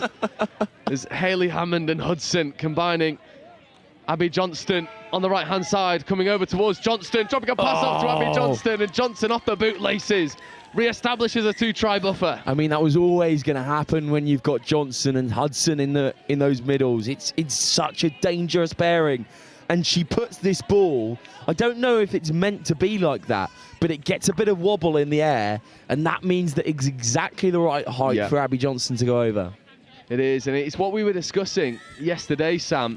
Coaches encouraging players, if you're playing hard at the line, ball low, to allow your player to dive over it. Yeah, but that's the one that I'm just a bit unsure about, because it took a bit of a wobble in the air. Maybe the conditions just helping the Sharks here. Agreed. They're certainly overcoming the dew on the floor. The better as it stands. 7 tries to 5 over the Saxons. The other semi-final. That was a good touch. Remains 3v3. And these semi-finals are absolute nail-biters right now as Irons setting pace. Followed in suit by Fagan. Fagan marauding forward. Penalty for offside. That was a dominant subset from the Sharks. That was uncompromising in intent as Fagan moves the ball over. Hudson, Hayley Hammond. This is threatening. Hayley Hammond setting a platform. Hudson with the steering wheel at the moment. There is Fagan wrapping round. Fagan diving at the line. Maya Matheson with a good defensive touch, but an offside penalty. Matheson going early. This is a pod for the Saxons that needs to find their defensive chops, and quickly. Hudson, Fagan in motion, Fagan driving, Fagan ripping, but it's well crowded out there, and once again Evie Groves with a defensive play for the Saxons. Groves has been an absolute brick wall out there all day. There's nothing coming down that channel. There's Hudson picking, delayed pass there to Hayley Hammond, but the blast of the referee's whistle brings that to a grinding halt, and this Saxon sub box is roaring forward, and they'll go all the way to the halfway line. 7 players on the pitch subbing early for the South East Sharks. Is that the catalyst for a momentum swing in this semi-final? Joe, that all comes back to the touch from Evie Groves down in the corner. Yeah. Making that defensive set so successful, and she's been at it all day, not letting anything come down that wing. Absolutely, and now the Saxons with premier position, camped deep in the Sharks' red zone. Bibby Pulls in motion, Pulls wants the ball, gets the ball, late pass potentially. Abby Johnston flies off the line to make an intervention. Sideline ref has spotted something, that Saxon turnover. That's a really good touch from Johnston. She's read Pulls like a book. Absolutely, and there's Hayley Hammond, foot speed into the roll ball, and then Abby Johnston following suit. This is threatening, but a loss of footing brings that momentum to a bit of a stutter for a moment. As we see Irons straightening, Hopcroft back to Irons. Irons trying to go through a gap. That was 5th touch. So now, when the referee's just losing track of the touch count, I think, for a moment. And now it comes back for a penalty for a forward pass. And I am slightly surprised that that's not been given an extra 10 metres for not bringing the ball back to the mark. The referees have certainly set their stall out with players bringing the ball back to where the restart is being made. So maybe the Sharks just getting away with one there. Yeah, getting lucky there, the Sharks, but they do hold this 2-point cushion as a fairly uncharacteristic pass comes from Bibby Pools. Yeah, a bit of fatigue setting in, disjointed at the subset. 6 minutes left to go in this half. 2 tries the deficit, and Sharks. Oh, it's a great pick-up from Irons. If Sharks can get a three try lead, well, that feels like a bit of a mountain to climb here for this young Saxons team. But that turnover will help them. But there's not a lot of speed for the turnover here. It's a tired set out there for the Saxons.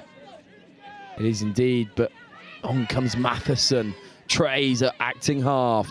Matheson this time will play acting half. This is a nice bit of set. Matheson coming onto the ball at pace. Just overstepping the mark there. As Trays comes down for Nicholas. Matheson. Late pass there. Sam, it's a case of these past few attacking sets have been 6s and 7s for the Saxons. Yeah, they leave them just a bit wanting, don't they, for the Saxons, and possibly spent all their money early at the fairground. Don't have anything left in the tank when this Shark side, just pure stamina. Yeah, Sharks have just grown into this game phenomenally. And it's this woman who's been doing it for them, Abby Johnston, who finds her way into the in-goal area. Can she find some support? Fizzes an absolute dagger into the heart of Patricia Hopcroft, who gets the ball down and does establish that 3-try buffer. Well, it's an absolute dime from Abby Johnson. She's been doing this all day. Joe, she just steals away at acting half every time. I called her the silent assassin earlier, and she's just doing that constantly. People just don't care sometimes that Abby Johnson has the ball, and they just let her go. I mean, it's lunacy. It is. It's that defensive setup. They know the half can't score, and they try and back their ability to mark up everyone else. But the initial threat is certainly Johnson with the ball, as Pools looks to get the sweeper on the link. It's a bit of a wobbly roll ball. Pools with a bit of footwork, and that is 5th touch. 4 minutes to go. It's tricky times for the the Southwest Saxons, as the Sharks force a 6-touch turnover. Here goes Irons once again. Again, that 3-point cushion is so valuable in this touch tournament. But there's a roll ball error, giving the Saxons an opportunity to go quickly. There's certainly numbers over here. Bibby Pools identifying, lining up opposite Bronte Sykes. It is Pools looking to go hard at the line. Pools taking on Sykes. Pools checking away late. Zan Hudson gets up to make a really good touch. It's just you wouldn't expect anything better, anything worse from Zan Hudson. She's just brimming with confidence at the moment. Yeah, Halsall looking to give the late release to Pools, but that ball not connecting, and maybe the fatigue setting in as Hayley Hammond, showing anything but, gives the Sharks a good bit of go forward. Pyrgos following suit. Here's Sykes. I mean, the foot speed into the roll ball for the Sharks has only gotten faster as the game's progressed. As Fagan checking over to Irons. Irons with an uncharacteristic error. It's a bit of a collector's item there from Emily Irons. Joe, I'm sure it is, but you cannot argue with the absolute, just the way she plays the game is mental, isn't it? Yeah, she really is. Such a trusty competitor is Emily Irons. Saxons moving forward now though. Matheson looking for the big rip, intercepted, pick 6 for the Sharks. Yeah, that's Ruby Gribben over here on this near side wing with a really good defensive play, coming up with the turnover for the Sharks, and now 2 touches burnt in the middle, and Irons checking away late to Hopcroft, setting the 3rd touch, and now Johnston joins the fray. A little bit slower now, but then Hudson with a dime of a platform there for Johnston. Johnston picking, Johnston accelerating. Abby Johnston, can she connect? She connects with Zan Hudson. And the referees are happy. The Sharks are swimming with the tide into the final. Oh, Joseph, that was there for the taking. I mean, if you squeezed a Sharks sponge right now, it would ooze confidence, especially this pod. It's just fantastic, Joe. Yeah, it's that combination of Johnston and Hudson, and Abby Johnston, for me, the standout player so far in this Sharks team, the whole tournament. Both times we've seen her on live stream, she's just been phenomenal. And even though this scoreline looks a little bit more unflattering for the Saxons, my word, have they been good value for their scores. And they've put it against this South East Sharks team. They definitely have, and they'll tack the line once more. Good touch this time from Graham for the Sharks. Again, turning the ball over, and a fresh 6 for the Sharks. Indeed there is, and with 60 seconds left to go, if the Sharks just keep this ball in hand, they will be coasting through this semi-final battle. The clash with the Southwest Saxons, they've come through the victors, but Saxons ever impressive as this very young team have threaded together some wonderful performances here in the Women's Open division. But Irons looking to put the icing on the cake, and Emily Irons puts a bow on the performance for the South East Sharks. Gas there from Irons. Just can't argue with it, can you, Joe? It's mental. Just gets on the ball here at middles, and then the fire comes through, the hammer goes down, and athletic prowess from Emily Irons, and there's the klaxon. Wow, these Sharks really turned it on. They absolutely did. This semi-final is all wrapped up nice and neatly. South East Sharks 10, Southwest Saxons 5. And the scoreline doesn't reflect the performance from the Saxons. They were valiant and brilliant, but at the end of 40 minutes, the Sharks the victors and go into the final to look to retain their championship. However, if you're not aware, you might want to quickly jump over to Stadium Pitch as we have a drop-off in the semi-final between the Midlands Tigers and the South East Taipans. That's been locked at 3 tries apiece, and once the result of that has been signed, sealed and delivered, we will bring you the next game on pitch 1, and it's Men's Open semi-final at 12:25. That's the Southwest Saxons versus the South East Taipans. But for now, get yourself on over to the Stadium Pitch where Tigers take on the Taipans in that other women's semi-final at drop-off.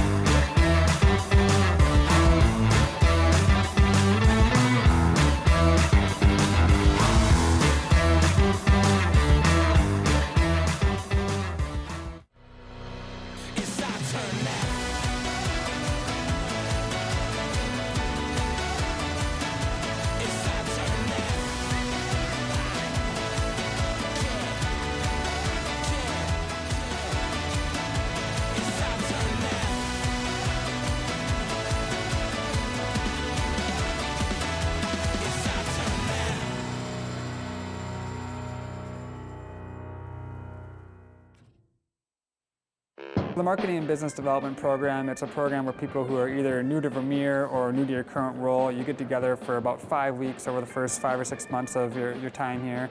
And you really get to start learning about the people, the products, the culture, and it really equips you to be successful in your role. Some people are coming into Vermeer not knowing anything, so it's meeting people and getting opportunities and getting your face exposure and getting their exposure to you so you know everyone already. And it kind of creates a more effective worker because they have that base knowledge of everyone that they're going to be working around and with.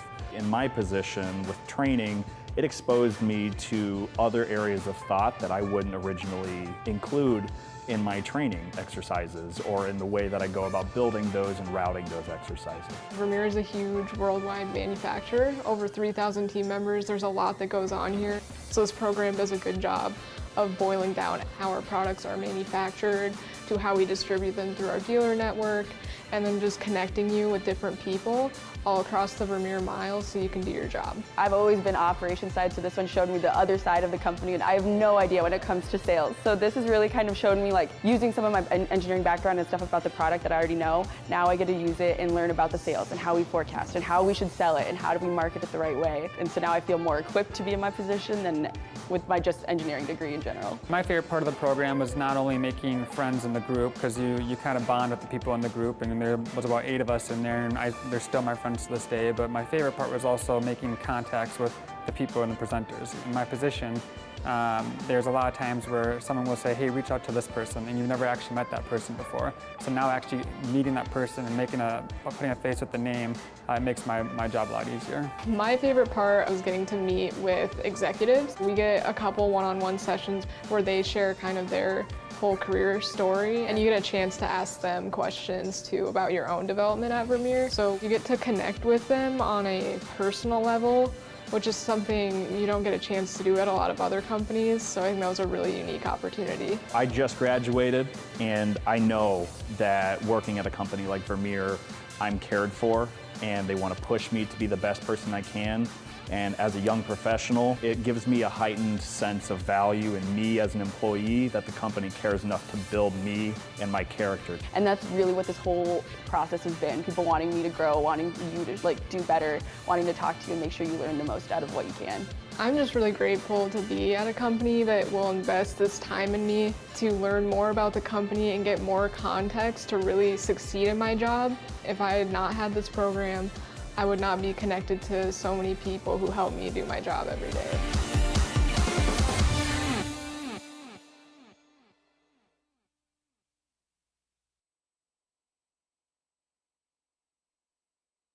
Hi, I'm Mark Aldous, England Men's Open head coach. My name's Martin Wright, and I'm the head of the women's program for England Touch. Hi, I'm Tim Osborne. I'm the England Mixed Open coach. Across the regions and the grassroots development, Chris, it's super exciting to see how we've grown over the past 14 years with the nationals. This time of year is pretty important for the elite end of the game because we get to see our open squad players perform in tough environments, and that helps us with selection through to the next international tournament. Nationals is super important for us. It's the one point in the year where the whole country comes together, all the different regions competing really hard, playing amazing touch, but also great to see the community all together for this weekend. It's a really important weekend for us. Whilst we see the players at camps, you get to see them in a live environment here. So very, very important. We have two objectives. First of all, we're looking for talent identification. So we're looking for the players in England that can come up to make up part of the open squads, but we're also looking for the players that are within our squad selection for Euro Championships this summer.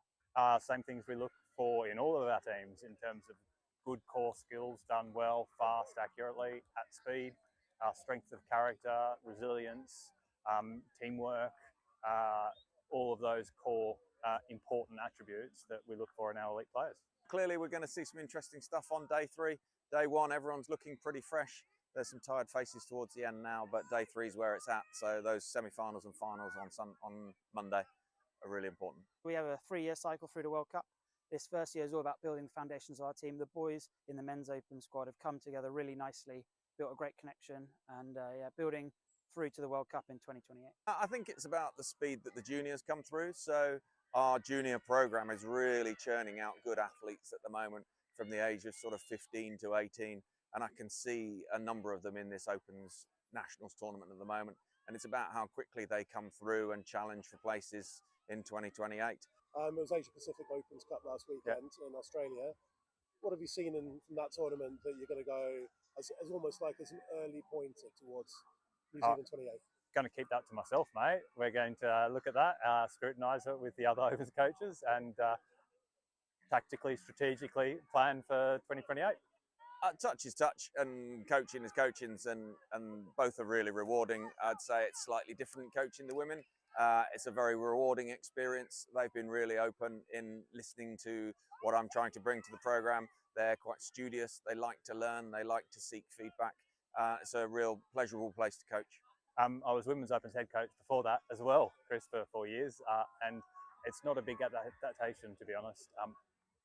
It's about problem solving and figuring out what are the key problems to fix for the individuals, the team, and the squad. So, yeah, not a big change, to be honest, whatsoever. Still the same game. Mate, I'm loving it. I absolutely love it. The talent, the quality of the players in our open squads is fantastic. I think it's a real honour and a privilege to get to coach them. And the effort that they put into being the best they can be to improving themselves and each other, it's pretty inspiring.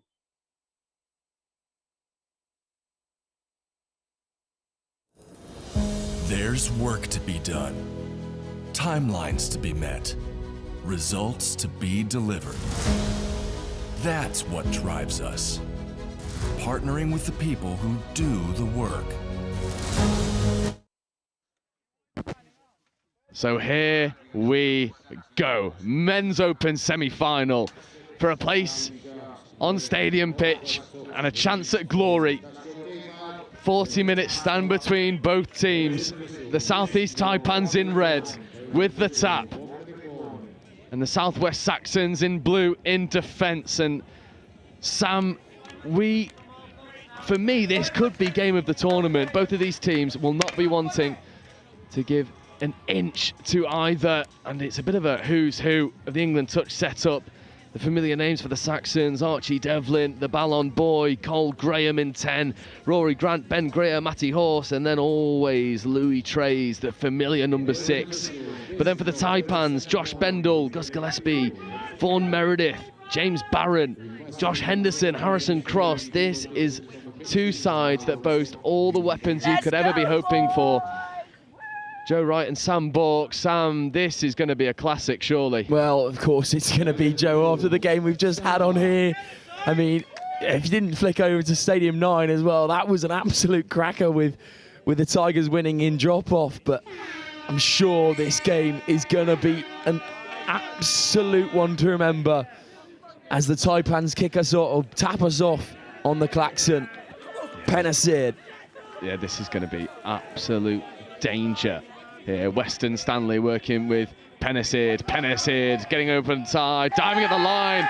Did Penasir get that ball down? Anushana Lanko explodes off the line to make a defensive touch. Well, we talked about Alanko's defensive prowess and how he's got so much better, but stops Penasir that time. Alanko, both sides of the ball, has really improved his game. Yeah, and keep an eye on this physicality levels. Both of these teams know this is all to play for, and Taipans beat the Saxons in their pool game. So, in theory, it's 1-0 Taipans in the schedule, but Trays and Graham working together, coming over in front of Baldock. Graham, Louis Trays picking, accelerating, getting through Western Stanley. Louis Trays needs to find a spare player, tries to connect, and who else but Cole Graham, but it was played at. And that'll be given 6 more. Louis Trays and Cole Graham. Oh no. Is it going to be given ball down and try time? Saxons are convinced. We will need to see this one on the replay if it's given. It was a blink and you'll miss it play. Rory Fulton, it might have been, who got the ball down. It is play away and try time. And it does, it cannons off the Taipans defender into the hands of Rory Fulton. Although, I mean, a minute in and we've got absolute chaos here on pitch 1. Not too sure what to call right now. Referee's coming back for, I believe that's an offside penalty. But Fulton thought that he was in there. So quick fire, isn't it, Joe? And again, when you've got Louis Trays on the ball, and that's a coach killer. Fairly uncharacteristic from Louis Trays, but I'm sure these Taipans boys will be gagging for a subset now as they roll into it. Penasir, acting half, spills the ball out. Now they'll roll into it. Taipans looking dangerous. Can they slither into Saxons territory? Oh, Camille Shahabdeen with the baton just goes forward as I show the appreciation to the Sambort commentary. Gorgeous little call.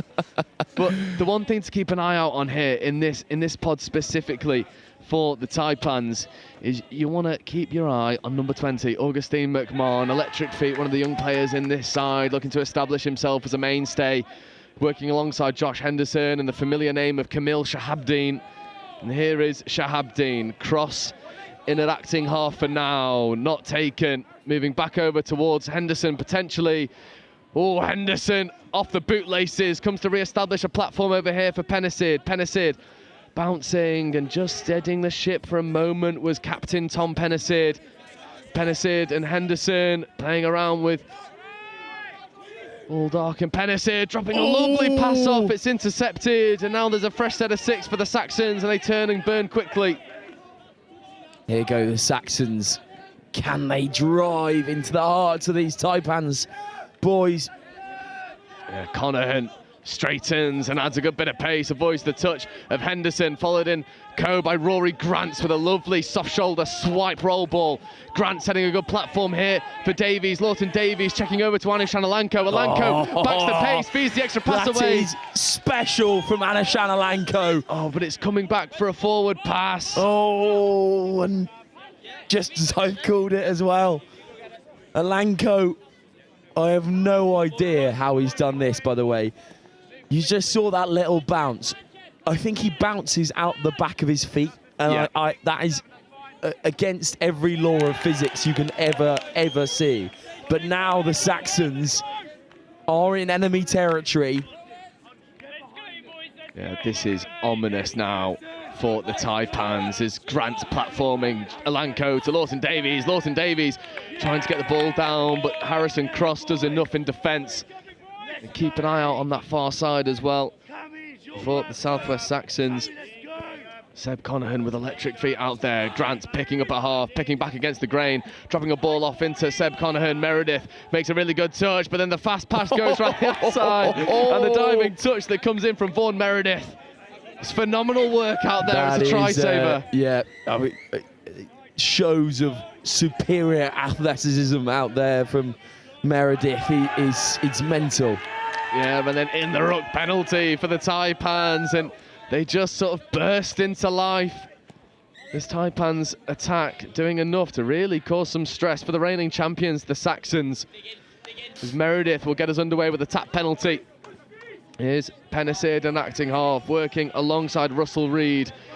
Weston Stanley dummying and just steadying the ship for a moment. There's Russell Reid, Pennicid, Bendel. Back to Pennicid, just moving the defensive line for a time being. Lawton Davies making a good touch. Lawton Davies up once more on Pennicid. Pennicid looking to pick and rip long to Vaughan Meredith. Is that ball down? It's not. A wonderful covering touch, but what about the weapons on display? Oh my God, this is nuts. Tom Pennicid has absolutely ripped one left to right. He's loaded it up. It's like a fully gone shotgun. Just spring and it goes. Wow, impressive. But here it is on the replay. Look at that rip. And then the covering touch. That is insanity from Lewis Partridge. And here's Cole Graham. Just adding a bit of width to now this Saxons attack. And here he is, the main man, Louis Trays. Bulldog setting a platform. Graham picking up from half. Graham almost getting on the outside. Bulldog trying to bounce around the covering defence of Connor Fitzpatrick. They do a good job at crowding it out, don't they, the Taipans? Dancing footwork there from the Saxons, but to no avail once again, and they'll roll round into the subset. Pennicid will put the ball down.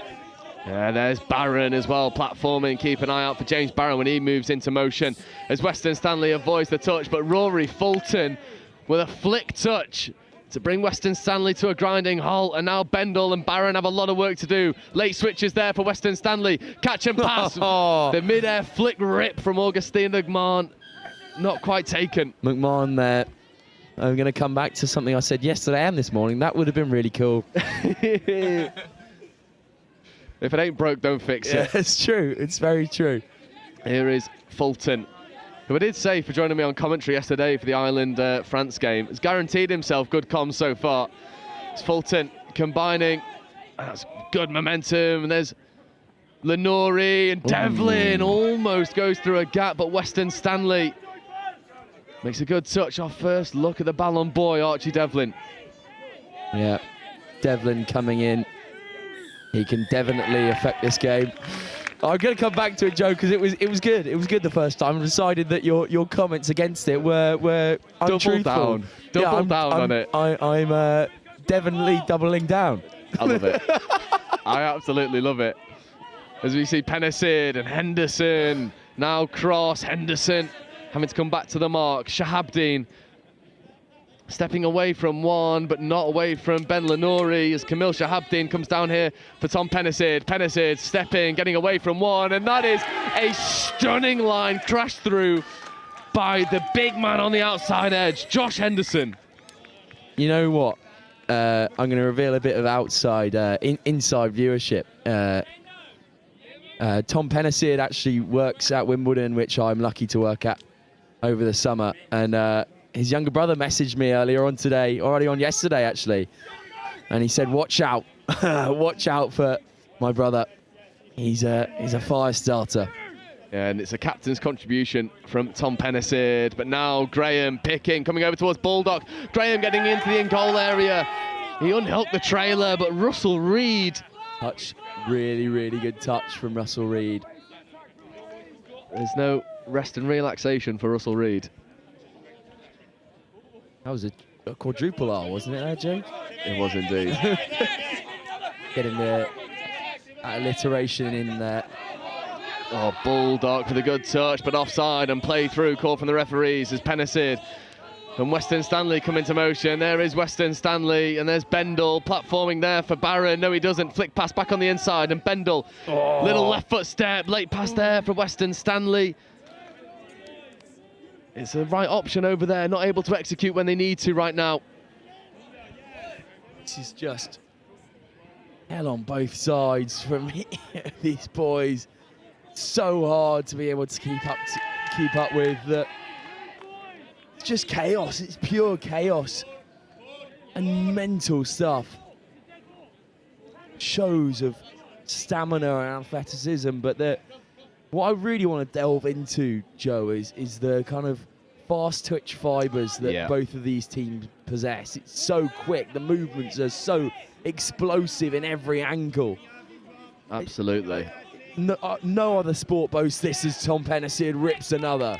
Unfortunately, the ball goes down that time and Lanko will play away. Yeah, it's a really good roll ball there from Tom Lawton-Davies, who gets the hard touch penalty. Coming in at the side, absolutely destroying that roll ball area was the far wing, coming in illegally. And now the Southwest Saxons, with their dangerous combinations, get to come and march forward as Lenuri with a steady roll ball, followed in suit by Archie Devlin. Devlin taking on Harrison Cross. Devlin once again now bouncing away from Shahabdeen, just playing around with the Taipan's defence right now as Archie Devlin gets on the open side quickly, diving at the line. But Tom Pennisid flying up and making a touch. Devlin asking a question.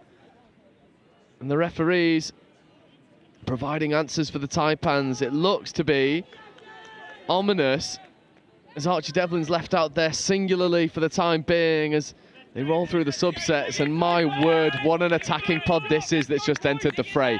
Archie Devlin, Cole Graham, Louis Trays and Sam Baldock. This is scary moments here. Louis Trays stepping, Baldock back to Trays. Trays trying to get at the line, condensing defences. But it's a good touch that comes in from a combination of Shahabdeen and Cross. Shahabdeen has been so good either side of the ball so far in this game. Really leaving his mark on the semi-final. Yeah, Bulldog to Devlin. Oh, Archie Devlin.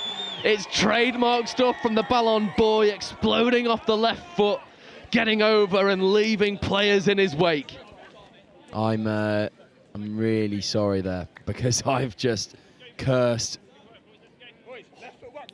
And Devlin, he's absolutely stolen in. But yeah, it leaves me speechless, because that will be one for the Kalen Ponga Awards, I'm very sure. It absolutely will be. Archie Devlin with a good bit of nastiness here on pitch one, as we see Gus McMahon trying to go long, Conahan up in the passing lane. It was close, but no cigar here for the Taipans as Fitzpatrick busts a gut to get off the field.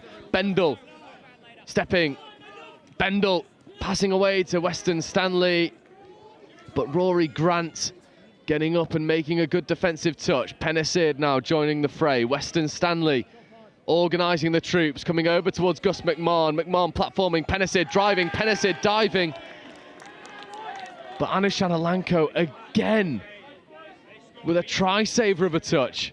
Yeah, he's so good at that, just reads the game so well, gets really low, and Taipans, can they go through one more? Surely that's gone forward, so we'll be a full 6 for the Saxons. I mean, both of these teams really playing like they've got nothing to lose and everything to gain. It's not a cagey affair. These are two teams that want to go out on their sword fighting, as Harrison Cross in the sub-box with a ferocious roar celebrating that turnover.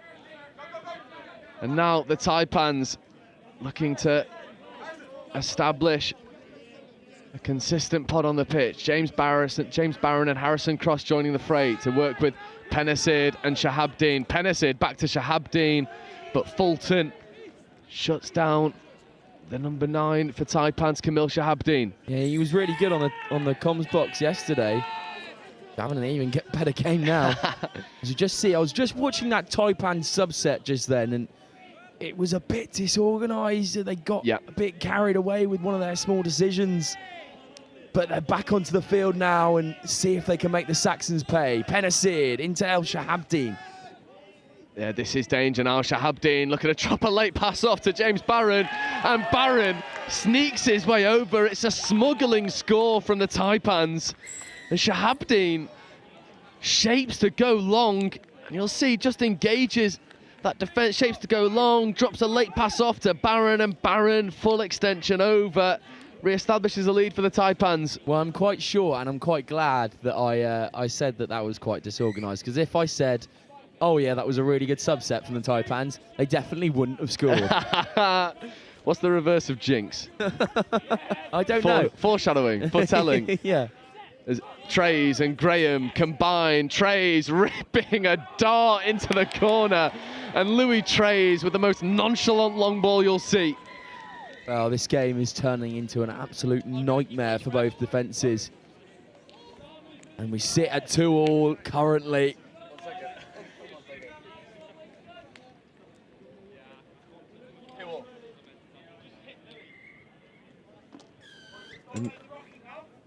Interesting bit of chat there coming from the near side winger for the Taipans, Dom Brooks, saying we've got to hit Louis, we've got to get on Louis, and that's the read there as Weston Stanley has 2 chances at picking up the ball, wanting to give back to Barron, but an unforced error there. Good competitiveness at the roll ball now. And here's Anu Shanalanko getting up over onto Barron, followed in suit by Grants with a cannoning roll ball.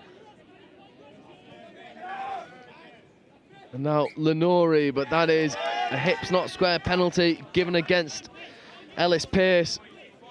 And this is, again, something that probably wouldn't have been picked up on if we weren't at regionals. It's you've got to learn it right. Yeah. Most of these players definitely heading to nationals, international level. Refereeing is going to be so tight, so there's no point in pretending. Joe, it's got to be right. It's got to be perfect.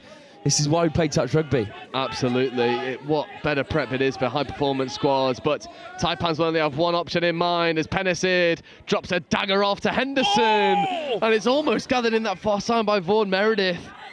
My word, Sam, that was a bit of magic. That would have been one of the tries of the tournament, Joe. I almost lost my rag there. That was mental. Gary Neville 2.0, hey. Indeed, indeed. Contagious. It's just so dangerous when Tom Penicid coils up that left arm and you know he can rip it in absolute speed. Oh, Rory Fulton with a wonderful roll ball there. And now Fulton looking at a set platform here for Graham. Graham picking. Trays now entering. Cole Graham down for Louis Trays. Trays off the left foot into Cole Graham. Rat pass was on and it'll be given 6 more. Tom Penicid with a shake of the head, but the referee with a shake of the hand. 6 sets more for the Southwest Saxons. And we've got quite a crowd here, Joe, now. This game, again, an absolute nail-biter as Saxons go once more, but Penicid makes up for his mistake a couple of moments ago. Brings them back for 3, I believe. Yep. There's Trays, Bulldog, back to Trays. Graham feeds quick. Oh my word. That is sublime from the Southwest Saxons. They leave Taipans chasing shadows, but they leave the referees calling it back for a forward pass. But my word, that looked good. I was going to say, just earlier, it was simple catch pass, but then we'll have another look at it. It might be one of those ones where it's a 50-50 as the subset rolls on. Yeah, this is looking venomous here for the Taipans. Barron in an acting half. Barron dropping a pass off to Russell Reed. I really that ball drops down. I really like Venomous, Joe. It's another good one from you. Thank you very much. As we see here, this was the try that was disallowed. Early pass was good. I think that last one is forward. It's a very good spot from the referees. Floats up too much for me. Well, it's good defensive pressure, isn't it, from the Taipans, taking the time away, forcing that forward pass. Definitely so, but the Saxons will maraud on, and that's a lovely rip out there. It would have been great if they were on the try line, but in normal play, that's not something you want. Down on your feet, but couldn't pick it up off his toes that time. And the Taipans and Tom Pennicid will get to go again. Pennicid takes the touch and succeeds it. Yeah, this is a really good platform here to potentially strike. There's Josh Bendel. Footwork is majestic there. Actually, Josh Bendel, fit and firing in this Nationals. One of those players that's had a nightmare of it with injuries. It's good to see Bendel out there with clean legs in terms of taping, which has not been too familiar for Bendel. As Western Stanley comes down for McMahon, Pennicid looking to rip long. That is an absolute spear into the corner, but the wind catches it, drifts forward, turnover ball. Yeah, it is. You must be nightmaring about that kind of thing when you're a Saxon or a Tiger. You see it in your dreams. Tom Pennicid coiling up, ready for that big. Either way, I mean, it's unstoppable, isn't it, Joe? It is, and when you give him time, he certainly will execute you. As Archie Devlin with a couple goosies. Archie Devlin tries to get round the outside. It's a good covering touch that comes in from Will Tyrrell, but Archie Devlin threatening to show his sheer class here on pitch 1. And breathe, ladies and gentlemen. It's been breathless here in the semi-final. Oh my days. I don't have any words, Joe. It has been phenomenal stuff, and all 4 of the semi-final teams evenly matched. It's 2-2 here, it's 2-2 on Stadium Pitch between the South East Sharks and Northwest Touch. This men's opens pool really for anyone's taking right now. The second half will provide our finalists, but as it stands here on pitch 1, Taipans 2, Southwest Saxons 2, with the second half coming for you in just a moment.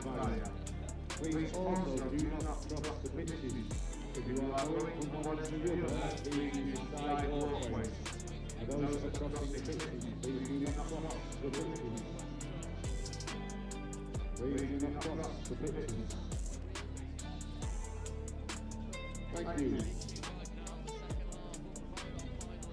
If you're on the sideline, please do not pass the...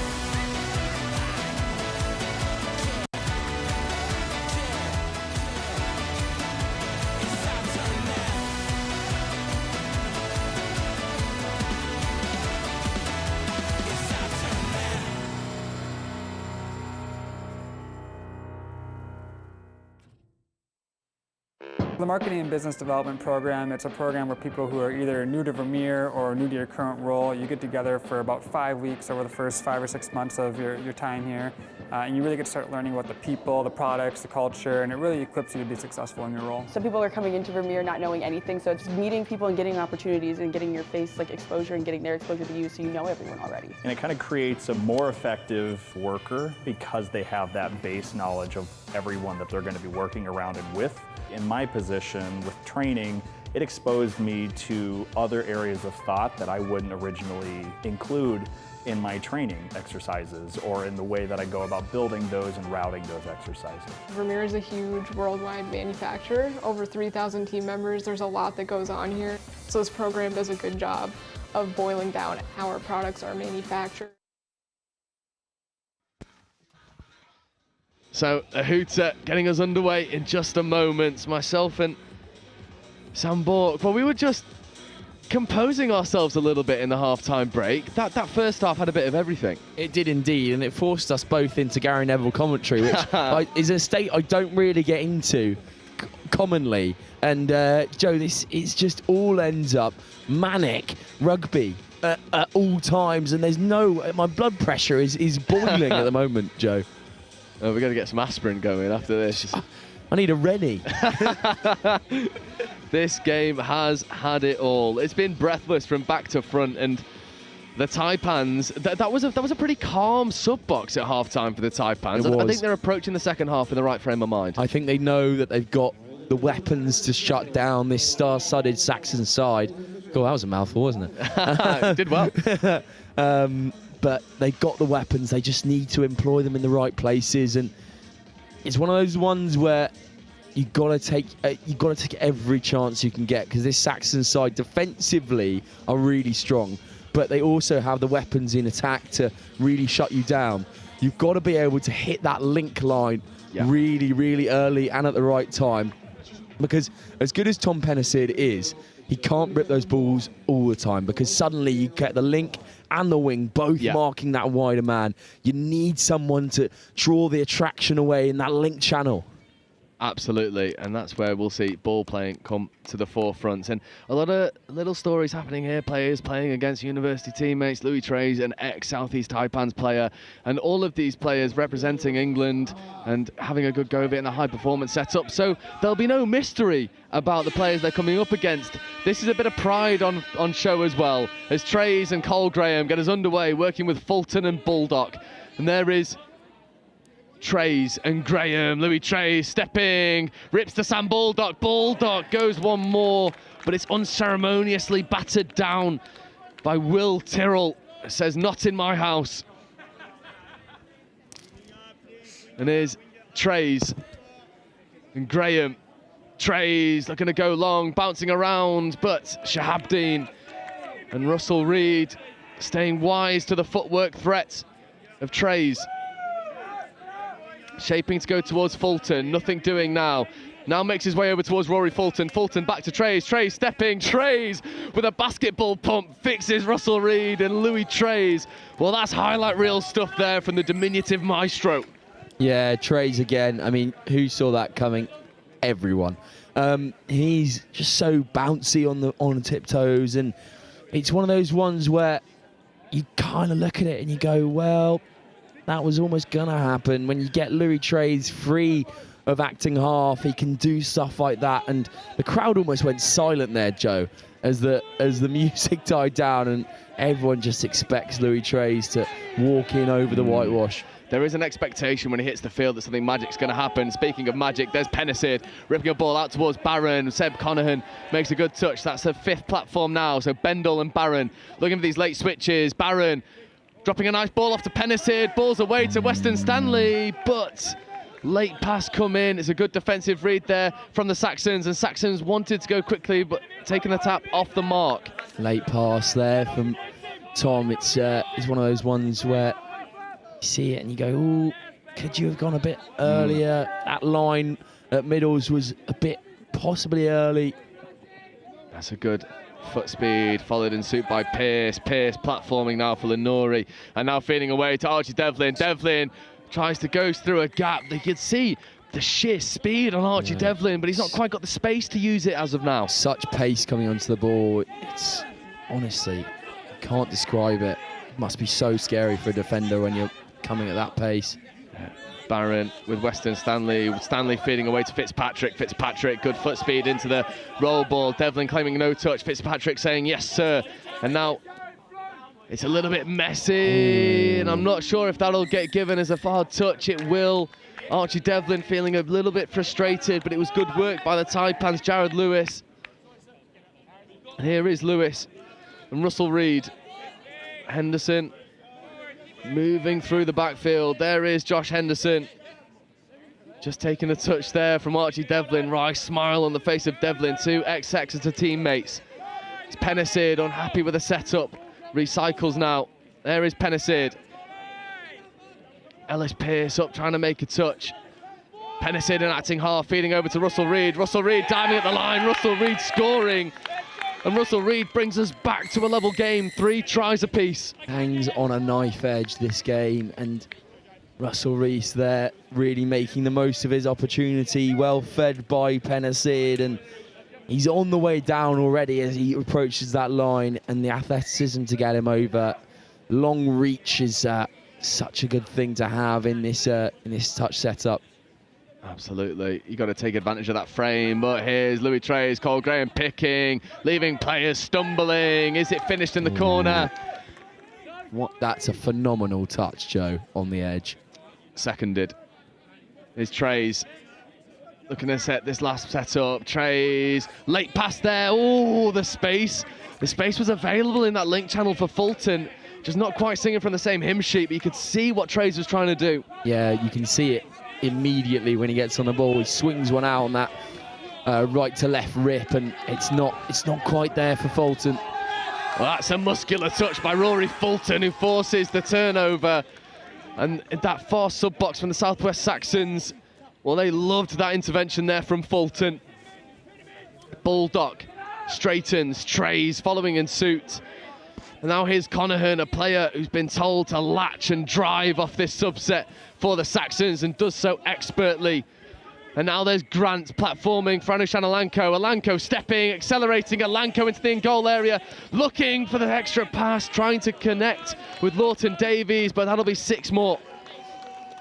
Yeah, John Weston Stanley there, making the most of his big body and large outreach as well. And although there's a penalty given against the Southwest Saxons for chat. Southwest Saxons had the ball in hand. That is a coach killer.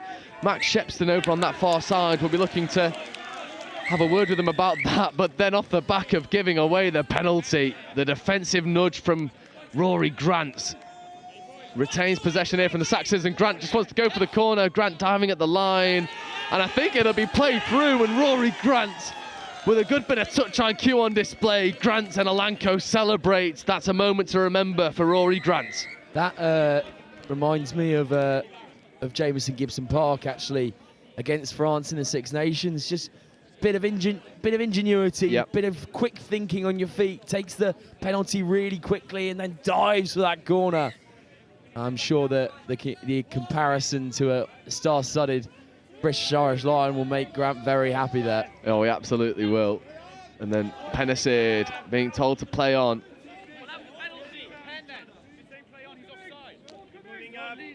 There's just a bit of chat there coming over the microphones between Taipans and referees, as we see Harrison Cross looking to drive at the line, but it's heart-in-mouth stuff at the moment for the Taipans, as they're not able to establish any real consistent pressure, and maybe some refereeing decisions going against them and feeling a bit hard done by, as Connahan platforms lovely for the oncoming play of Cole Graham, and Graham feeding away, and who else as Graham feeds the absolute wheels of Rory Fulton. But the referee's spotting an infringement, and Fulton will come all the way back. You see it here on the replay. Fulton, did he step out of the field of play? Well, whatever it was, it remains Saxon's ball, which is interesting. And Fulton running a delayed line, and Fulton getting over, but Gus McMahon shuts the door in Fulton's face. That's a better defensive set from the Taipans. McMahon with a really crucial touch there. It's a well-setted move by the Saxons. And here's McMahon again. Pennicid. Oh, half is isolated, and the line speed is allowed to come from the Saxons. Taipans do a good job at rescuing it, but now Barron is left isolated. Barron using a bit of footwork and disguise, trying to get away from Bulldog, but Bendel accelerates. Bendel going, but once again Bulldog makes a touch, and Bendel just slows up over there. Was that a reach to the hamstring? Get those single leg RDLs out, mate. That's the only way to fix it. Magic Sponge, Joe Wright will counter with, I'm sure. Absolutely. And then what's the last one? Good bit of Feed the Chickens. Feed the Chickens, yeah, that's a good one. Barron brought back for Saxon's penalty. 8 minutes to go. Well, 8 minutes gone in this semi-final. And just to bring your attention to the other semi-final, the Sharks have established themselves a 3-try lead now, 5 tries to 2 over the Northwest Men's Open. That's happening on the stadium pitch as we speak. And we will keep you up to date with the results of that, as well as Baldock and Alanko combine. Here is Anushan Alanko working with Archie Devlin. Alanko, Devlin feeding to Lawton Davies. Davies ripping, Alanko getting over, but for Meredith with a touch and a ruffle of the hair, it's getting bitey. That is, yeah, that's something we like to see, actually. A bit of competitive nature, the long rip, intercepted, pick 6 there. And a fresh set for the Taipans. Western Stanley setting tone, Barron straightening, and now back over towards James Barron. Henderson, this is a really good subset for the Taipans. McMahon flying through. Russell Reid feeding Shahabdeen. Shahabdeen platforming for Penicid. Penicid can't take the ball with him, and that was the best transition we've seen from the Taipans. Yeah. Penicid can't capitalise. They had the Saxons on retreat, much like the Battle of Hastings. The Normans coming through and the Saxons on retreat constantly there, and the Taipans slithering their way up through. This is Pearce now. Fulton, Lenori platforming for Rory Fulton. Fulton picking, stepping off the left, ripping a lovely ball out. Tap back play was available, but between Meredith and Penicid, they're able to see it out. Meredith, he's such a monster out on this touchline wing. There's no way that anything's getting through. Russell Reid setting a good platform. Penicid using the hands. McMahon following in suit. McMahon scrambling to get there to half. Russell Reid with the early check away. Barron looking to go back on the inside. Fixes Fulton and then straightens. That's a good platform there from James Barron. Stanley, Western Stanley. Henderson in acting half. Delayed pass there to James Barron. It was almost magic from the Taipans. It was interesting there. The subset was really, really good. The middles from the Saxons didn't quite get up off their line as they would have wanted to. So the Taipans made the most of it. The ball comes out of their hands and they've just got another penalty now. Yep, and now extra 10 metres on offer for the Taipans. Premier opportunity, 10 minutes left to go. Need to get all square. Bendel to Penicid. Bendel feeding Penicid. Penicid driving at the line. Meredith trying to get over. Meredith just asking the question of offside. I talk about Meredith out on this width, but also Tom Wilson is an ever-present out on the wing for the Saxons, and he's one to look at when you say kind of physical attributes. He's got that stature.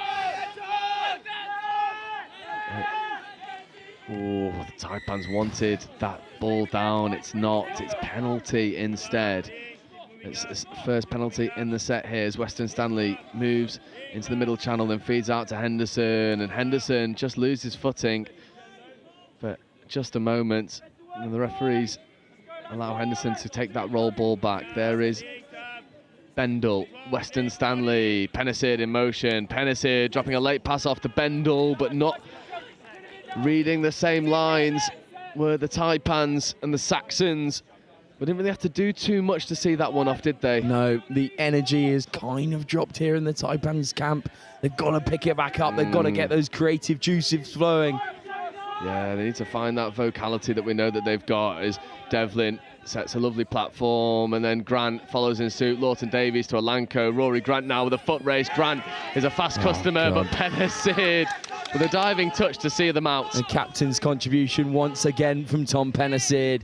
So dangerous, and he makes an athletic flying touch. Oh, no touch. Rory Grant comes up with a defensive turnover. Anushan Alanko goes quickly. Alanko stepping. Russell Reid shuts him down. Alanko was just looking for options there. Nothing came up to him. Yeah, Lawton Davies in motion. Back to Grant. Grant diving at the line. Is Rory Grant over? He is indeed. And Rory Grant, who forces the turnover off the no-touch, gets over for Saxons to re-establish a 2-try lead. But there is also an injured player down there for the Taipans. That's Jared Lewis, who's found himself falling in an uncomfortable position and struggling with the shoulder. Saxons once again supplying the goods, just as that little lull came from the Taipans camp. They needed to bring the energy back. It was almost there from Tom Pennicid. He made a really good touch, but then they just came back at full force. Anushan Alanko with a big part to play in this one again. Yeah, he's been just one of those unsung heroes as we see back-to-back turnovers at the roll ball. And to bring you up to date on the other semi-final, the South East Sharks 5, Northwest Touch 4 now. So Northwest finding themselves in the ascendancy for just a moment. Will it be a Saxons Sharks final like it was last year, or will it be one of the other semi-finalists? Is Harrison Cross feeding away to Pennicid. Extra pass to Bendel. Bendel goes to the wing. Can he finish? Diving in the corner. It's NFL-like, and it's a wonderful finish. Will Tyrrell with a phenomenal score in the corner. Tyrrell there has shown so much gas on the outside. You've got to eat up the ground so quickly from I mean, you've got to go from like almost standing still to be able to push that ground away. And he does it so well there. And then the finish, that's something you'd see kind of Noah Calori-esque, wouldn't you? Oh, absolutely. That stunning finish, diving over the touchline, getting it in. Louis Trays, though, working with Cole Graham. We look to re-establish this 2-try lead for the Saxons, but they surrender possession. This is important now for the Taipans. They've got to get out of dodge, first of all. Think about that. Keep that in your mind, and then you can work on that final third. This subset's got to come through quickly, though. They get to the 10-meter line on 3, almost over the half for 4.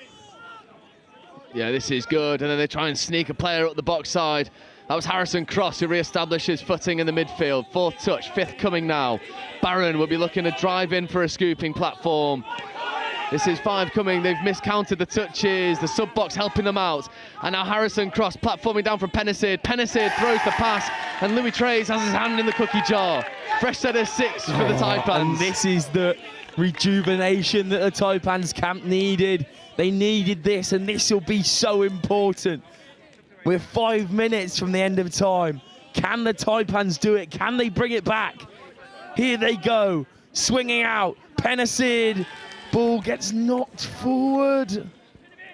It's the wrong option there on the sweeper from Barron. Just wanted to drop that extra pass off, and now James Barron uses physicality to try and unsettle Louis Trays' roll ball. Nothing doing for the magic man for the Saxons. A good work there from Vaughan Meredith to not give away the penalty for in the ruck. And now Rory Grant with 5th coming. This is Anushan Alanko, Lawton Davies to Alanko, Alanko to Grant. Grant tries to go one more, and it's all fair. And ball down for the Saxons. Taipans, 4 minutes to go. Find themselves a try down. They'll need a bit of magic to get over once more. Well, Don Brook has realised that he's 2-on-1 on the outside, and he's given a fantastic pressure to that link player to stop the ball from coming out to the wing. Yeah, it's that read, isn't it? That offensive read from wing, getting in the passing lane, causing absolute carnage for the Saxons ball player. But Saxons turn it over once more. And this is danger for the Taipans. 3 minutes left to go, still a try down. Are we going to have a last gasp finish here to send us to drop off, or can Taipans do it early? Well, either way, they've got to defend this set from the 2 dangerous captains.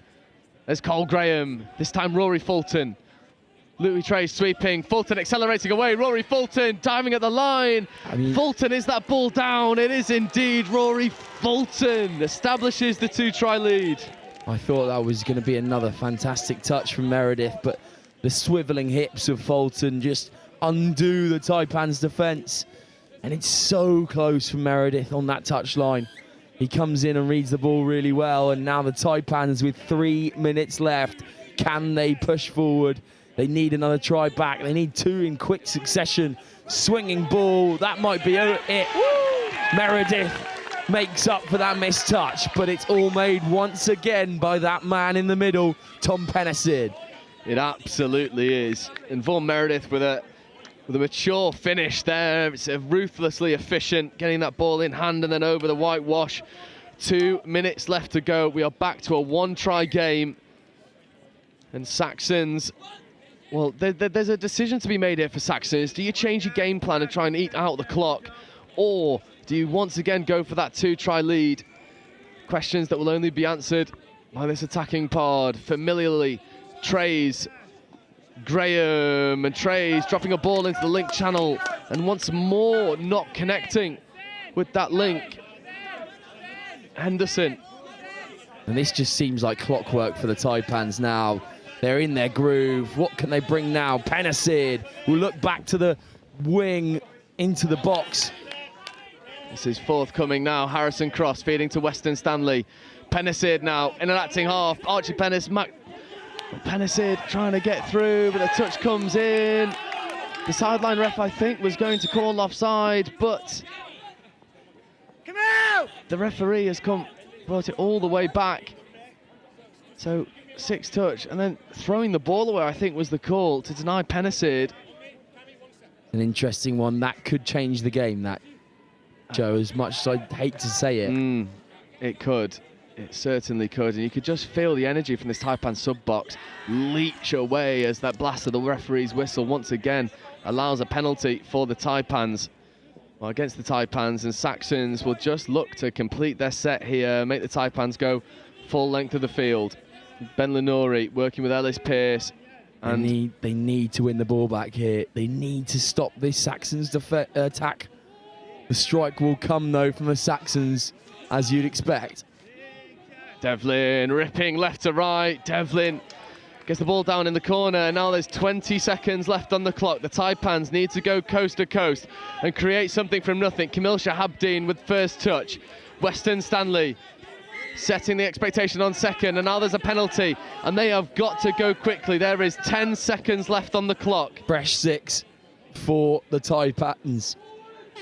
And that is all she wrote. There'll be no last gasp equaliser for the Taipans. It is the Southwest Saxons going into the final to take on the repeat of last year's enemy, the Southeast Sharks, who come through their semi-final with the exact same scoreline. Sam, doesn't that just highlight how competitive this division has been? Oh, it's without words, Joe. These two sides have shown us the top level of what this sport can be, and both of them are just playing at extreme levels. And I mean, Taipan's extremely valiant for the whole game, fighting back from always one score down, getting it back to level, and then unfortunately that gap just became too much for them to bear.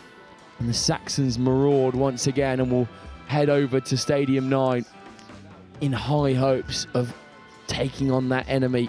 It's not the Normans this time, it's going to be the Sharks. It is indeed, and Saxons looking to go back-to-back men's Opens champions.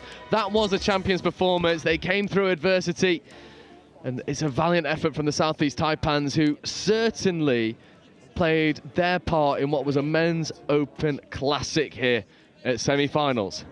But we move on throughout the day. The schedule does not stop. Coming up for you next here on Pitch 1, we come to the men's 50s category, where once again it's the Southwest Saxons, and they'll be up against the West Wildcats.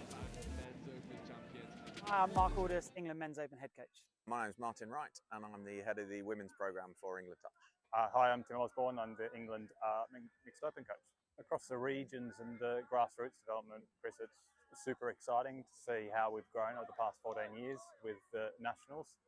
This time of year is pretty important for the elite end of the game, because we get to see our open squad players perform in tough environments, and that helps us with selection through to the next international tournament. Nationals is super important for us. It's the one point in the year where the whole country comes together, all the different regions competing really hard, playing amazing touch, but also great to see the community all together for this weekend. It's a really important weekend for us. This, whilst we see the players at camps, you get to see them in a live environment here. So very, very important. We have 2 objectives. First of all, we're looking for talent identification. So we're looking for the players in England that can come up to make up part of the open squads, but we're also looking for the players that are within our squad selection for Euro Championships this summer. Same things we look for in all of our teams in terms of good core skills done well, fast, accurately, at speed, strength of character, resilience, teamwork, all of those core important attributes that we look for in our elite players. Clearly we're going to see some interesting stuff on day 3. Day 1, everyone's looking pretty fresh. There's some tired faces towards the end now, but day 3 is where it's at. So those semi-finals and finals on Monday are really important. We have a 3-year cycle through the World Cup. This first year is all about building the foundations of our team. The boys in the men's open squad have come together really nicely, built a great connection, and building through to the World Cup in 2028. I think it's about the speed that the juniors come through. So our junior program is really churning out good athletes at the moment from the age of sort of 15 to 18. And I can see a number of them in this Opens Nationals tournament at the moment. And it's about how quickly they come through and challenge for places in 2028. It was Asia Pacific Opens Cup last weekend in Australia. What have you seen from that tournament that you're going to go as almost like as an early pointer towards New Zealand 28? Going to keep that to myself, mate. We're going to look at that, scrutinise it with the other Opens coaches, and tactically, strategically plan for 2028. Touch is touch and coaching is coaching, and both are really rewarding. I'd say it's slightly different coaching the women. It's a very rewarding experience. They've been really open in listening to what I'm trying to bring to the program. They're quite studious. They like to learn. They like to seek feedback. It's a real pleasurable place to coach. I was Women's Opens head coach before that as well, Chris, for 4 years, and it's not a big adaptation, to be honest. It's about problem solving and figuring out what are the key problems to fix for the individuals, the team, and the squad. So yeah, not a big change, to be honest, whatsoever. Still the same game. Mate, I'm loving it. I absolutely love it. The talent, the quality of the players in our open squads is fantastic. I think it's a real honour and a privilege to get to coach them. And the effort that they put into being the best they can be to improving themselves and each other, it's pretty inspiring.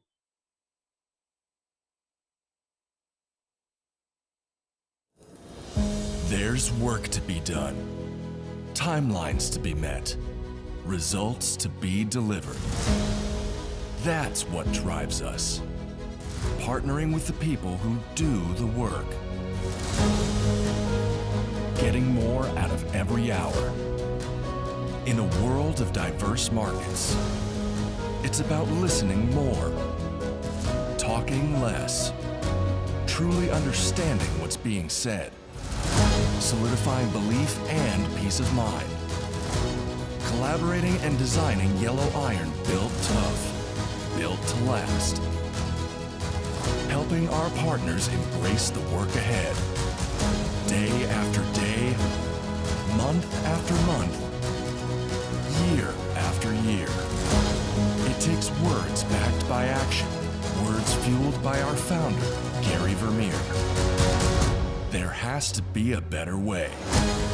Not just a phrase, but a timeless mantra that lies at the heart of every machine we build.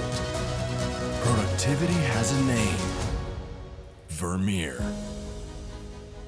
Equipping our customers to do more.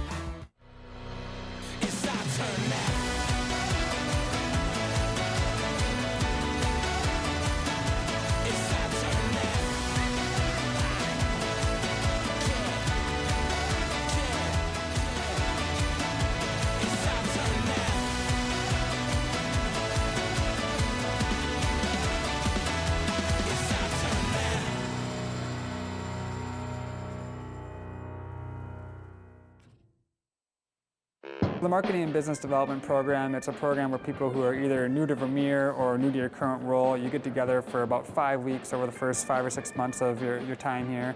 And you really get to start learning about the people, the products, the culture, and it really equips you to be successful in your role. Some people are coming into Vermeer not knowing anything, so it's meeting people and getting opportunities and getting your face exposure and getting their exposure to you so you know everyone already. And it kind of creates a more effective worker because they have that base knowledge of everyone that they're going to be working around and with.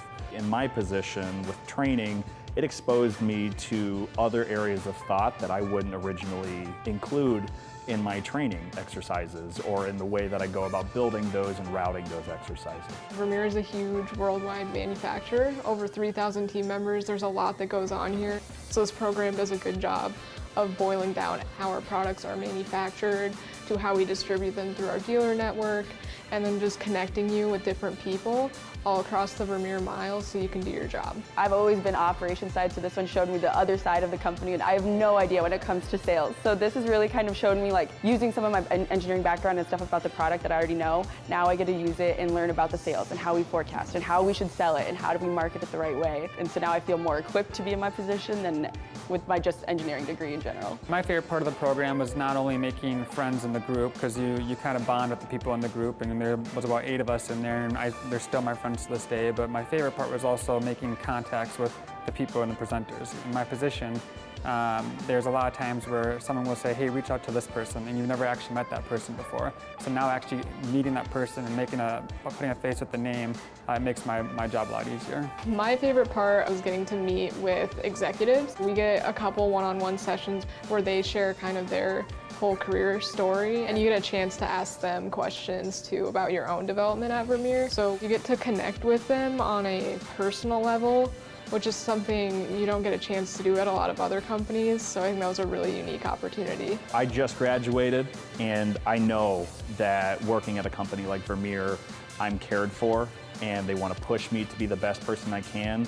And as a young professional, it gives me a heightened sense of value in me as an employee, that the company cares enough to build me and my character. And that's really what this whole... Welcome back then to Field 1 here in Nottingham at the England Touch National Championships. We return to the men's 50s competition. It's the Southwest Saxons taking on the West Wildcats. The Wildcats all in black with the yellow numbers on the attack from right to left in this first half. Southwest Saxons in that blue stripe of theirs on defensive duties, and an early penalty at the 7. And a first chance for Chambers. Barden, Chambers. Wide pass could be on there, but it's on the rebound. Comes Ian Hogg, and penalty the other way. So Saxons survive the early pressure. Here's a good drive from the Saxons. It's men's over 50s competition. Of course, had the 40s yesterday, which came to its conclusion. Still got the women's 40s to finish off here. And of course, the men's and women's opens and the mixed opens all coming up soon over on the Stadium 9 live stream. Our second here at the Touch Nationals. Oh, good carry by Townsend, and what can they benefit from here? They slip through, and there's the swan dive to boot from Craig Wheeler. Opening try, Saxons go in front.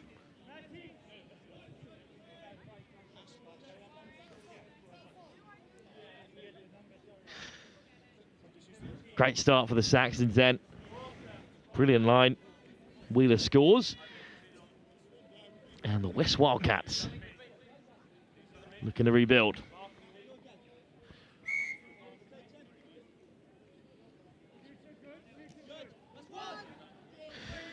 Guy with the first carry. Nice work on the wraparound from Guy. Good delay on the pass. Really bright start in response from the Wildcats here. Their acceleration. But it's good work to get back and make the touch from Matt Pryor.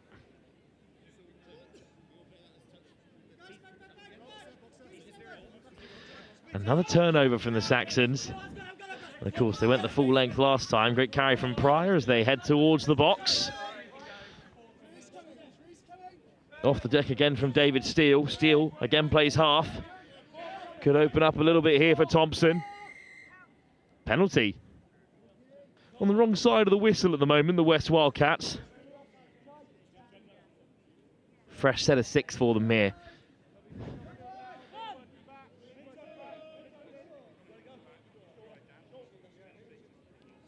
Swanson, the skipper. Good carry again by Thompson. Joe Swanson. Leaves it for Lee Thompson. Swanson. Thompson, good pickup. Direct line from Wheeler, looking for his second try. Kept out this time by the Wildcats. Thompson, playmaker at the moment out in the middle, unable to convert this time. Wildcats survive.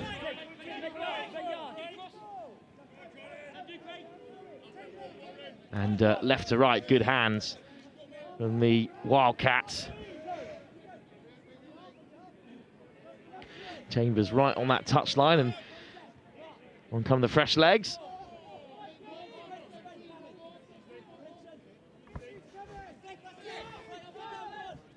Up over halfway, the Wildcats. On goes Hogan. Nice ball back on the inside, but it's just beyond the inside runner. Saxon's back with it. Wheeler draws the touch. Nice ball off the deck. Thompson just rides the touch. Change of angle from Attree.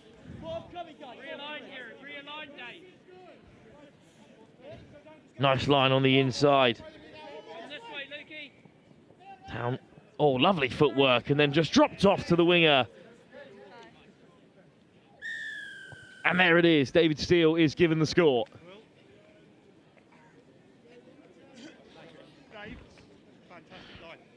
Lovely from Hudson. It's Townsend with another good break. And then Hudson inside and out. Dancing footwork, good dummy line from Attree. Saxon's playing on top form in this 50s category at the moment. Wildcats, though, with a chance to restart from halfway. Up the jumper for Ian Spencer. And that time it was Andy Barden, 9 on the Saxon side, and a quick turnover. Kirby. Good line. Good yards made by Joe Swanson, the captain again. Swanson. Downtree. Swanson. Back to Downton. Downton floats it over the top. It's a brilliant move. It's a great finish as well. Right in the corner. And the Saxons have 3. What a start. 5 minutes or so gone in this over 50s fixture. Downton with his first intervention here is this lovely left to right ball. Cuts out the last man. Second try for David Steele.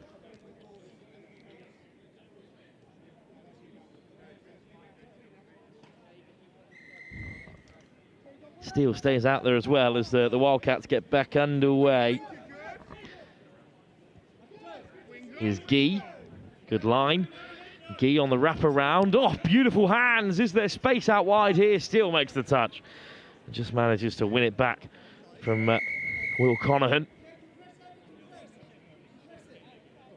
Good work on defence from the Saxons under pressure for the first time. Of course, their men's open side are through to a second successive final here at the Touch Championships.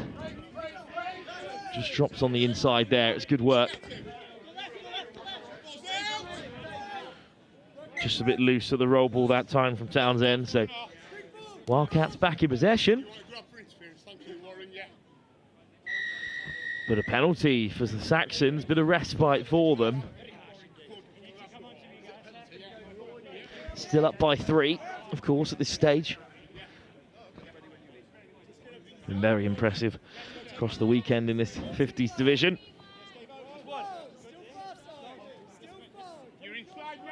Thompson takes the touch. Rich Downton. Kirby, Downton. Good acceleration. Made it very clear where Craig Wheeler was meant to run. And instead it's going to be a turnover for the Wildcats. Off they go. Hasn't quite worked out for them there. Here's Kirby. Beautiful hands from Kirby, and over in the corner goes Keith Wildin. It's another try for the Saxons.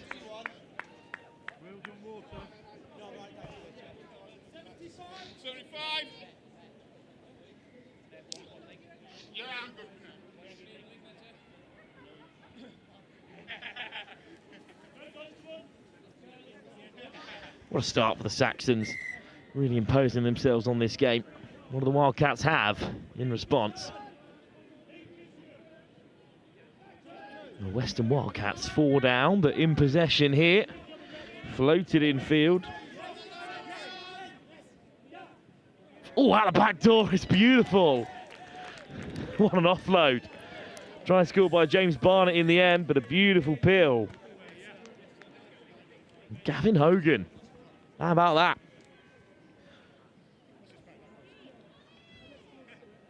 Hogan gets it on the return. It's a nice early drive from Richard Clark. Oh, delightful. Over the top of Luke Hudson. And first try for the Wildcats. Come back on perhaps with 10 minutes to go in this first half.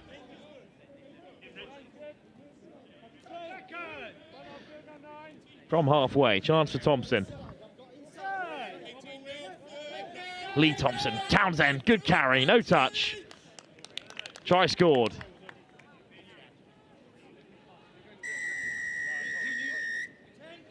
Been rewarded for his strong carry so far, Mark Townsend. I think offside there was the call. Unfortunately, Andy Barden unable to stop his man. 5-1. The Saxons lead. Still got so much touch for you here this afternoon. Our final game will kick off here on Field 1 at 4:05. Just beating the light, because it's a little overcast today, of course. After the stunning weather we've had this weekend, we'll just take it being nice and dry as things stand. Good advantage here for the Wildcats to play with. Nice ball off the deck and a curving run back to the outside from Barnett. The ball is off the field and the Saxons will have it back. Long way from home.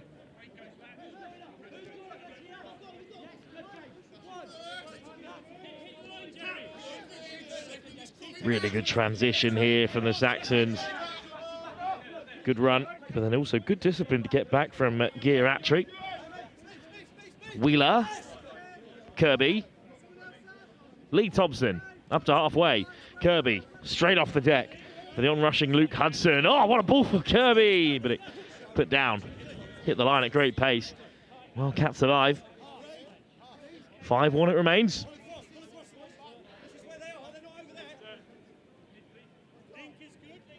Wildcats head to the far side again.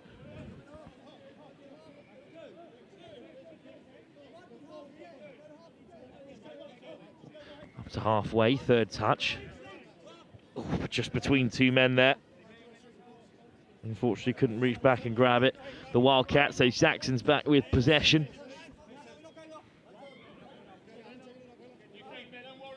Lee Thompson. Kirby, really direct. Wheeler makes good yards. Chance here for the Saxons. It's just dropped off into the path of Lee Thompson. 6-1, 12 minutes gone. Tries are plenty here in the over 50s division. Good delay on the pass. Good take from Thompson on the way down.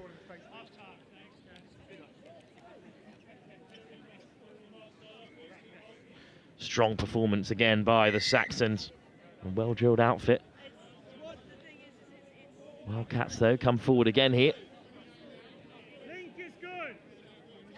Good progressive carries from Chambers. Chambers, good hands to keep it in play. Penalty at the 7.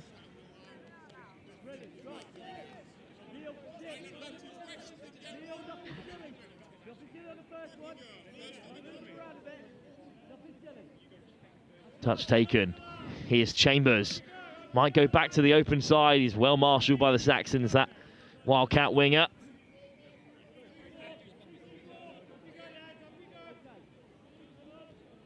Chambers. Hogg. Barden at the half. Good ball into the path of Chambers. Delays it for Hogg on the wrap. It's Barden who goes down. But Barden who's sent back to the 7 this time. Hogg still waiting in the link. Andy Barden with the step. Chambers looking to draw out the Saxons here. Good tactics from the Wildcats. They've still got touches to play with here. Or indeed just a slight miscount. Saxons have it back again. Townsend throws the dummy. Almost darts through. Quick ball for the Saxons here. Ball on the inside. You can see what he's looking for there. Townsend can't get a hold of it. Changes incoming. Swanson, the skipper, puts it down. So it's Hogg. A rangy run back on the inside. Hogg with a hard line. Soft hands for Barden. Lovely work for the Wildcats. At the 7 now with a couple of touches to play with. Before this half time. Still 6 minutes to go till the break. Hogg. And then sniping through from the half goes Barnett, but he is caught in the end. Townsend can rumble up instead for the Saxons. Here's Kirby. Kirby stretches his gate. Beyond halfway, great carry. Attry still going on the inside. Luke Hudson. Hudson, oh!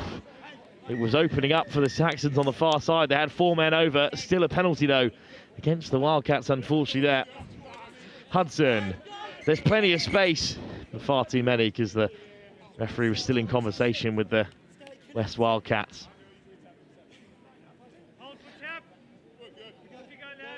Swanson.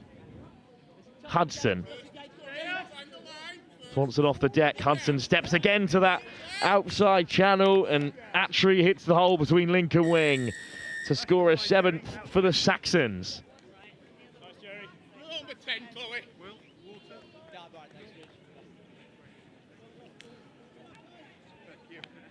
Great play from the Saxons again from that 7. Very clinical once they reach that area so far.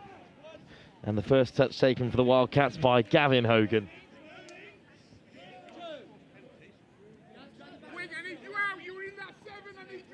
Clark, good carry.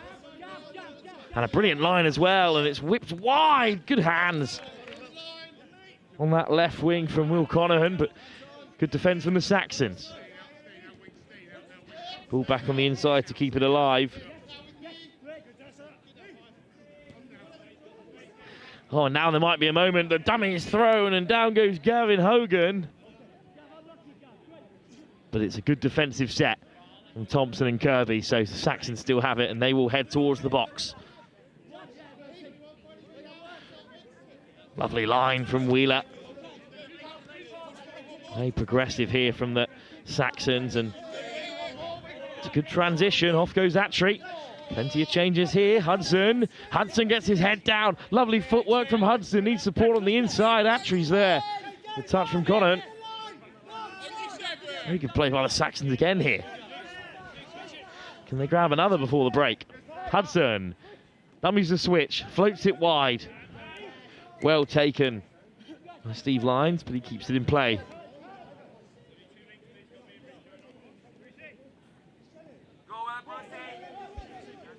First touch as they head towards the box from the Wildcats.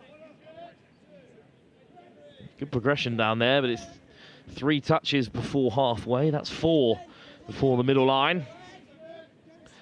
5th touch coming there, so they've got to create off this play. Really good pick-up. They've got numbers over. Dummy switch, and then eventually the pass is given. But Neil Chambers caught on the far side. Townsend. Another weaving run from the Saxons. Wheeler.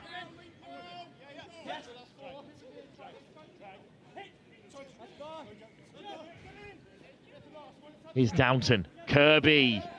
Oh, well caught. Good backtracking there from Ian Hogg. Wildcats have it back.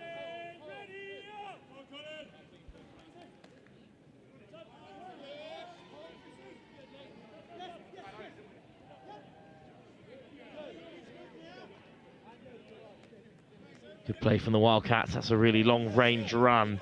We should have them up over halfway. The Saxons are on the back foot here. Lovely weave on the inside from Mike Jacobs. And a penalty. A rare one in this fixture. Been very well disciplined, the two sides. Minute 30 go towards the break. And the Wildcats grab another.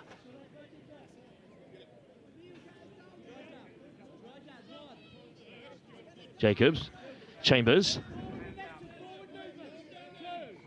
Chambers again. Jacobs. Neil Chambers just cools it all down for a minute, but then he's going to lose the ball. And a penalty for the Wildcats. 7 more at the line. Good end result for them as we approach the break.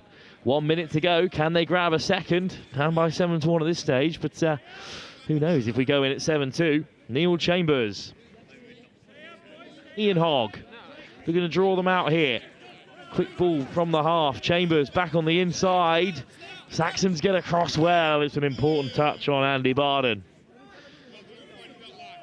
30 seconds. Chambers. Hogg. Nice footwork from Ian Hogg. Almost gets away from Swanson. Chambers. Hogg. Seconds left in the first half. Should have one more strike at the line. Chambers, what a line it is from Mike Jacobs. And that'll take us through to half-time. Brilliant score just before the break. Wildcats still down 7-2 in this men's over 50s tie, but excellent line, a well-deserved score before the half-time interval. We'll be back for the second half in just a few moments' time.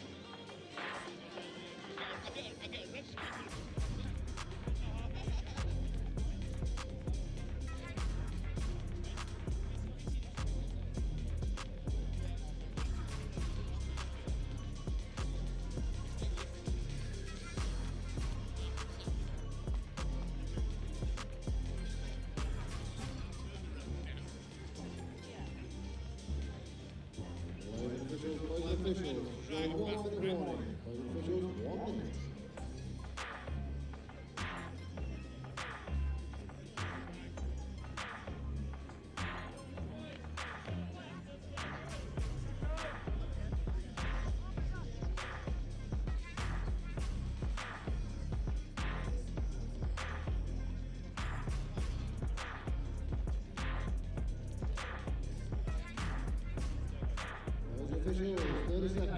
30 seconds until the second half here. A nice moment with the Southwest Saxons bench right in front of us, because Luke Hudson had managed to convince the rest of his side that was game over after the first 20.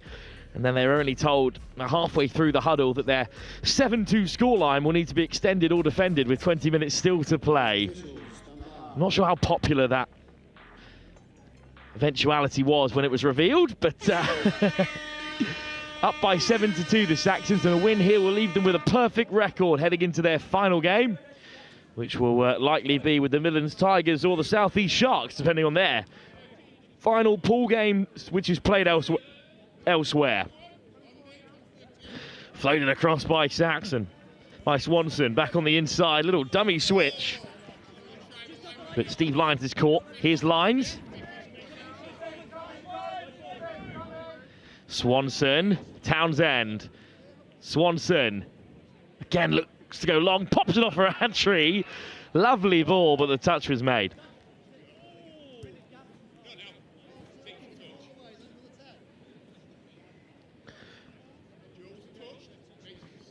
We're building up to our men's open, mixed open and women's open finals over on the stadium field. Our next game here at 2:15 will be the senior women's final. Southwest Saxons take on the Southeast Taipans. Should be a great game then. On Stadium 9, it's the mixed open final. And then our final two fixtures of the day, can you believe it? At 3:10, it's the women's 40s final. The Midlands Tigers take on the West Wildcats. And then we close out with the men's 50s final, which will likely see the Saxons back in play. Lovely ball over the top, and it is regathered as well. Flicked up there by James Barnett. Don't mind that. Swanson comes forward. Townsend. Attree. Good move here for Wheeler. Wheeler spots the gap, and look at Wheeler go! Oh, he is caught on the way through. Just about by Conahan, sorry. And that will be the turnover too.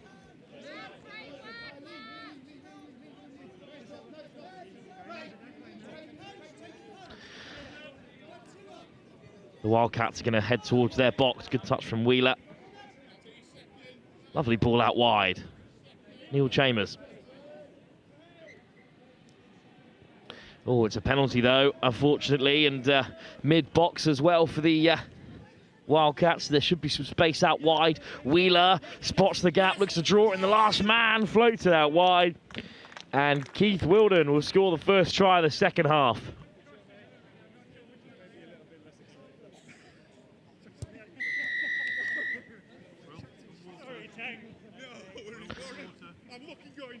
Will be that final play of the game of the day at 4:05, this 50s final. With the 40s concluding yesterday, we've got the senior women's and the women's 40s all to come here on this field.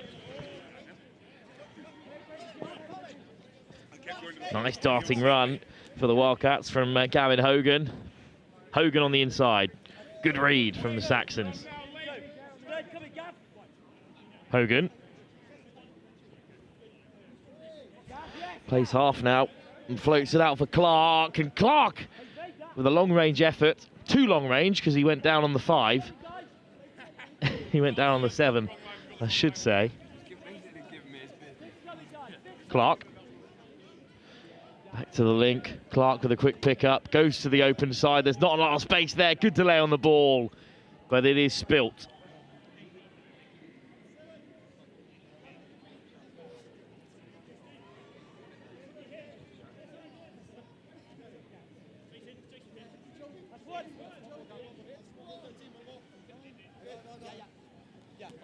Oh, just about juggled there by the Saxons in enemy territory.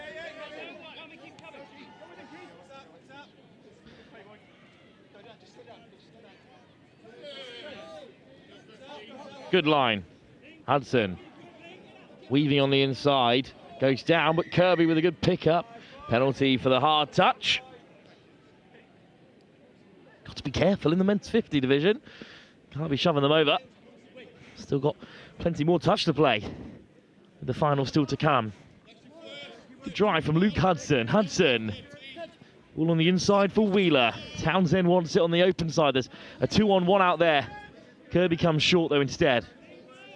Clark makes the touch. Hudson, great hands. Sliding over away from Clark. Touch made.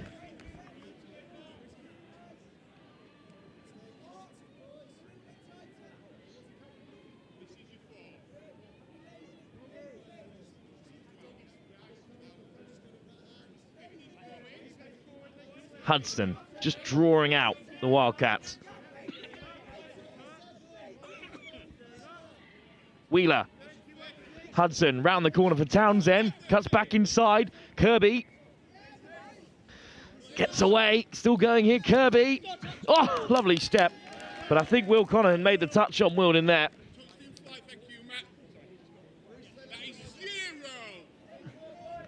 Six more touches.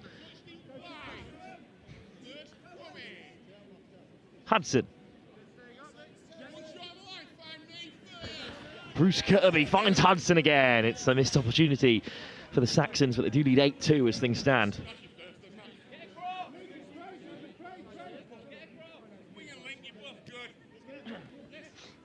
Clark. Around the corner come the Wildcats, but it's been put down. That is a shame. Bruce Kirby, Townsend, Wheeler. Hudson, Townsend, good line. Oh, it's just slightly undercooked as the referee takes a tumble in the backfield as well.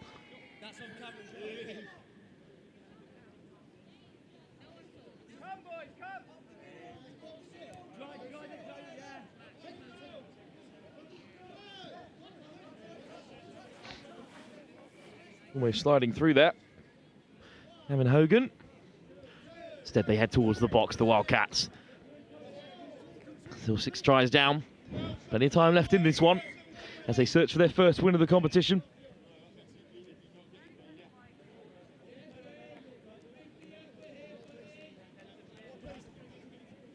Townsend. Luke Hudson. Bruce Kirby. Kirby accelerates onto the outside of Wilden. For the box they go. Changes during the attack. Attry. Wilden. Thompson. Downton on the inside. Downton on the return. Wants a little bit more movement. Attry. Expansive now from Lee Thompson. As Line snuck through there. Indeed he has. Stephen Line scores. Try number 9 for the Saxons.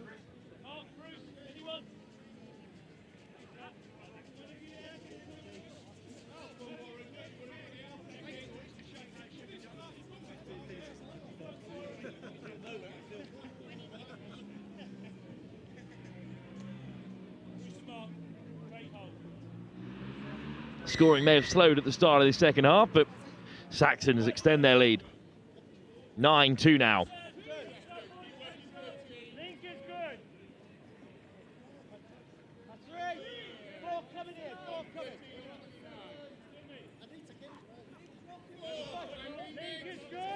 They mind it from Mike Jacobs, and they've worked well here. The Wildcats are up to the 7.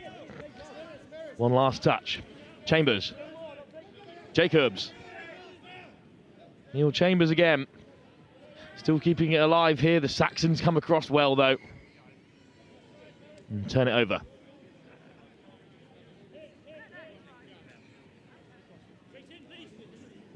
Townsend, good carry.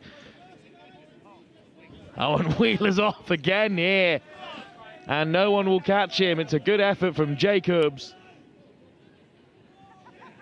Almost lost it on the way through, but with another little swan dive.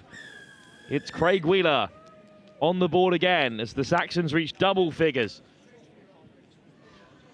60 years old and still got it. From long range this time, great acceleration.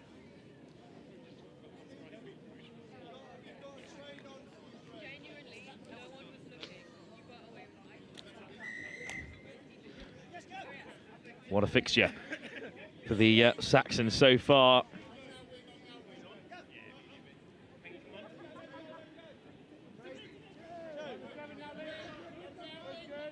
Here come the Wildcats in response. Dropped over the top, but diving touch from Hudson. And there is no disrespect there because Craig Wheeler just came over himself to remind us all that he's 60 and still racing away like that for the Southwest Saxons. Well, they beat the Southeast Sharks by a single score yesterday. They put 10 past the Midlands Tigers and 8 past Northwest Touch this morning.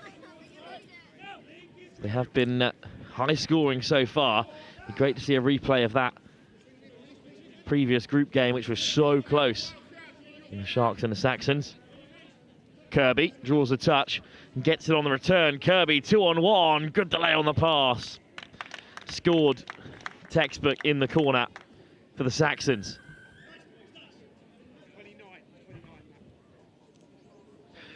Simple 2-on-1. And popping up on the end of it, Matthew Pryor.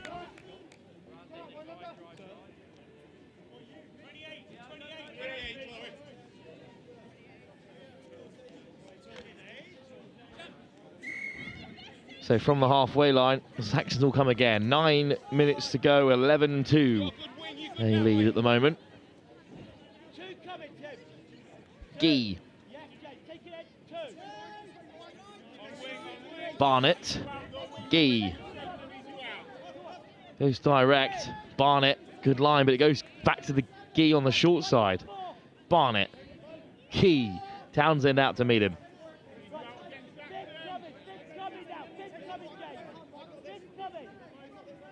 Really good defence from the Saxons, still staying so solid in this late stage. Lovely dummy on the inside from Barnett. Chambers is waiting for it on the edge. And it bounces up before it reaches him, unfortunately.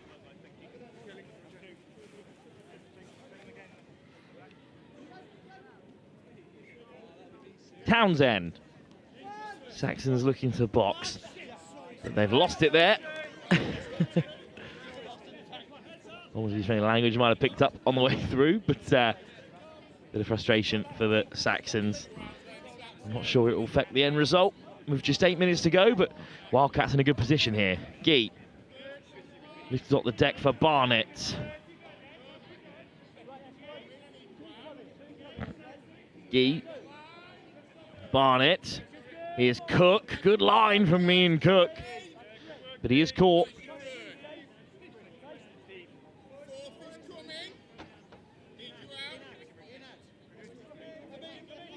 Cook, Gee, down the corner, Cook comes, ends up at half, Barnett, Gee, Barnett accelerates onto the ball, drops it off for Gee, looking for one more, but couldn't get it away. Shut down off the wing by the Saxons.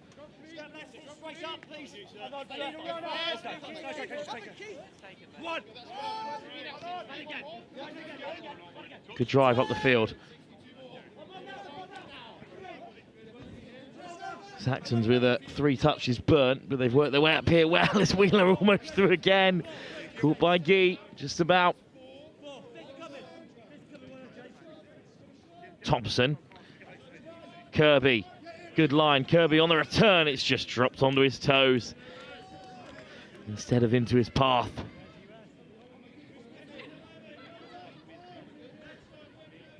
Still 6 minutes on the clock here.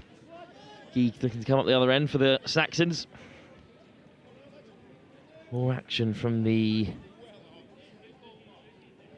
older edge of the competition, of course, here on Field 1, because we've got an important national pool game in the women's 40s. It's the Midlands Tigers in action against the West Wildcats, who are both currently top of the table. So they could be playing each other in back-to-back fixtures if that game is a draw, because the South East Sharks are out of sight. So it's essentially a two-legged final, which is pretty exciting to see between the Tigers and the Wildcats. That's our next game. Apologies, that's our game to come after our senior women's outing between the Saxons and the Taipans, which is the senior women's final. Hudson. Attry Court. Joe Swanson.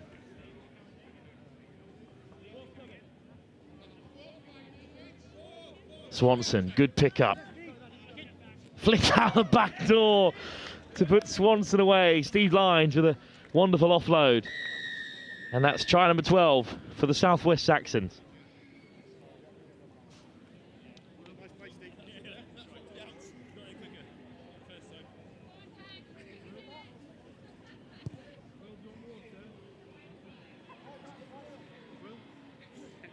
There's 5 left to play here. The Saxons well out in front and on their way through to a final.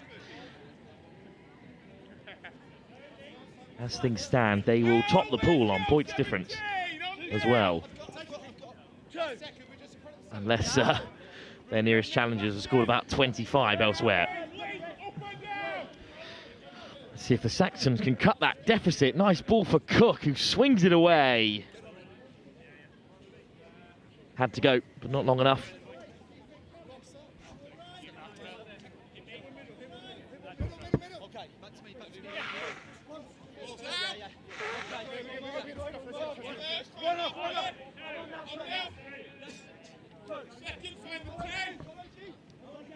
Back come the Saxons then.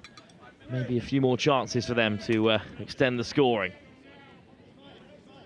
Swanson. Downton. Downton gets away. Nice ball off the deck from Attry. Swanson.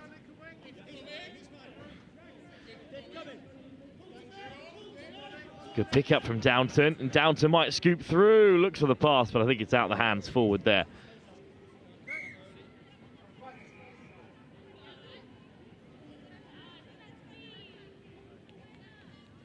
And Attry gets back to his feet. He just caught it on the hand there, a little uncomfortably. He's fine to continue. Yeah, that's forward there. I think he just got caught in the eye a little bit there, but thankfully all right. Nothing intentional from Mike Jacobs.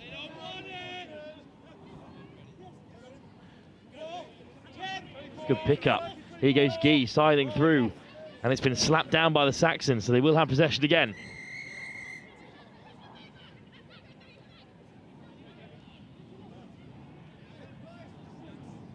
Ball wide from Swanson. 12-2 it remains. Now looking to set something up here from the penalty on halfway. Practically a restart for the Saxons now, who are certain finalists in this men's 50s division. After a flawless performance, they've beaten everyone else in the pool stage, and they still top the standings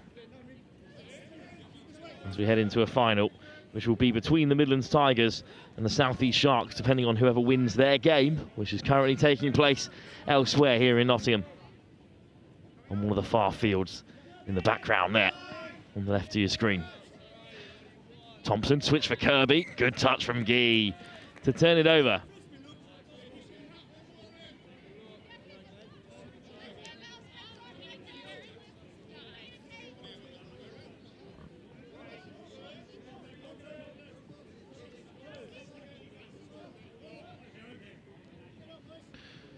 Lovely work round the corner.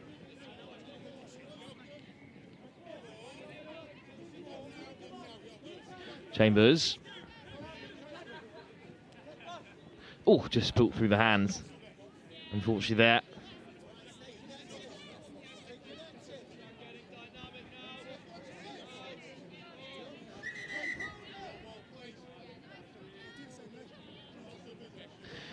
One last chance maybe with a minute to go.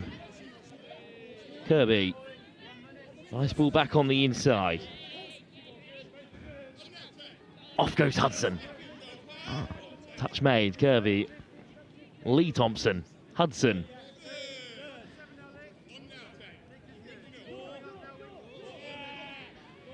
Touch taken, Kirby, Hudson, good line. This to finish with a plum, intercepted by the Wildcats. Penalty coming, so 30 seconds left for the Saxons to grab one more as they prepare for their final game.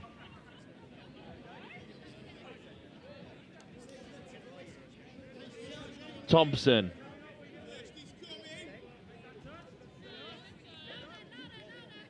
Going to draw the Wildcats out one last time. Wheeler accelerates away, and it's another assist for Wheeler and another try for Keith Wilden. And the Saxons finish the game with a flurry. 13-12, they are victors, and they're through to the final.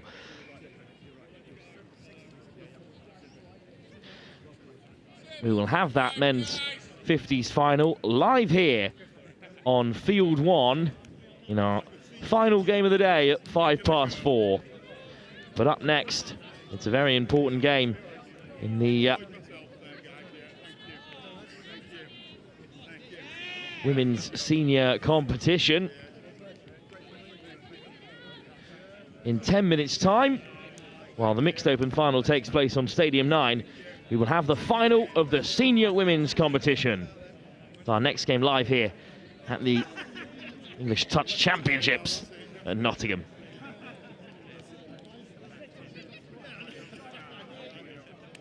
I'm Mark Alders, England Men's Open head coach. My name's Martin Wright, and I'm the head of the women's programme for England Touch. Hi, I'm Tim Osborne. I'm the England mixed open coach.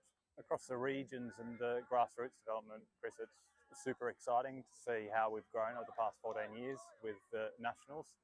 This time of year is pretty important for the elite end of the game because we get to see our open squad players perform in tough environments, and that helps us with selection through to the next international tournament. Nationals is super important for us. It's the one point in the year where the whole country comes together, all the different regions competing really hard, playing amazing touch, but also great to see the community all together for this weekend. It's a really important weekend for us. This, whilst we see the players at camps, you get to see them in a live environment here. So very, very important. We have two objectives.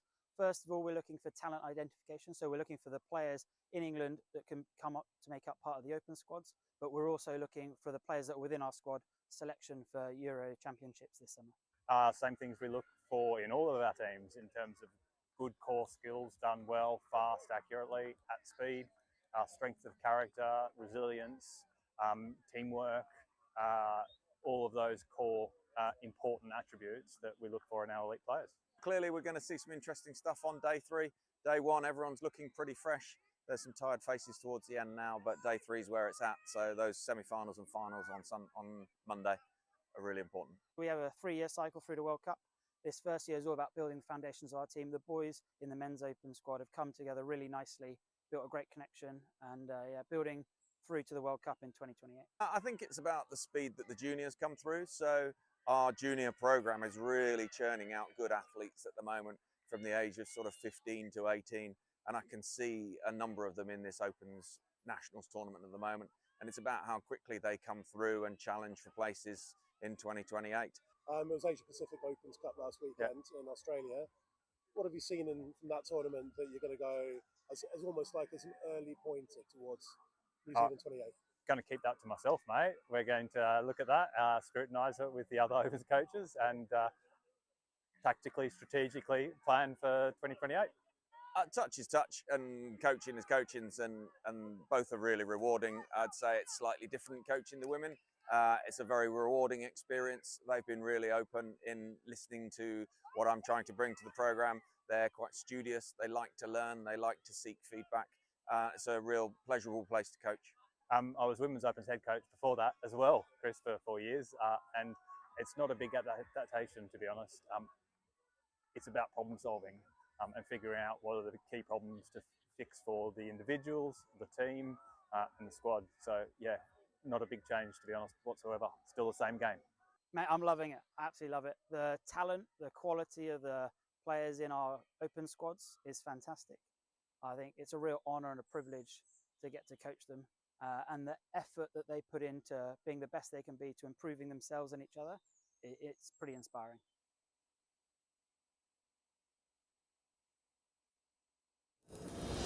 There's work to be done, timelines to be met, results to be delivered.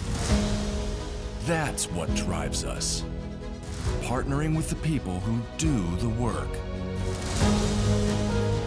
Getting more out of every hour. In a world of diverse markets, it's about listening more, talking less, truly understanding what's being said, solidifying belief and peace of mind, collaborating and designing yellow iron built tough, built to last, helping our partners embrace the work ahead, day after day, month after month, year after year. It takes words backed by action, words fueled by our founder, Gary Vermeer. There has to be a better way. Not just a phrase, but a timeless mantra that lies at the heart of every machine we build. Productivity has a name. Vermeer.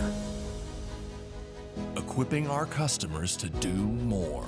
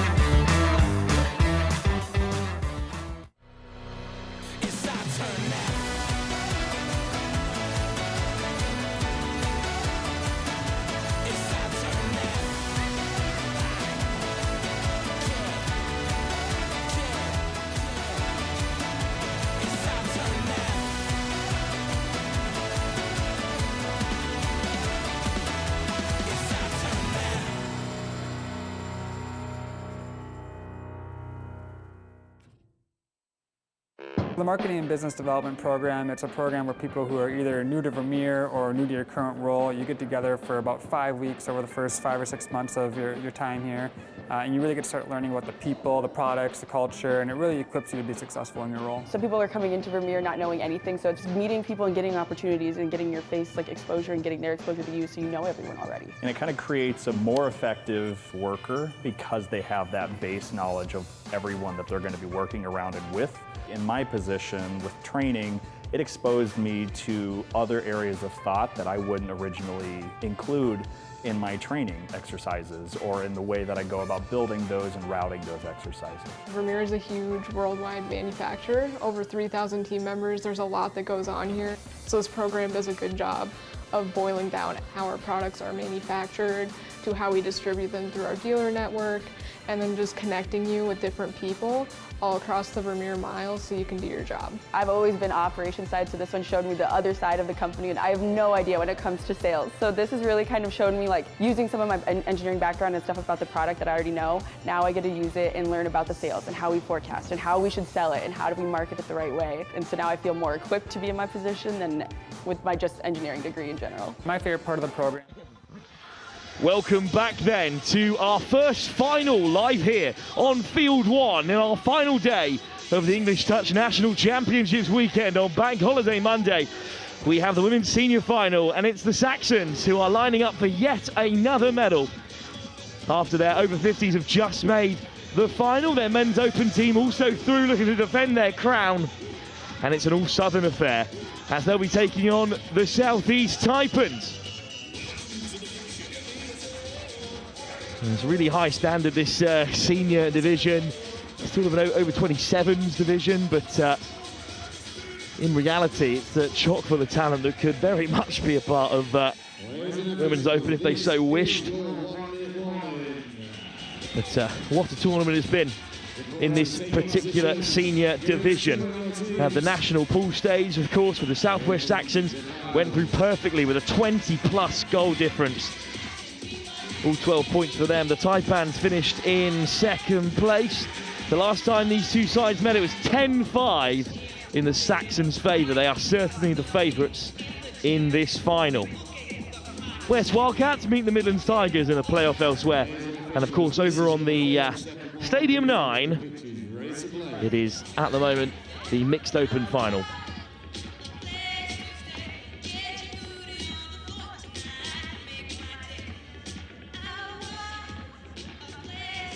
We are just moments away from kickoff here. Let's run you through the two sides in action while we have that time. Barrow, Waters, Clary, Adams, Brown, Clark, Zipherus, Coffin, Mendes, Blaylock, Jones, Parry, Bateman and Baby all out there for the Taipans. Balbeo, Bewley, Colton, D. Fondemere, Evans, Fielden, Stewart, Forsyth, Grant Walker, Gratian, Guarino, Huang, Thomas, Trenery, Tucker, Williams and Willoughby all in light blue as they go herring down the line here. The Saxons right to left in our first period of 20 minutes. The bright red of the Taipans with possession going left to right in response.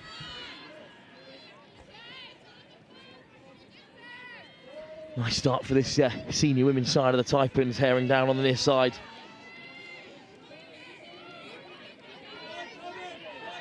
Expect real pace here to very nearly match the women's open level, of course, as Zipherus goes herring away down the left. Her pass, though, is caught, and the Saxons have it back again. Dealt with from the first restart. Lovely darting run up to halfway.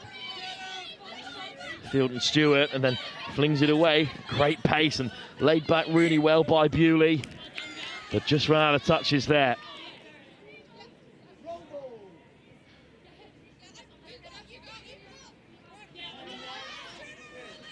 Jones flicks it off the deck for Zipherus.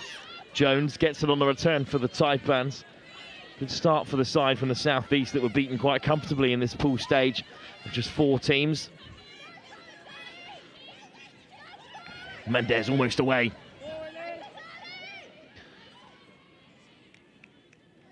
Holly Waters trying to sneak through, but they're out of touches there, so the Saxons back with it. It's an interesting division, the senior women's, because there's not a lot of call for it. It's really just because of the influx of young players that have recently joined the touch setup, especially since the World Cup and since the schools network was expanded. There's a lot of youngsters coming through who are breaking into the women's open side. Lots of talented players who are certainly not yet ready to join the ranks of the 40s women's, or at least just don't qualify based on their age, but are being slightly outrun perhaps by some of these new gen talents who have obviously been playing the game of touch their whole lives. So the senior women's category fills that gap, but plenty of these players could take the step into the women's open if needed. And a long dive from an awful long way out from Erin Blaylock. There'll be a lot of women's opens international caps out there as well as England senior caps too, because it's one of the most hotly contested divisions back at the World Cup 2 years ago. Mendes lays it back. Waters, Mendes goes wide. It's overcooked and away from Rachel Bateman. Not a bad shift though from the southeast Taipans. The Saxons got a long way to go to get to the box. Good hands. And a hint of an overlap there and a weaving little run. But suddenly short-handed from the box. Eventually the enforcements come. Ashley de Fondemere. Driven back. Some good line speed from Blaylock. Gratian. Skips away. Thomas. Gets the pass away, but is eventually caught there. Ashley de Fondemere. Very heavy touch. Right on halfway. Blaylock. Mendes throws the dummy. Good line from Blaylock as they head towards the box. Changes incoming here. Adams with a great break. And what a pick-up. And the delay on the pass almost puts Elena Brown in, but good defence from the Saxons. Great start to the final for the Southeast Taipans.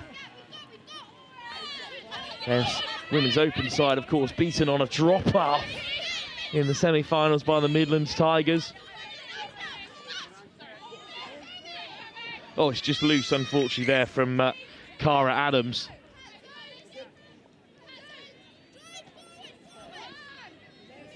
Touch there on Clark. Bewley. Some good work there. It's back with Clark. Jones. Nice ball over the top. Adams keeps control. Good line from Blaylock back onto the field again. Not a long rest for the women's seniors, but a penalty spotted by the umpires.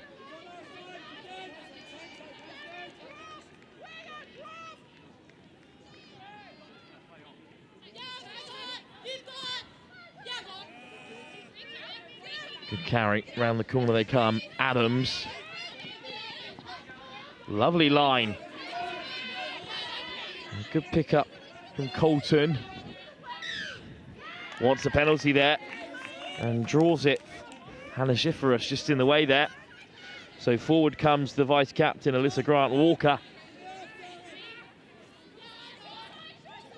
Gorino, Walker. Tucker, it's back round the corner hit for Trenery. Trenery, good pick up, but it's beyond the outstretched grasp of Alyssa Grant-Walker, and Taipans can look to break. Good first real attack in earnest for the Saxons, who've been under pressure so far from the Taipans. Zipperus with a good drive, but the pass on the inside is loose. Chance for the Saxons.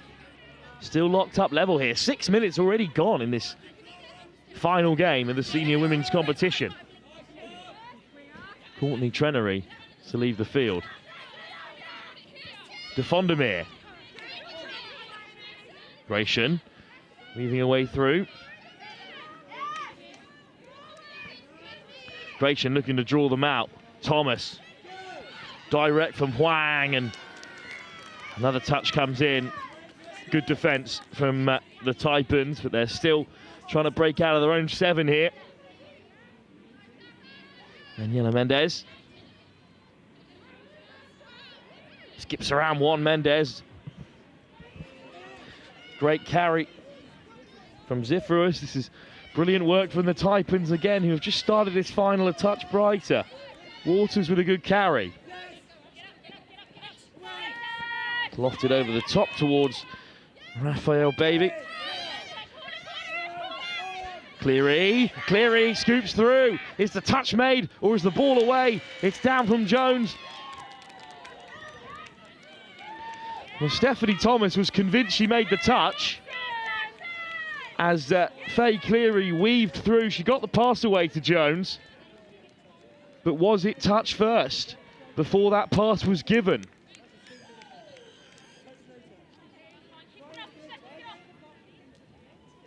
Finally, the score is confirmed. And Georgia Jones has the first try in the final. Well, this was the scoop through from Cleary. It's good acceleration.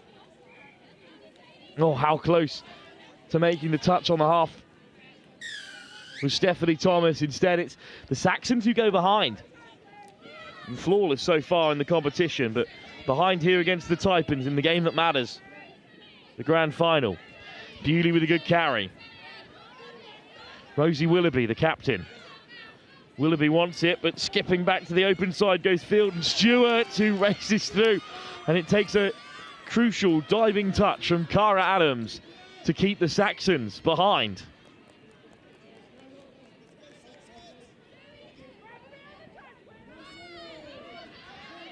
Mendez, look at the pace that Daniela Mendez can bring to the ball.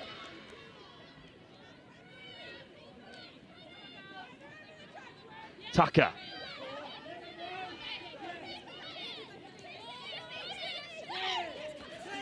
Barrow with another good carry. Oh, great hands right on the toes from Hannah Zipherus. And then the ball is put wide and a diving touch comes flying in. Touch and pass is the call in the end. Great defence from the Saxons. Thought that Rachel Parry could have been a way to score. And instead it will remain just 1-0 to the Taipans. Saxons back with it. As they'll likely head towards the box here. There's plenty of keen women on the sideline here, ready to enter the play. Big dummy to slide through the hole. Still going here.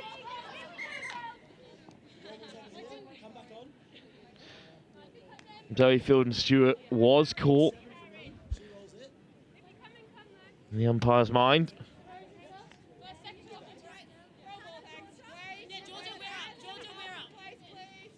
Fielden-Stewart lays it back. Still only first touch. Fielden-Stewart now will leave the field. Great run again from the Saxons. That's good momentum from their first 2 touches. Courtney Trenery. Nice ball back on the inside. Trenery, quick pickup. Needs to fill it loose. Throws the dummy, but is caught by Barrow. Penalty, though, for the Saxons. Big chance for the equaliser here. Alyssa Grant-Walker and Courtney Trenery taking control. Trenery. Grant-Walker. Trenery. Floats it over the top. Beautiful pass. Forsyth scores in the corner. Trenery with the missed pass. Forsyth with the finish. Trenery taking control there. Just floats it over the top. Perfectly weighted for Ella Forsyth, who scores for the Saxons. And we're level again.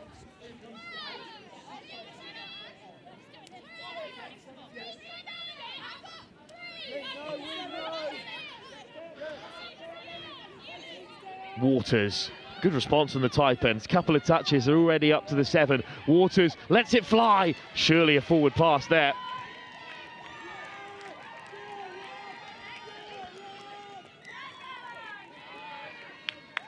Well, it is a forward pass, but it's a penalty. So a fresh set of 6.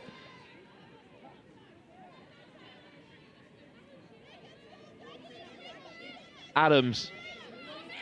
Cleary ships it on. Mendes gets onto the outside, finds the winger. Bateman caught. Mendes. Bateman again. What a finish from Bateman. But Abby Colson makes the touch. Mendes. Shipped all the way along to Adams. Good pick up. Adams on the return. Adams goes herself. And this time is scoring. Cara Adams reaches out. Saxons offside, unfortunately, there for them. That touch was fine. Just couldn't retreat quick enough to the 5. And in this women's senior final, it's the Taipans who take the lead again. And a mistake right on the off robs the Saxons of an opportunity to respond.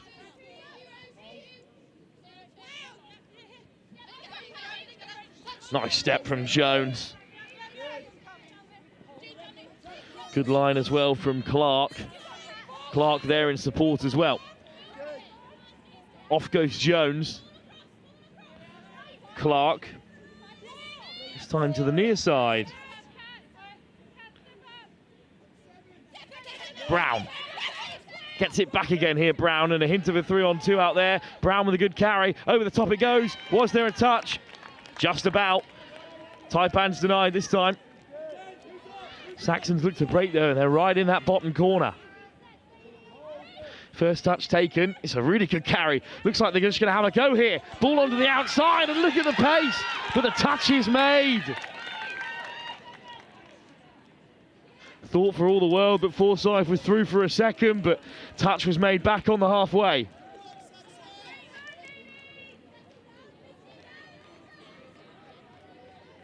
And I think we are going to restart with a Taipans penalty.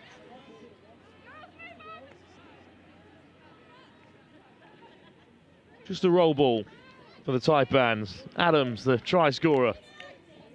Zipherus back on the inside. Looked a little forward from here. Barrow. Zipherus. Barrow.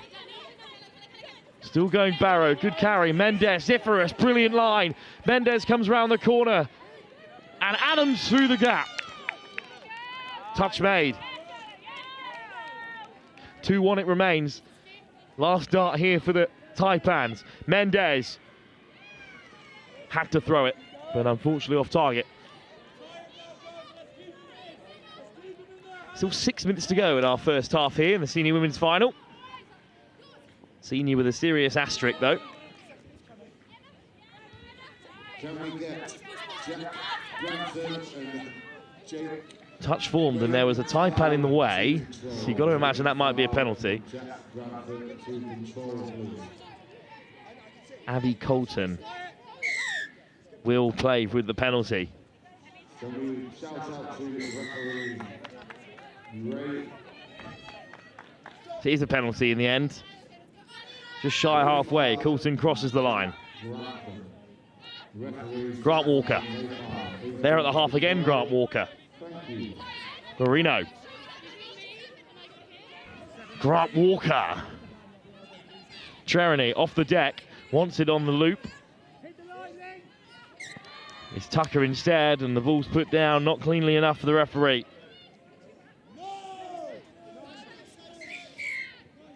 And 2 penalties in quick succession, unfortunately, for the Saxons. What a performance so far by the Taipans, who were beaten 10-5, to remind you, when these sides met in the group stages yesterday. Mendez ships it on. Around the corner, Daniela Mendez, and Barrow hits the box. What a carry from Blaylock. And that might open things up here for Holly Waters. Faye Cleary. Waters. Cleary. Slapped down by Grant Walker. 6 more for the Saxons to deal with. Holly Waters. Cleary. Waters. Caught by Grant Walker. Quick pick up though. Cleary. Waters again. Right at the 7 now, the Taipans looking to sneak through on that corner. And they've actually lost possession as well. Just rushed their touches there. Unlikely, though, for the Saxons to be able to trouble them from here without something special. Good pressure from Jones. Colton with the drive. Trereny, Colton on the inside. And she's beyond halfway, the winger. Courtney Trereny leaves the field and placed by Gratian. Gratian there at the half. They just ran out of touches there. It was a good move from the Saxons. Trading blows here, both teams at the moment in terms of that completing their full set of 6, but just unable to penetrate any further. Georgia Jones, and then taken in by Waters, and changes coming for the Taipans. Floated across for Mendez, caught by Colton, big touch. And then the pass was made. So Colton did in fact make the touch and pass is the call. Penalty for the Saxons, big opportunity for them with a set of 6 on halfway. Gratian, Fondemir. 2 players come rushing out in red. And the corner comes Emma Bowley, stepping inside and out. Good footwork from Bowley. Field and Stewart. Zoe Field and Stewart almost through here. And it's Willoughby. Rose Willoughby caught, but I think there's a penalty coming here for the Saxons. In fact, it's a turnover instead. 2 minutes to go in the first half. Taipans lead by 2-1 against the undefeated Saxon senior women's side in this gold medal match.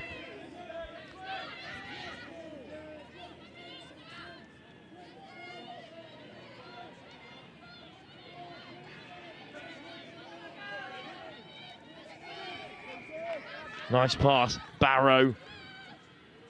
Oh, it's just wide, unfortunately, there. Just touch and pass, I think, was the eventual call. Saxons maybe with one last go before the break. Certainly lots of energy off this near side box. Good carry from Grant Walker. Can that set something up for them here? Guarino. Oh, it's another penalty.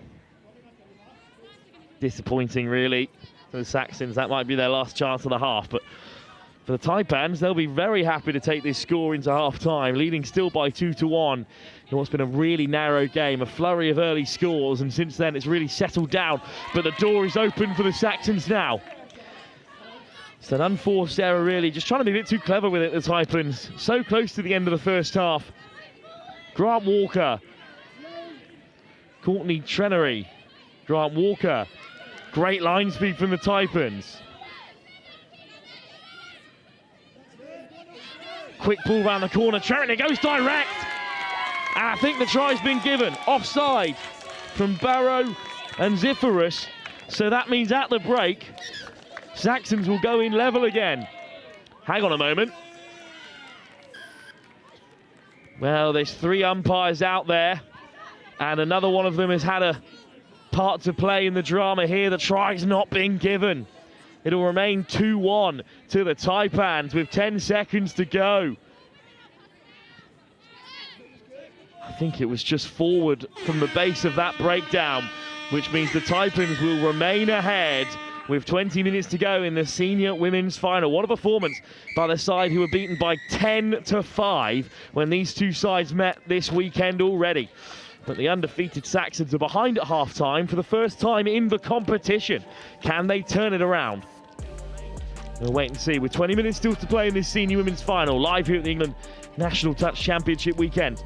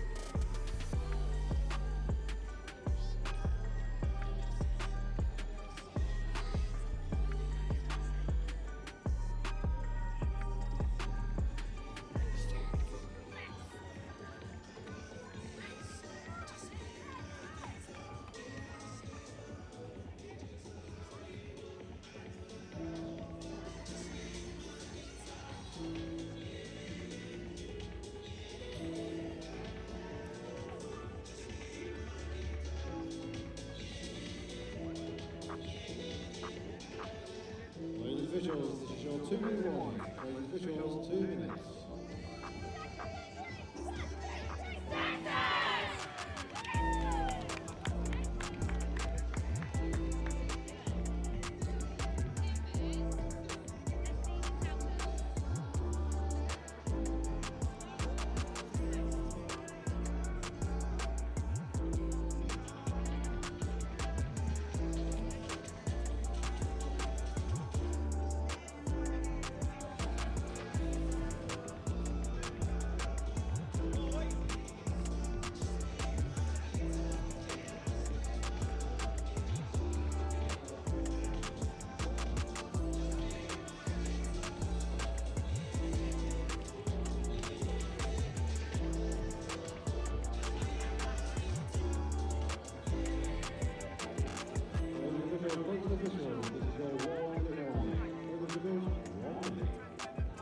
Welcome back then to the second half here of our women's senior final. It's the Taipans who hold an unlikely lead against the undefeated Saxons with 20 minutes still to play. The Taipans are going right to left in this second half in the red and black, with the navy to light blue shade of the Southwest Saxons, who are going to be involved in quite a few finals today, with their men's senior side making the final and their men's open team as well as their women's side here at senior level. Senior, of course, being those 27 and above. And the Taipans, who were beaten by the Saxons rather convincingly in the pool stage, currently lead by 2-1. What a final they are having. Hannah Ziferus to tap us off here for the second half here. 20 minutes still to play. Ziferus, direct straight away. Good take from Mendez, off the deck. Mendez, Barrow, Ziferus, Barrow again. Great start for the Taipans here. They should have a strike at the line from their first set of 6. Barrow, Mendez, Ziferus. Can they keep it alive here, the Taipans? They've counted it right. They'll have one nice strike here. Oh, what a take! And what a finish from Cara Adams. And the score has not been given, but a penalty has been. Fresh set of 6 at the 7 here for the Taipans. Barrow. Good Saxons defence so far. Being really well manipulated by this side. Adams going for the corner. There's 2 in blue there to shut it down. Close again from Adams, who was already on the score sheet today in this final. Barrow. Good acceleration on this near side from the Taipans, and Mendez over the top for Barrow. Was the touch before? I think Huang made it. Good touch from Jenny Huang. Only a few more phases to defend here. The Saxons, to be a really important defensive shift for them. Ziferus, Adams, and shut down on the edge again, and that's the turnover. Well, good work from the Taipans to head into that far corner. And the roll ball is loose, and an opportunity presents itself to the Southeast Taipans. Really big defensive shift. Next try could be crucial in such a narrow encounter. Head down, straight for the line from Blaylock. Mendez has it under control. Blaylock. Mendez. Another high press from Jenny Huang. Great defense from her in the start of this second half. Mendez directing traffic. Blaylock, really good acceleration. Mendez, perfect pickup. Blaylock! 2 more, making the touch for Saxons. Just one last defensive effort here for them in the senior women's final, and it'll be a really good start to the second half. And Blaylock's caught, turnover Saxons. Twice they've denied the Taipans from close range. Is that a sign of things to come? Still trailing by a single try, of course. Little bit loose at the box. Mendez intercepts it. Shooting themselves in the foot here a little bit, the Saxons. That's twice they've given it away. Ziferus, same attacking pod out there. Still working hard, the Taipans. Barrow, Ziferus. Great pick up, and Barrow slides in, looking for that offside call. Doesn't come this time for Emma Barrow.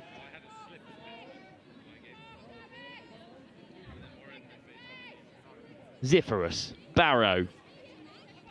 Jones puts it down. So an unforced error to allow the Saxons to get away here. And some fresh legs as well to fend in the attack. Another penalty. It's the 3rd turnover inside the Saxons' half already. Barrow caught for the high line speed. Manages to get it away to Jones. Adams. Jones, they are making changes while they're looking to create opportunities here. Bailey off the deck. Really good line speed from Trenery. Adams looking to carve another way through. What a mammoth defensive shift from the Saxons. They've done so well to keep the Taipans out for this long. Still knocking on the deal here, the southeast side. Interception! Trenery picks it away. Plenty racing after it here, and Trenery's going to be caught. But she's made it 60-70% up the field. Really good chase back by the Taipans. And Trenery continues to run. Real pace from Holly Waters to get back and shut it down. But suddenly the Saxons in the ascendancy. There you go, there's the touch finally.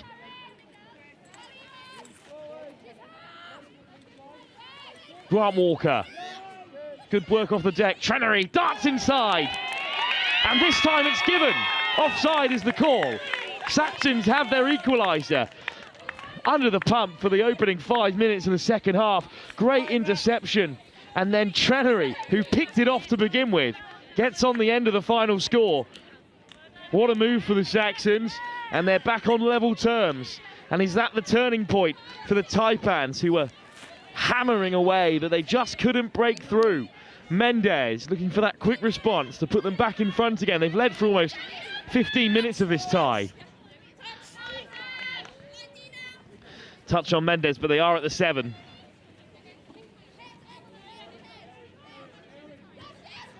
Put down.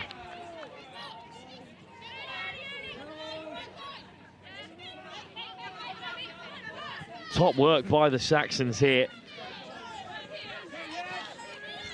Because the Taipans have given very little away, but they've managed to weather a defensive storm and on the front foot from the interception, and now driving again. It's an excellent pickup from Zoe Fielden-Stewart.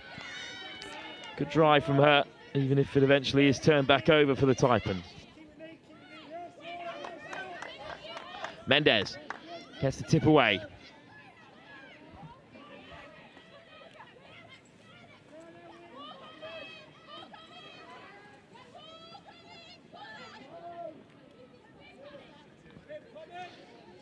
Barrow. Zipherus looks to get on the outside of the first press. Good pick up from Jones, and Jones is looking to test the Saxons here. Barrow whips it away. Touch and pass, and it was a 3-on-1 in that corner. Saxons get away with one there.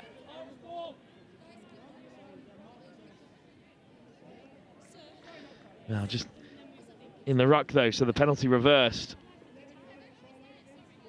Jones, Zipherus, Barrow. Good line speed from Fielden-Stewart. Barrow, Clark.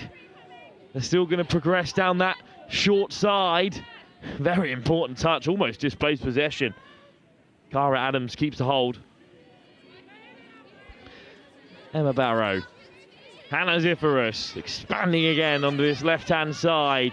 Barrow, diving touch from real range from Fielden-Stewart. Back to the 7 they go. Just a few more chances in the chamber here. Barrow, long pass, good hands. Stepping inside and out again on that far side, Rachel Bateman, but unable to get away. We're still level here. 8 minutes gone in this second half. Saxons have managed to get back on the board through Courtney Trenery. Interception and then finished off the move.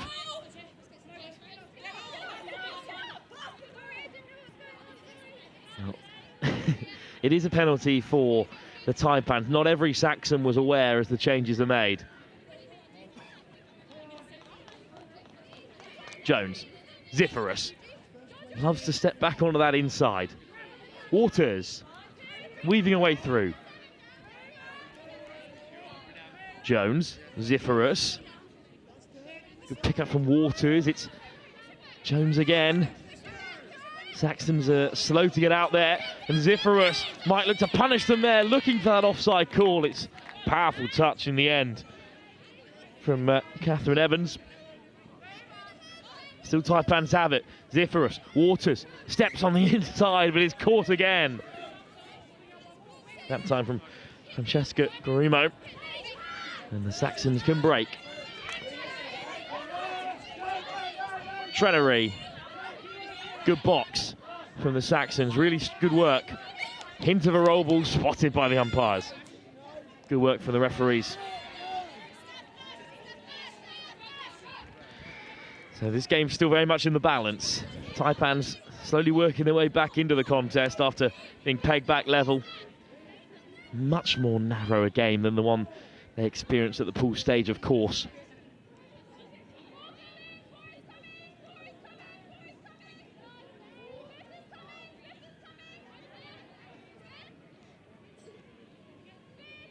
Powerful touch, but a good pickup and a chance for the Taipans here. Sliding all the way through goes the number 2, Elena Brown, but quarters half, so Gratian gets it on the return.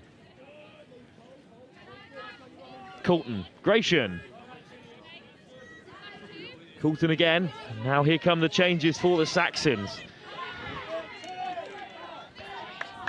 Really strong carry on this short side from Thomas, but unfortunately it was turned over for the Taipans. Well, they're making changes as they attack again, the Taipans, so a little bit short-handed on the far side. In come the changes, though, now. Mendez passes to ground. Turnover a little bit further up the field now for the Saxons. What can they create with it? There's your first touch. Ooh, lovely darting run to get away. Really good carry on the second again from Field and Stewart. And they progress down this short side. Here come the changes. 2 more touches in the chamber. Trenery. Play on. Offside is the call. Trenery almost dancing all the way through. Eventually caught. And that was the 6th touch. Still 2-2. Less than 10 minutes to go now. Next try feels like it might be consequential. Good pressure on Raphael Baby, and then Baby at the half. Nice ball inside. Oh, it's just floated in the path of Waters. Alive to the effort. Clark, good pickup. Saxon's backpedaling. Waters puts it down.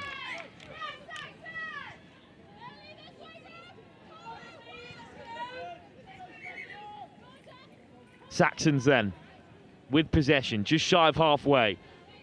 8 minutes left on the clock. Tied up at 2-2 after scoring first, and it's a brilliant run to get things started. Oh, but loose on the deck, unfortunately, from Alyssa Grant-Walker. And they're going to be marched back even further here.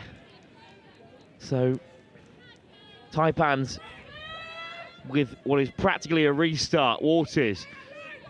Jones made it halfway towards the line with those 2 carries. But the Taipans making substitutions mid-attack has stunted them again here for the moment at least. Now it might open up for them. Flung wide, just a little bit too ambitious on that occasion from Erin Blaylock.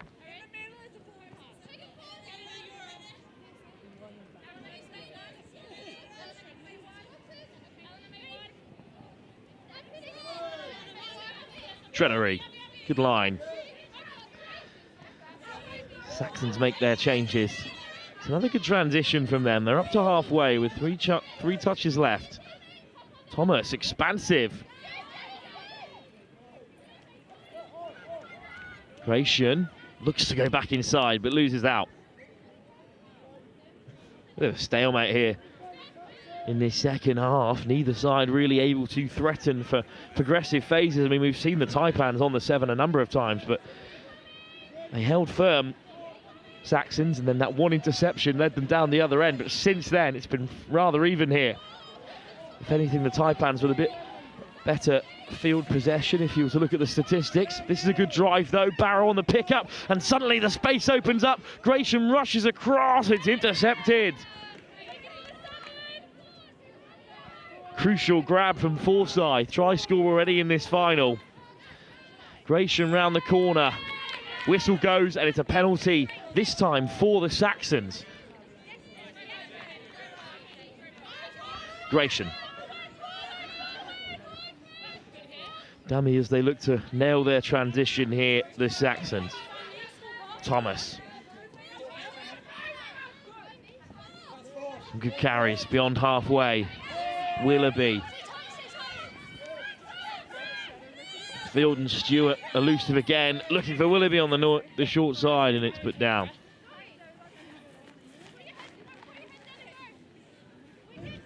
Taipans a long way from home here in this bottom corner on the opposite side to their box.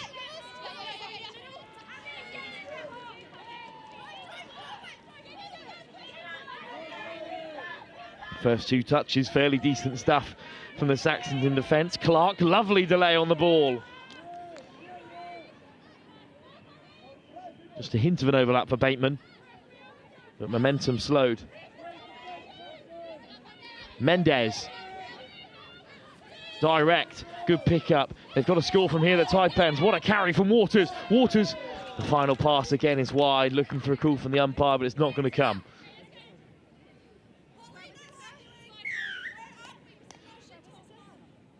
Just 5 minutes to go until we're heading to a drop-off.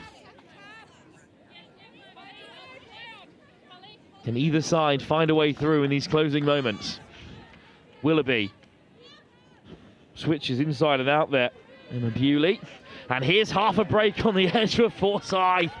Good pace, just caught. Crucial touch from the Taipans. Willoughby. It's a great carry. Once again, plenty of yards today from Zoe Field and Stewart. Grant Walker. Field Stewart, Grant Walker. It's slapped down by Mendes. It had to be as well. Almost grabs the intercept. Just like the Saxons at the start of this half. Instead, it's Grant Walker. Willoughby, the captain. Rose Willoughby hands it off. Willoughby at half. Flicks it up again. Chance here for the Saxons. Not this time for Zoe Field and Stewart. This could decide the game here. 4 minutes to go. Willoughby, Field and Stewart, Rose Willoughby, Zoe Field and Stewart dances through, but is she caught? Try given! Cleary offside. Saxons in front. Saxons finally in front. This is tough for the Taipans to take. They've been terrific so far. They've led for most of this game, pegged back early in the second half, and now late in the day, they trail for the first time in the contest. What a comeback from the Saxons, who might have thought they had this wrapped up after going undefeated through the group stage, but Taipans have hit top form at the right time here in Nottingham in this Women's Seniors final. Well, they've got a chance, though, to equalise here. Back at the 7 after a great transition. Diving over goes Adams. Well, they've given it. 2 there in the corner. Saxons weren't ahead for long. 2.5 minutes to go. We're level again at 3-all. It's a second of the contest for Cara Adams. Take another look at it here. There was the touch from Trenery. Trenery on the retreat. She doesn't get back in time.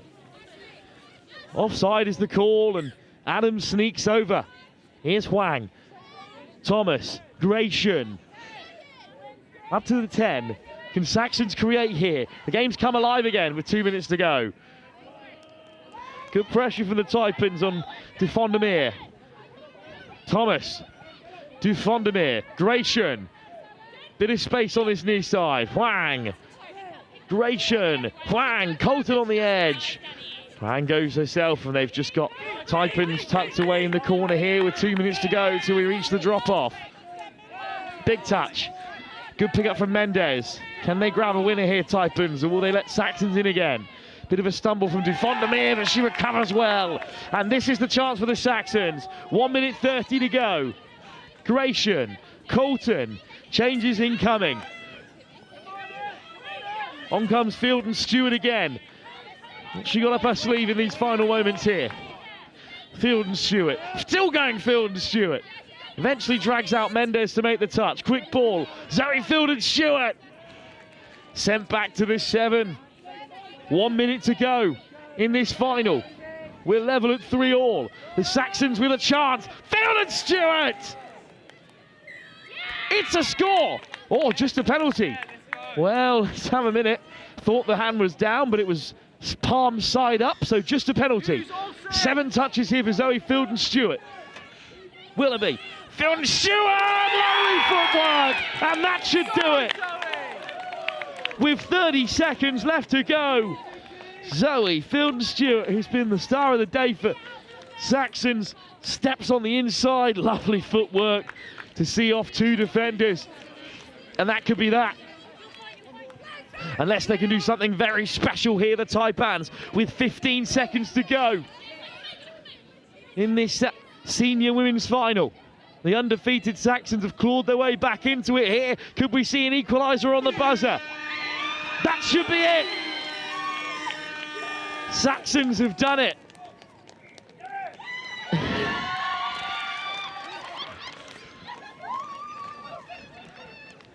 (10-5) when these teams met in the pool stage, but it was nothing like that today. The Southeast Taipans put in a fantastic performance, but the undefeated Southwest Saxons claim the senior ladies title. A fantastic comeback with 3 late scores in total, but the one 30 seconds before time from Zoe Fielden-Stewart was enough to seal the game. What a final here for you on Field 1 at the England Touch National Championships weekend. Just about avoided the drop-off, and that's good because we've got more big games to bring you here, of course. Up next on Field 1, with kickoff due in 10 minutes' time, it is the national pool fixture in the Midlands Tigers and the West Wildcats, which may as well be the final, as they're the 2 top sides in the competition. We'll be back in 10 minutes' time, live here. But congratulations to the Southwest Saxons, who are your ladies' senior champions.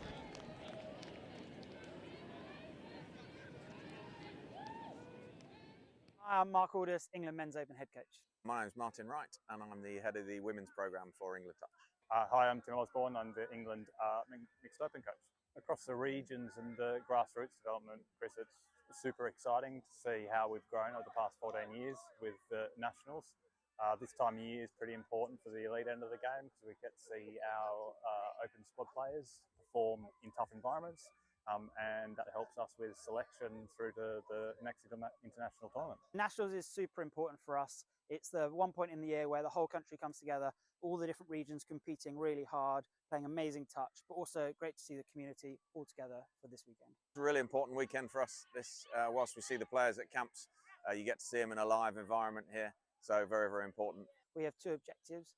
First of all, we're looking for talent identification. So we're looking for the players in England that can come up to make up part of the open squads. But we're also looking for the players that are within our squad selection for Euro Championships this summer. Same things we look for in all of our teams in terms of good core skills done well, fast, accurately, at speed, strength of character, resilience, teamwork, all of those core important attributes that we look for in our elite players.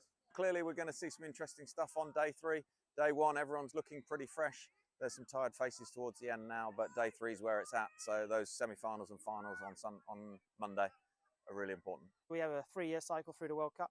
This first year is all about building the foundations of our team. The boys in the men's open squad have come together really nicely, built a great connection, and building through to the World Cup in 2028. I think it's about the speed that the juniors come through. So our junior program is really churning out good athletes at the moment from the age of sort of 15 to 18. And I can see a number of them in this Opens Nationals tournament at the moment. And it's about how quickly they come through and challenge for places in 2028. It was Asia Pacific Opens Cup last weekend in Australia. What have you seen from that tournament that you're going to go as almost like as an early pointer towards New Zealand 28? Going to keep that to myself, mate. We're going to look at that, scrutinise it with the other Opens coaches, and tactically, strategically plan for 2028. Touch is touch, and coaching is coaching, and both are really rewarding. I'd say it's slightly different coaching the women. It's a very rewarding experience. They've been really open in listening to what I'm trying to bring to the program. They're quite studious. They like to learn. They like to seek feedback. It's a real pleasurable place to coach. I was Women's Opens head coach before that as well, Chris, for 4 years, and it's not a big adaptation, to be honest. It's about problem solving and figuring out what are the key problems to fix for the individuals, the team, and the squad. So yeah, not a big change, to be honest, whatsoever. Still the same game. Mate, I'm loving it. I absolutely love it. The talent, the quality of the players in our open squads is fantastic. I think it's a real honour and a privilege to get to coach them. And the effort that they put into being the best they can be to improving themselves and each other, it's pretty inspiring.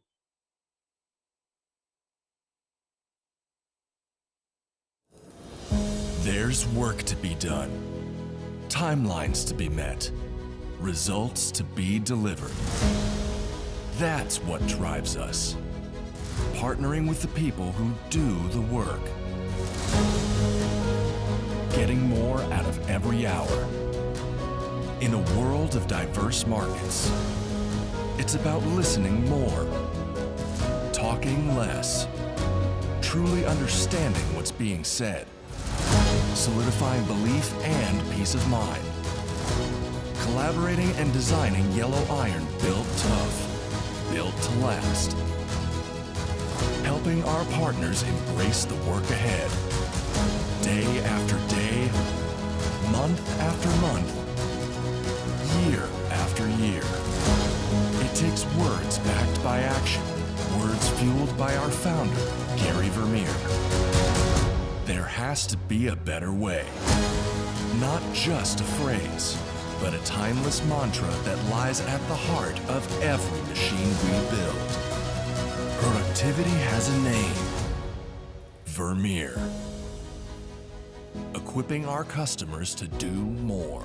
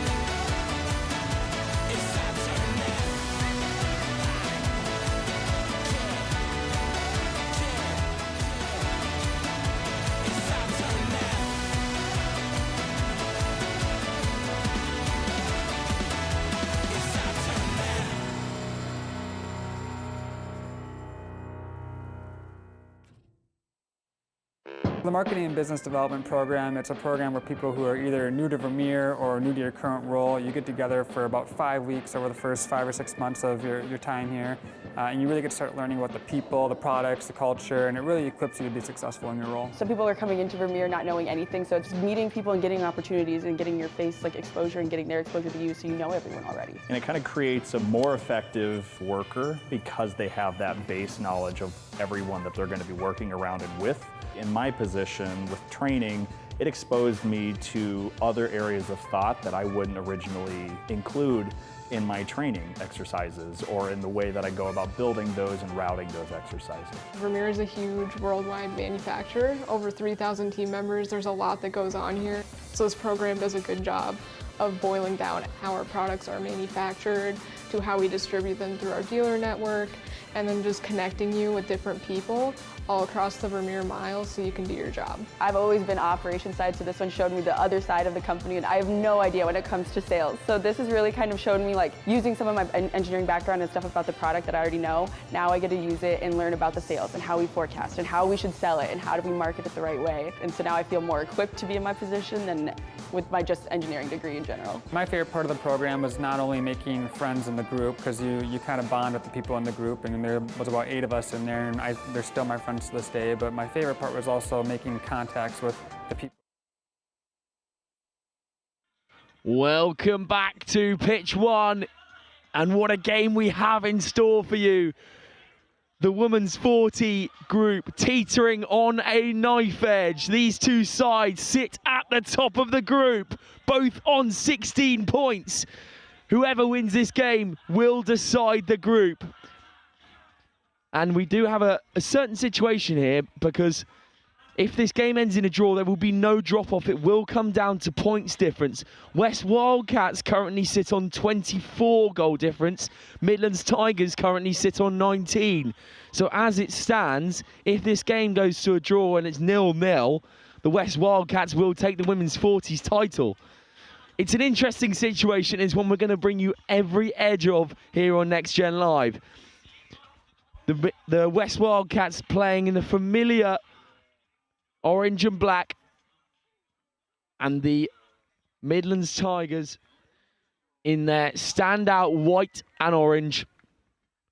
It's going to be a cracker here. And this game to decide the women's 40s division, they do tap us off with the klaxon. Here go the West Wildcats, who start strong. They cut back inside.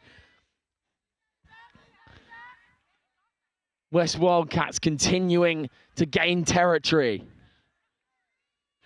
And the ball through Claire Davis here. Nice lift off the base. The Wildcats starting strong. They could be in for a score. And they are. And without the Tigers touching the ball, the Wildcats go in for an early one. It's a really nice roll ball. Lifted off the base. And then the delay on the pass allows Yelly PW to get in over the whitewash. The delay on the pass came from Marnie Wills. It's a really well-weighted one. She draws two defenders in and allows her mate to scoot under the post, but the Tigers will come back with a vengeance. Here go the Tigers. Can we hear them roar here? Bearing down on the Wildcats line. Tigers on third, and they do dive for it, and they'll be brought back to 7. And that's 6 and out, actually, for the Tigers. So now the Wildcats, after a good defensive set, will come back out. And they'll swing the ball, but that's an uncharacteristic mistake from the Wildcats, who again have got their goal difference up by a bit more. So Wildcats currently with a goal difference of 25 now, but in go the Tigers once more. Touch called, so brought back to the 7.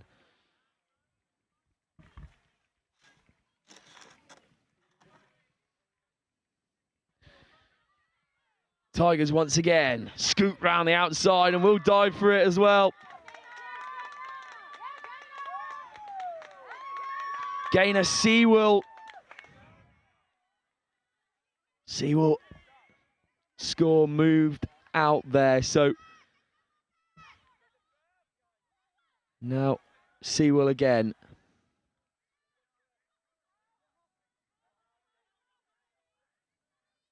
Just slowing this play down a bit here. And they will go for the score. This time it could be. And just a bit of composure needed now from the Midlands Tigers. Sewell off to...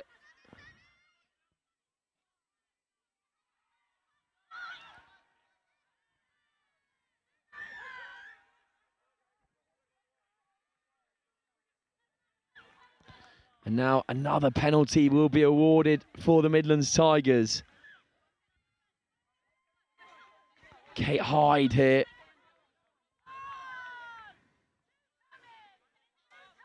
And here's the introduction of the subs. They do roll on rather quickly. Vicky Franks, who was fantastic here on pitch 1 earlier, combining with the number up of number 16, Melanie Foster. Franks and Foster, such a dangerous combo in those middles. And they do make a double touch there. They're inseparable, those two.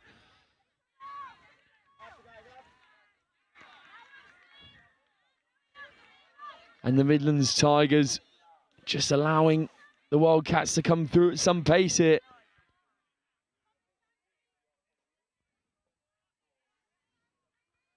And turnover 6 and out.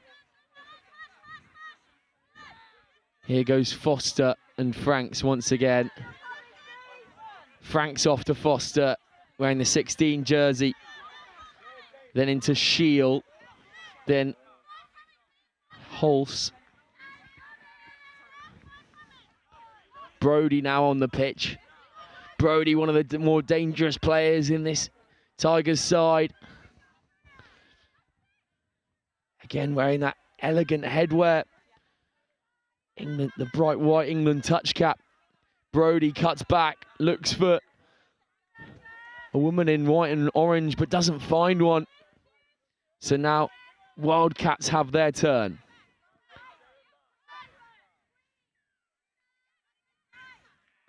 Wildcats purring forward now.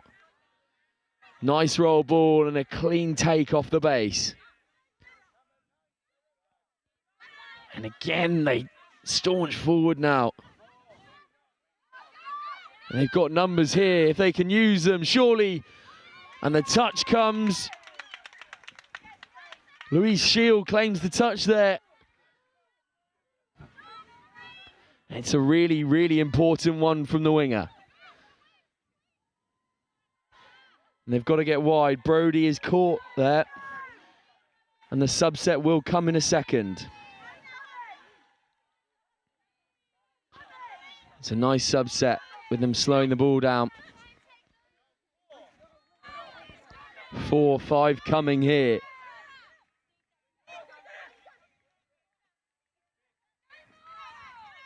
Sewell into Emily Eve. And that's 6 and out for the Tigers, so the Wildcats stay in the driving seat.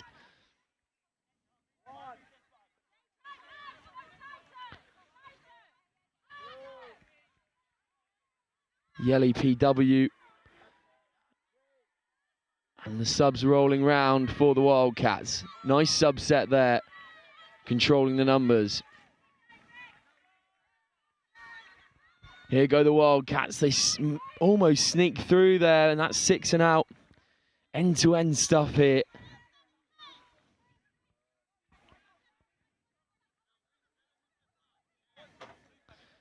Again, they'll drive forward. Sewell. Into Franks. Well, sorry, that's Foster there, just inseparable moment. Here is Franks and Foster. Even I'm getting them confused there.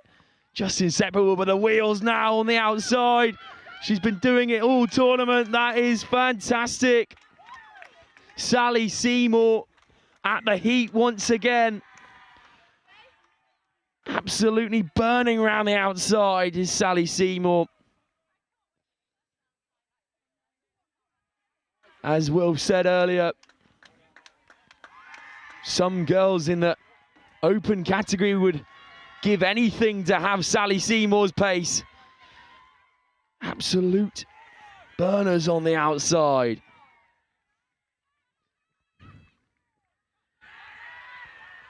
And here go the Wildcats looking to hit back immediately. They're down in Tigers territory.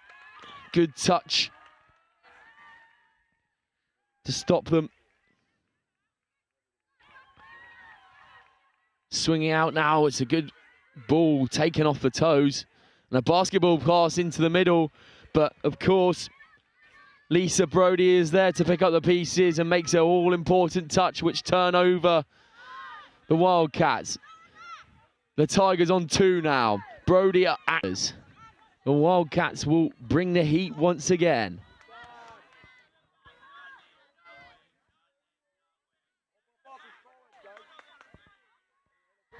They've got to get out and make sure this subset's a bit disrupted. It already is.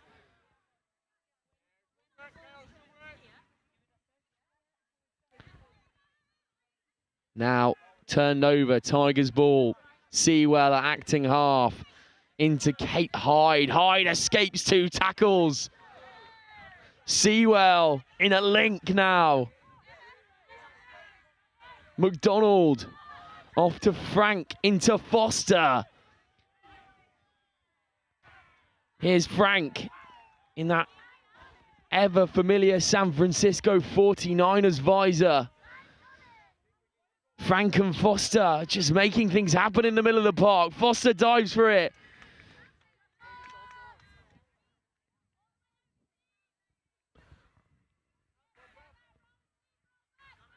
And now this subset for the Wildcats is ever so important.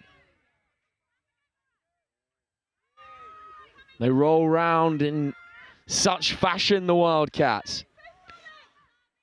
And they're eating up the meters now. Claire Davis, unfortunately, but the Tigers stop them in their tracks. Here they go again. Frank's off to Foster, that familiar duo. And the subset will roll round. Franks wants the subset to come through. Introduction of Brody here at half.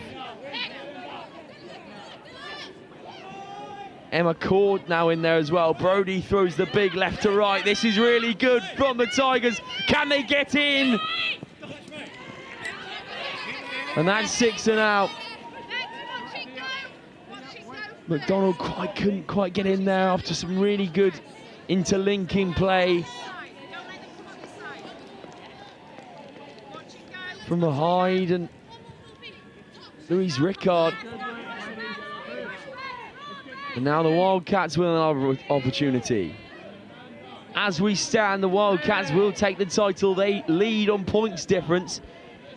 But if one of these sides can get in and have another score, then it will take the women's 40s division.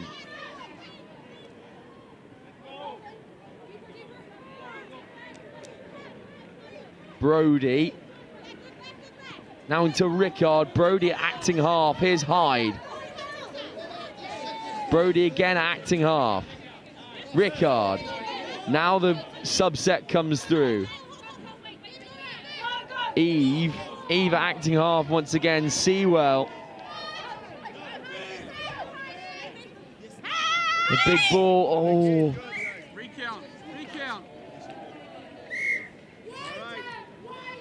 It comes into the hands of Zoe Warren there, but we'll come back for the penalty.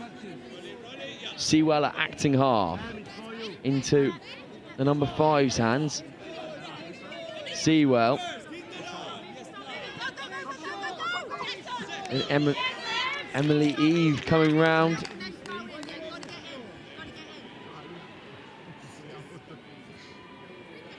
Eve once more. Sewell acting half into Eve. Eve will dive for it. Looks like she could have evaded there, but a really good touch from, I believe, Kat Spring. Sewell, oh, and the ball just slips away from Gaynor Sewell.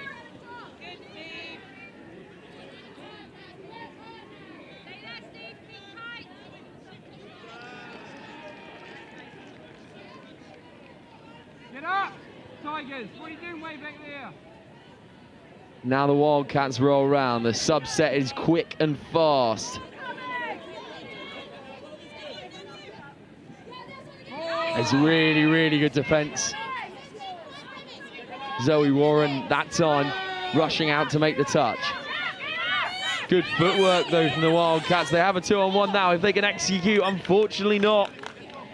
Mary Murphy Marcus here, guys. Marcus here. did not quite have the measure of that one, and these Tigers will be desperate to get the subset on and some fresh legs. Sewell, Shield, Eve, Shield acting half again. Franks into Foster, familiar pairing in the middle of the park. Franks into Foster once more. Foster looks back to Franks. No go this time. Franks picks from the base, acting half. Unfortunately, the Magic Twins do not work this time. Good touch from Hyde.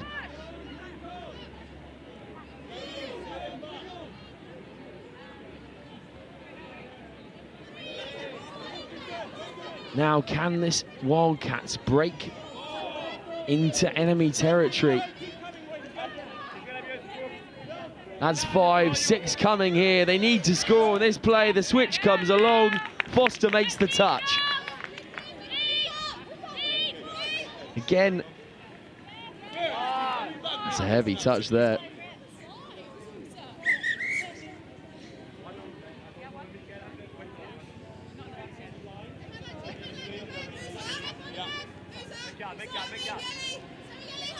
Franks. Hyde acting half. Here's Foster. Here's Franks once more. McDonald. Into Warren. And now here's Rickard. Back to Brody. Rickard once more. Oh, that's very close. Warren was there running that line at link, but the ball didn't quite make her way to her.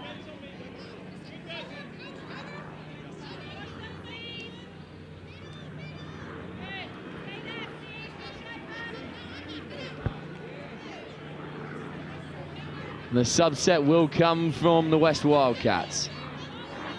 They need to break into Tigers territory, but ever since that first score, this Tigers defensive set has been stalwart. And again, 6 and out for the Wildcats. Seems that the Tigers have just got them figured out on this side of the ball. Brody with good hands. Shield, now into Eve, escapes the touch. Good pace, acceleration from Eve.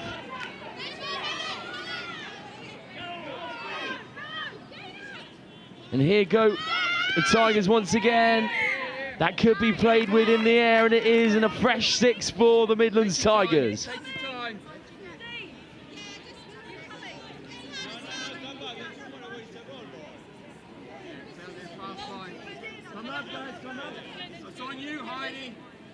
Hyde, Eva acting half, back into Hyde.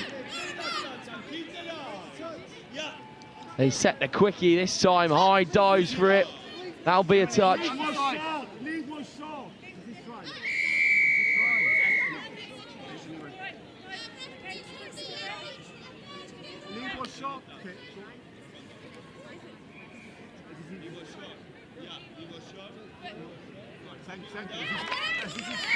And that's the score there for the Midlands Tigers. Bit of deliberation from the referees as we saw the West Wildcats player was offside. So that meant that when Kate Hyde went over, she did score the try because the player was then not valid to make the touch. So now, momentum shifts. The Tigers are on top. They will be taking this division if the score stays like this. Wildcats will want something to say about it though. This time the try from Marnie Wills. She gets touched on the way in. Wills into Davis. Davis trying to avoid some tackles. Wills once more. Wills sends the ball over. Good touch on the edge from Sally Seymour once again. The ball gets shifted over her way. This Tigers defence really putting a stop to everything that the West Wildcats are doing. Now into Mary Murphy.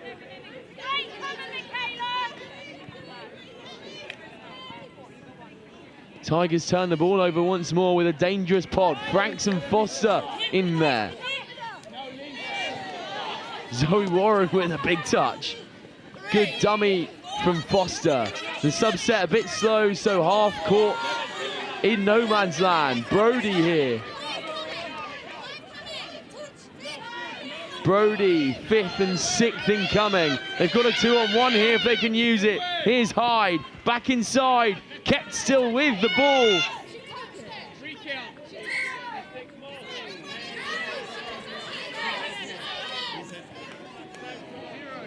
played within the air, so 6 more for the Tigers. Brody.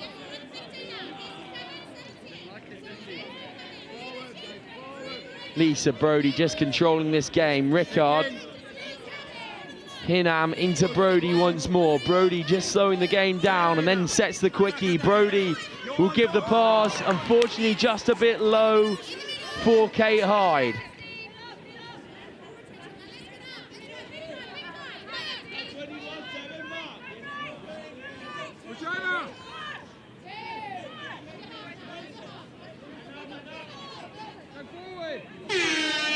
And there's the klaxon coming through.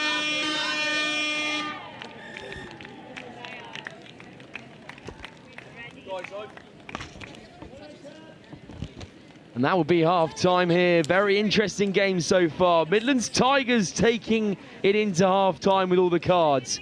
We'll see what the second half has in store. Midlands Tigers 2, West Wildcats 1.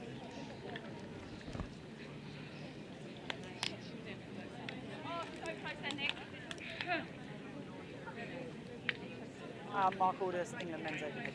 My name's Martin Wright, and I'm the head of the women's programme for England Touch. Hi, I'm Tim Osborne. I'm the England Mixed Open coach. Across the regions and the grassroots development, Chris, it's super exciting to see how we've grown over the past 14 years with the nationals. This time of year is pretty important for the elite end of the game because we get to see our open squad players perform in tough environments. And that helps us with selection through to the next international tournament. Nationals is super important for us. It's the one point in the year where the whole country comes together, all the different regions competing really hard, playing amazing touch, but also great to see the community all together for this weekend. It's a really important weekend for us. This, whilst we see the players at camps, you get to see them in a live environment here. So very, very important. We have 2 objectives. First of all, we're looking for talent identification. So we're looking for the players in England that can come up to make up part of the open squads. But we're also looking for the players that are within our squad selection for Euro Championships this summer. Same things we look for in all of our teams in terms of good core skills done well, fast, accurately, at speed, strength of character, resilience, teamwork, all of those core important attributes that we look for in our elite players. Clearly, we're going to see some interesting stuff on day 3. Day 1, everyone's looking pretty fresh. There's some tired faces towards the end now, but day 3 is where it's at. So those semi-finals and finals on Monday are really important. We have a 3-year cycle through the World Cup. This first year is all about building the foundations of our team. The boys in the men's open squad have come together really nicely, built a great connection, and building through to the World Cup in 2028. I think it's about the speed that the juniors come through. So our junior program is really churning out good athletes at the moment from the age of sort of 15 to 18. And I can see a number of them in this Opens Nationals tournament at the moment. And it's about how quickly they come through and challenge for places in 2028. It was Asia Pacific Opens Cup last weekend in Australia. What have you seen from that tournament that you're going to go as almost like as an early pointer towards New Zealand 28? Going to keep that to myself, mate. We're going to look at that, scrutinise it with the other Opens coaches, and welcome back here as we approach the second half in this title decider in the women's 40s division. Currently, at the start of the game, both sides sat on 16 points at the top of the table. No scheduled final in course, so this game was the decider. We currently sit with the Midlands Tigers, who are lower on points difference in the driving seat at half-time. If the score stays like this, the Midlands Tigers will walk away with the championship. If we get to a draw at full time, it will be the West Wildcats who take away the championship, as they're probably too far to chase on points difference. It's going to be an absolute cracker here. And I do have to start off the half by apologising to both. These two sides have gone tit for tat so far, with the Tigers almost working out the fast, swift play from the Wildcats. On top defensively are the Tigers so far. Wildcats still have one score. Can they get another and bring this game back level? They start with the pod that has been very dangerous so far, and I will highlight out to you the wheels on the edge, Sally Seymour. Her highlight reel will be fantastic from this weekend. As I said before, many of the folks in the Opens division would pray to have that kind of pace. She has it in abundance on the width. Players and officials, stand by. The klaxon will tap us off as Rickard is over the ball. Still waiting on the klaxon here. It falls into silence on pitch one. There it is, Rickard on the ball. Brody will play acting half. Rickard once again. Then back into Brody. That's a nice little play. Hinneman back into Brody. There's Hinneman again. Hinham, sorry. Here's Hinham. Brody, Hinham acting half. She's got Brody outside her. Brody runs a switch. That's nice hands. Back into Rickard. Rickard sees the pass out to Sally Seymour and gets caught by a Wildcat before she can make it.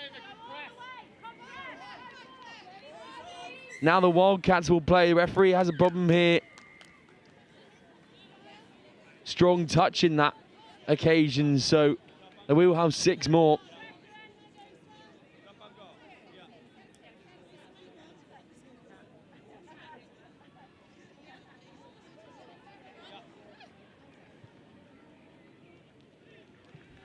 The Wildcats will go again.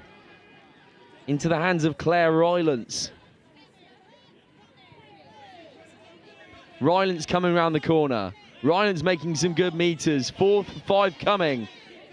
Now into the hands of Sammy Phillips. Phillips back into Rylance. Phillips acting half. This looks dangerous from the Wildcats.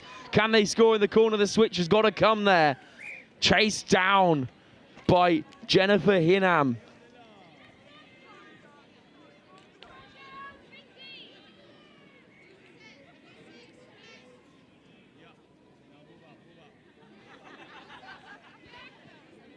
Here goes Rylance. Now into Yelly PW. Again, the Tigers' defence just standing stalwart at the moment. Sammy Phillips. Oh, and the ball just slips away from the Wildcats, so a fresh 6 for the Tigers. Can they get out of dodge and get this subset in?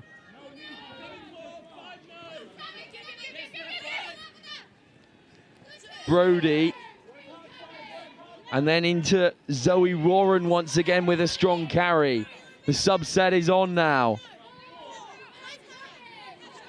Kate Hyde wearing number 5 there.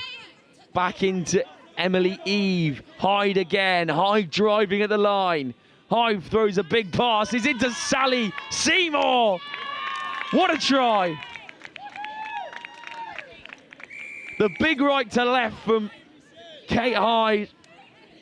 Into the speedster Sally Seymour on the edge.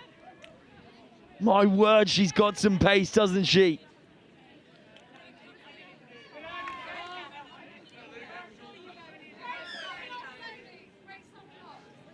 And the subset extremely quick and easy from the Tigers meant that that second pod could come on.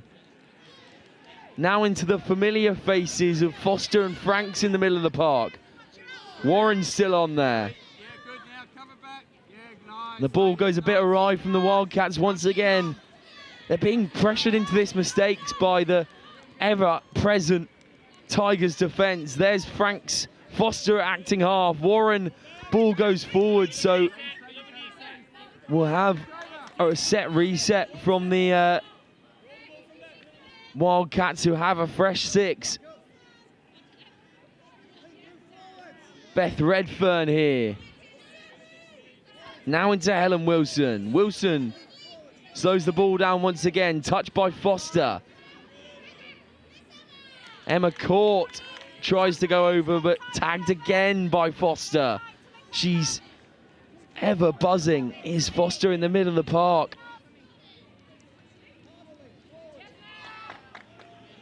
And another touch by Foster. She's everywhere today. Now her partner in crime, Franks, makes a touch. They scoot round the other side. Ball comes up, one in the face for Sally Seymour, unfortunately. And that does hurt. Unexpected rugby ball in the face is not something you want.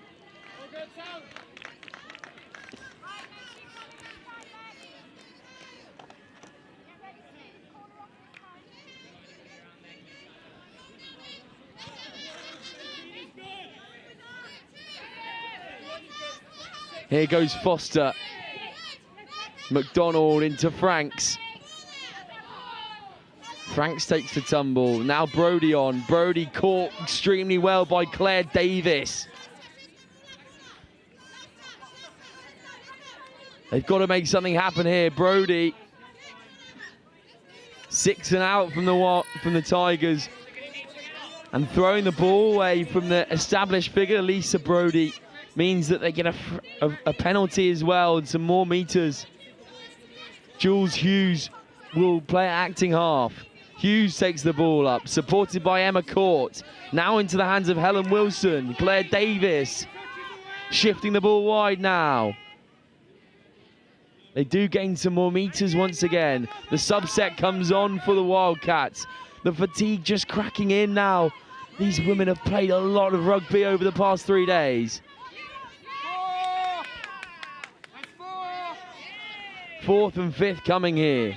Slowing the game down, but Lisa Brody's straight onto it as always. Marnie Willis. Willis will swing around the outside. Willis is caught by Jennifer Hinham. Rickard now. She's got Brody outside her. Brody caught up to by Yelly PW. Rickard will go straight into the subset. Emily Eve here. Now Hyde back into Eve. Eve cuts back into Hyde. Eve acting half. And that's just unfortunate. Slowing down what was a promising Tigers attack. Back into the Wildcats' possession. Here's number 10, Marnie Murphy. Murphy once again.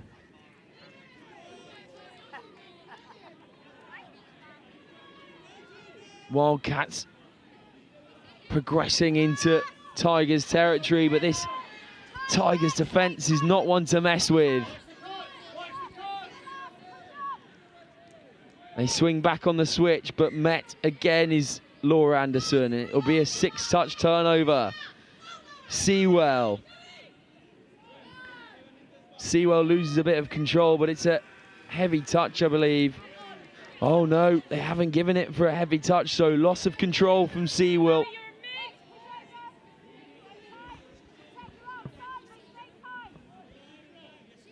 And again, Wildcats rip around this corner, but it's a really good touch from Sally Seymour.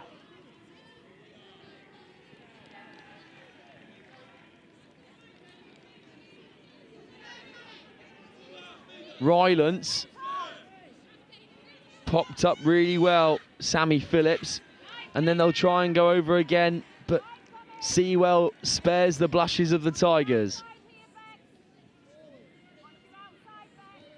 Rylance into Sammy Phillips, who puts the ball to Laura Anderson. Big pass out to Emma Court. Court is then caught and then given out wide. That could be a fantastic try.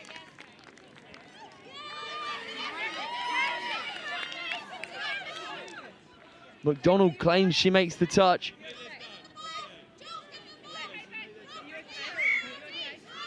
Six and out from the Wildcats.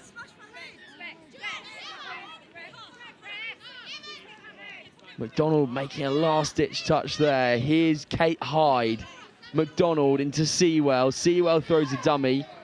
McDonald once again. McDonald acting half. Here's the familiar faces. Franks.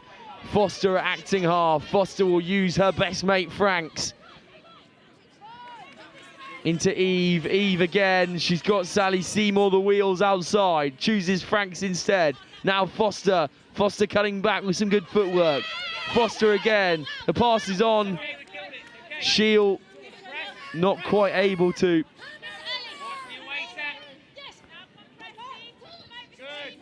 Rylance. Now caught. Phillips. Rylance again looking for the subset. They do have the men outside, but the communication was not there from the Wildcats.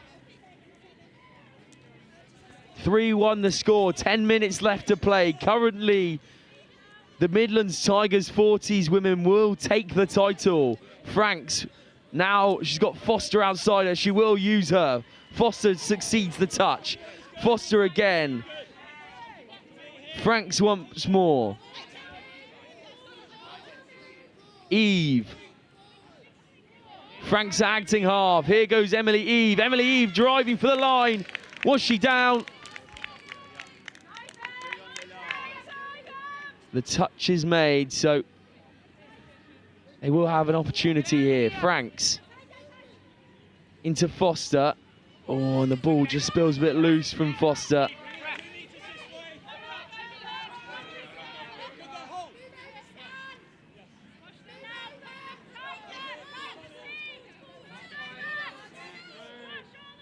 One-handed grab there on the touchline for the Wildcats. That was impressive. Helen Wilson in those blue boots. Good dummy. And now ripped into Claire Davis. Marnie Murphy here. Murphy with some good footwork. Murphy providing the gas. She finds herself in the end goal zone. Will be a try this time. Marnie Murphy acting half, just shows the hot dog stand and finds herself free in the end goal zone. I didn't quite catch the number. It might have been Marnie Wills in the end zone.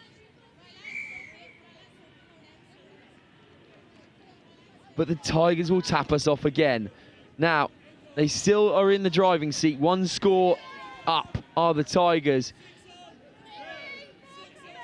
And I think I'm right in saying that if this comes back to level due to the Wildcats' better goal difference or points difference even, they will take the title. But there's only 5 scores in it, to be fair.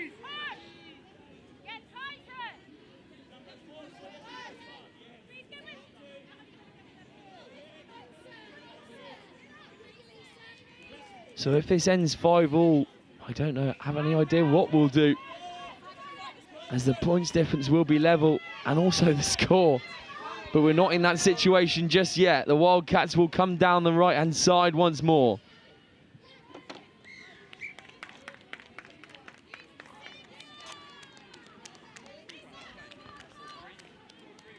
And again, it will be Wildcats ball. Penalty for the West Wildcats. Brody makes the touch.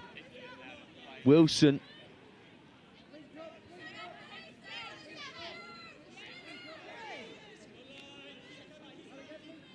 Now here's Anderson. Redfern as well involved in this attack. Anderson will drive at the line. And touch was made. Sally Seymour is not only a threat in the attacking part of the game, she makes those vital touches as well.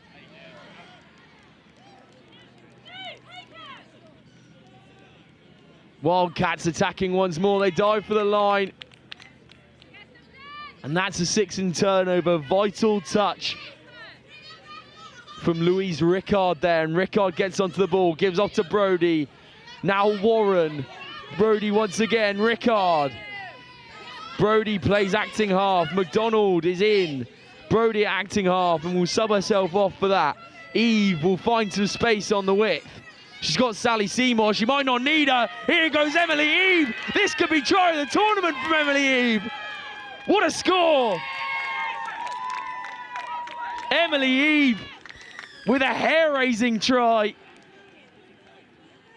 The pace applied as the subset rolled. What a score from Emily Eve. And the way this is going, there's no stopping this Tigers side. But the Wildcats will give it a good go. Claire Davis to work their way up the field. Franks into Foster, then Warren. Franks at acting half. There's Foster. Good footwork from the number 15.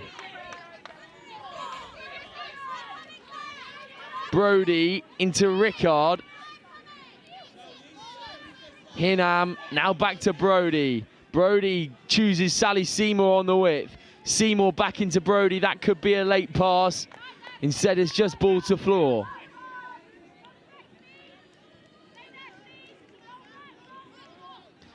Four minutes left to play here on the clock. Wildcats trying their best to get back into this game. Rylance now into Sammy Phillips. Phillips with the ball over to Rylance. That's clever. Rylance with good footwork as well. Phillips at acting half. Back into Rylance. Sammy Phillips here will take on Brody. Rylance gets caught by Claire Court. What a coincidence that is.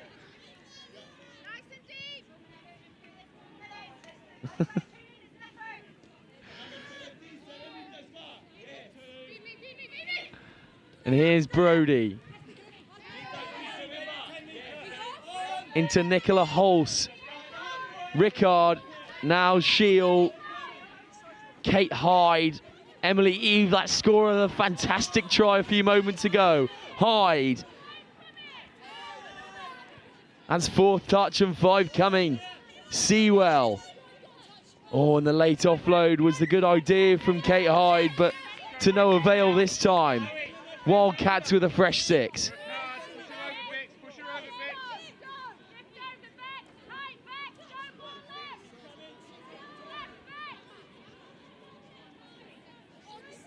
Here go the Wildcats once again.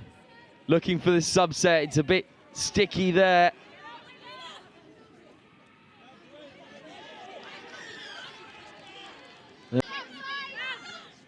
Oh, and that's a good score.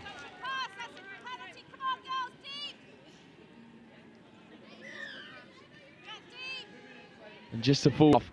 Now into Franks, who's looking for her best mate, Foster. Foster into the number 11, Michaela Storer. Here's Franks. Foster, that's a really nice trailing line from Nicola Hulse. Hulse comes back in. Franks in the midfield. Foster's got an open slate. Foster will score, surely. And I have to say, that is all start. Wearing the colourful headpieces in the middle of the park, Franks and Foster. Again proving dangerous for the Tigers, but now the Wildcats come back into it. Touched again.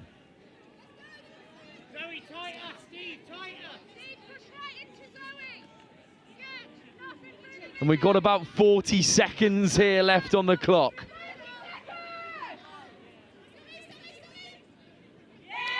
Great touch from Louise Rickard. She's been doing that all day. Gets up so well indeed. Now giving off to Claire Davis. Given off now, and the ball doesn't quite come off. Ball down. Heavy touch, that's the klaxon. It can't end on a penalty, but surely the Wildcats will surrender it, and that's the end. That is all she wrote in the women's 40s category. It was teetering on a knife edge at the start of the game. Both sides sat on 16 points. And we were assured by the referees that if this game came to a draw, it would have come down to points difference. If that was the case, I'm sure that the Wildcats would have come out on top. Both sides, valiant effort though. This was a game decided by many factors, but that pod and containing Franks and Foster were so elite. And of course, we can't go without mentioning the supreme gas on the edge of Sally Seymour.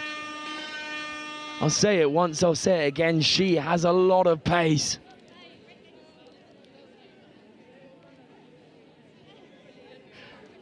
And if you don't look carefully, you might not see more. That's a good one.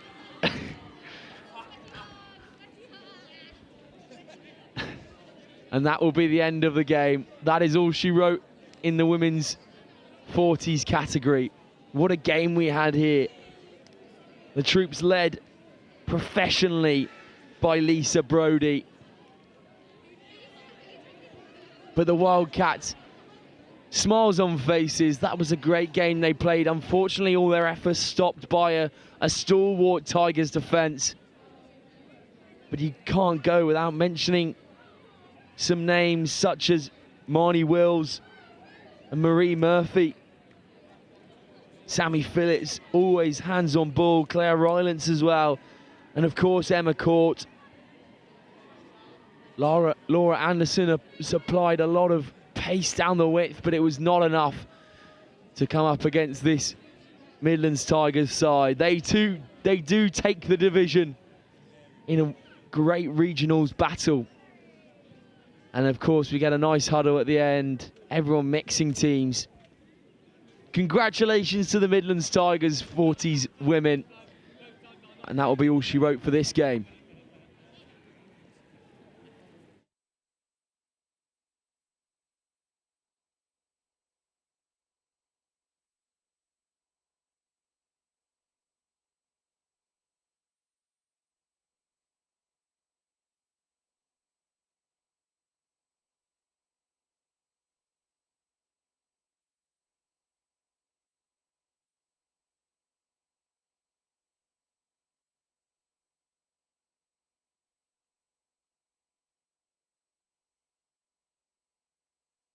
Hi, I'm Mark Aldous, England Men's Open head coach. My name's Martin Wright, and I'm the head of the women's programme for England Touch.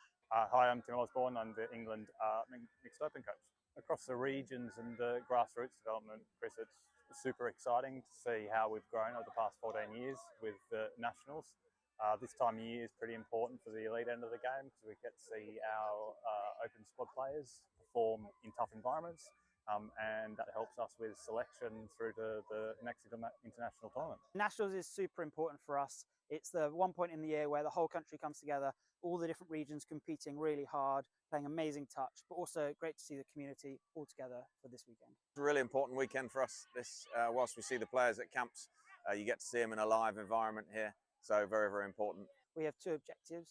First of all, we're looking for talent identification. So we're looking for the players in England that can come up to make up part of the open squads. But we're also looking for the players that are within our squad selection for Euro Championships this summer. Same things we look for in all of our teams in terms of good core skills done well, fast, accurately, at speed, strength of character, resilience, teamwork, all of those core important attributes that we look for in our elite players. Clearly, we're going to see some interesting stuff on day three. Day one, everyone's looking pretty fresh. There's some tired faces towards the end now, but day three is where it's at. So those semi-finals and finals on Monday are really important. We have a 3-year cycle through the World Cup. This first year is all about building the foundations of our team. The boys in the men's open squad have come together really nicely, built a great connection, and building through to the World Cup in 2028. I think it's about the speed that the juniors come through. So our junior program is really churning out good athletes at the moment from the age of sort of 15 to 18. And I can see a number of them in this Opens Nationals tournament at the moment. And it's about how quickly they come through and challenge for places in 2028. It was Asia Pacific Opens Cup last weekend in Australia. What have you seen from that tournament that you're going to go as almost like as an early pointer towards New Zealand 28? Going to keep that to myself, mate. We're going to look at that, scrutinise it with the other Opens coaches, and tactically, strategically plan for 2028. Touch is touch, and coaching is coaching, and both are really rewarding. I'd say it's slightly different coaching the women. It's a very rewarding experience. They've been really open in listening to what I'm trying to bring to the program. They're quite studious. They like to learn. They like to seek feedback. It's a real pleasurable place to coach. I was Women's Opens head coach before that as well, Chris, for 4 years, and it's not a big adaptation, to be honest. It's about problem solving and figuring out what are the key problems to fix for the individuals, the team, and the squad. So yeah, not a big change, to be honest, whatsoever. Still the same game. Mate, I'm loving it. I absolutely love it. The talent, the quality of the players in our open squads is fantastic. I think it's a real honour and a privilege to get to coach them. And the effort that they put into being the best they can be to improving themselves and each other, it's pretty inspiring.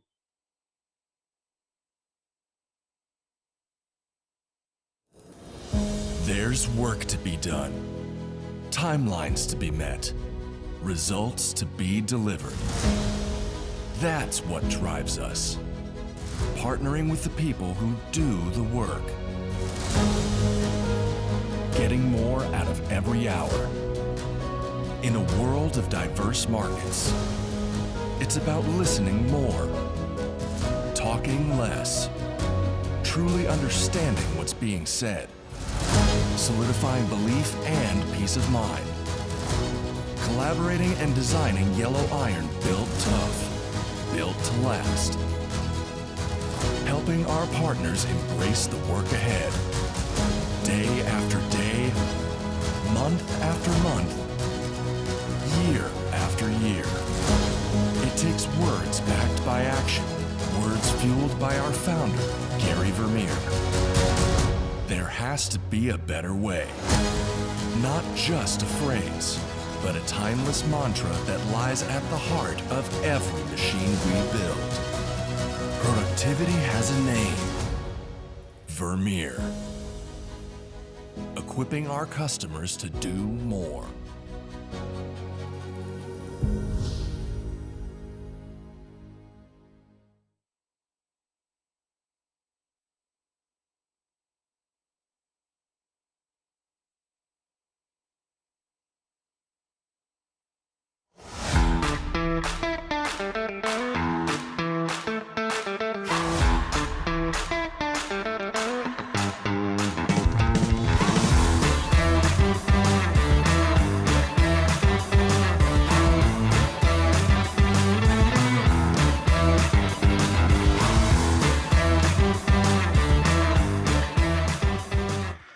Welcome back to Next Gen Live. What an exciting occasion we have here. The men's 50s final. And I was just without a co-commentator for that final game of the women's 40s division, but I'm happy to have the head coach of the men's 50s, Mark Holmes. Mark, how are we doing? Have you enjoyed the events so far? Yeah, it's been absolutely fantastic. With my role as a chef, I only get to come over here on the Monday, and so traditionally I'm here for the men's 50s and men's 45s to have a look, and always enjoy commentating on this final.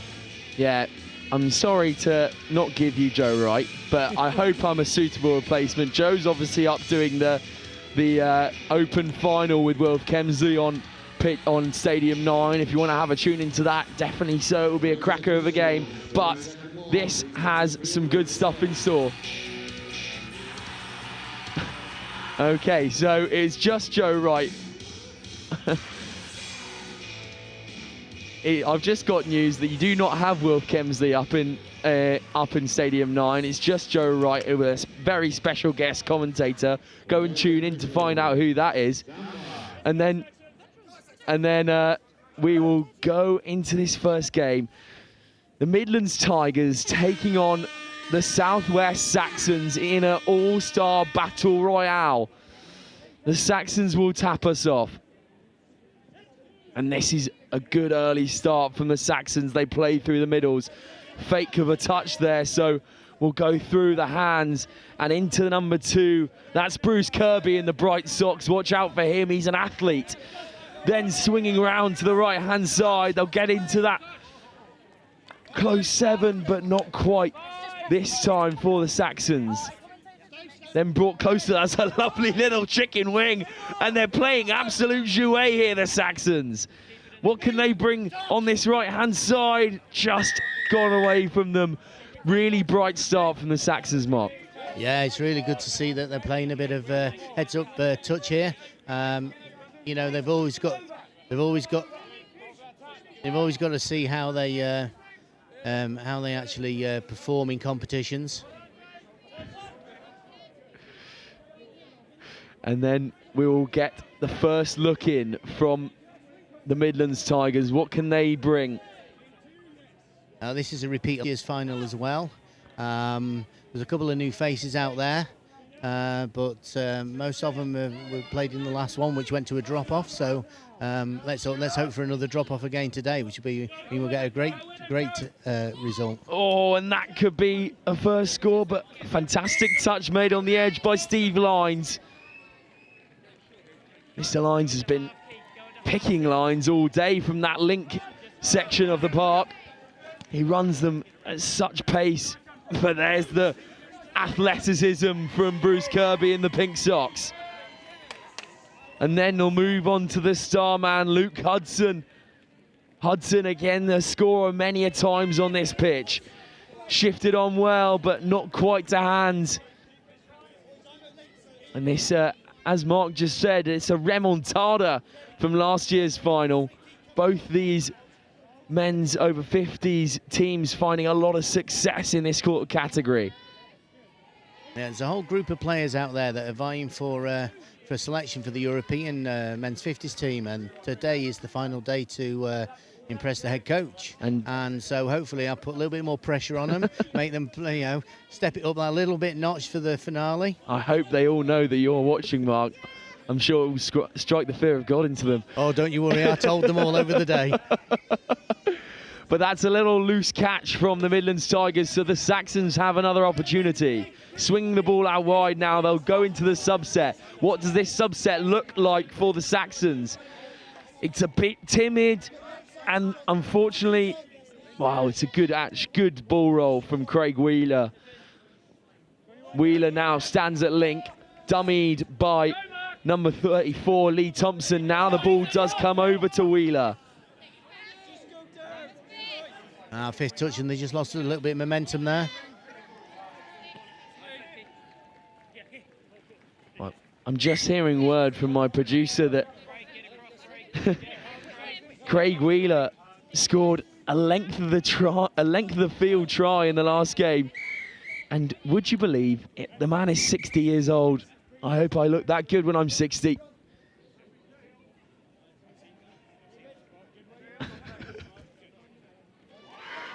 But here go the Midlands Tigers. What can they bring here?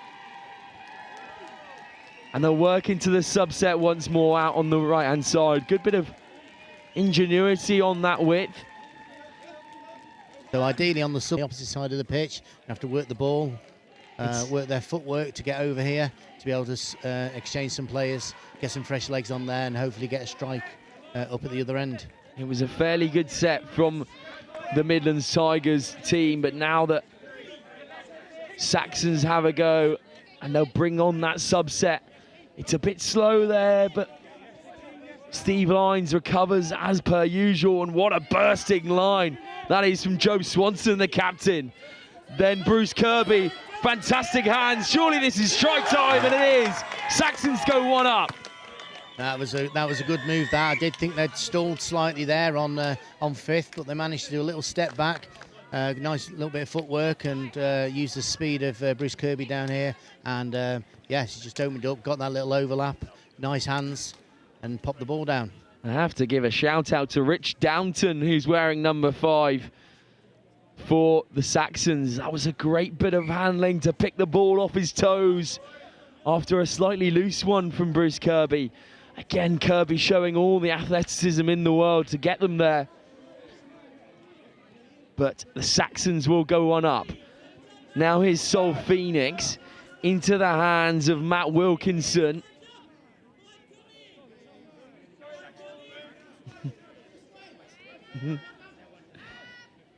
Phoenix with good footwork, one hand pop off into Mark Hawkins. Hawkins caught on the width. Matt Wilkinson into Phoenix. Phoenix slangs one out wide. That's good pressure again from the Saxons, who forced the 6 and out. Now they'll try and work down into the right-hand side. Forward pass was the call. Now into the star man, Luke Hudson, who throws a skip pass. Got Attree there with a nice bit of touch, but then Craig Wheeler once more. Lee Thompson here. Another one to watch out for from this Saxon side. Thompson will drive the line and the finish will come. No, he stepped out of play by the referee. Referee Mark stepped out, yep. Into touch there. The diving finish on the edge was so impressive from the Saxons, but again, the Tigers' defence stands strong. This is good interlink play. Yeah, so up to halfway by in 3. And lost a bit of momentum there, but I'm sure they'll get that back. Showing promising signs, the Midlands Tigers here. Oh, really good hands, and coming onto it at pace there was number 21, Alistair Dobson. But that will be 6 and out once more. It's interesting, isn't it, Mark? The way that these Tigers have set up. They're getting into the final third, but they can't quite make that 5th and 6th count. Yeah, they're just about getting there. If they can just save one touch on the way up there, they'll be able to have a strike move. It might be how that subset is going at the moment. It's a bit slow and lackadaisical at the moment from the Midlands Tigers. If they can get a bit further up the pitch and possibly a bit closer to that box, but here goes Bruce Kirby. We were saying earlier, Mark, the socks must give him magic powers. Well, he doesn't know, it makes him blur when he runs, that's for sure. And here go the Midlands Tigers once more. Ken Pollard now into John Lavelle as well, who's also part of this pod. Yeah, so you've now got 3 men's 55s there. You've got experienced players here. Here go the Saxons once again, bearing down on the line. Good ball inside to Hudson. Offside. Offside penalty, so fresh 6 for the Saxons. So this is what you play for. You've now got 6 opportunities to set something up and have a good crack at the line. So what they might aim at doing is trying to... Oh! Well, I was going to say what they might do is try and condition the Tigers to go one way and then zip it the other. And they normally do that 2 or 3 times and then utilise the last couple of touches. But no, first touch, bang, in.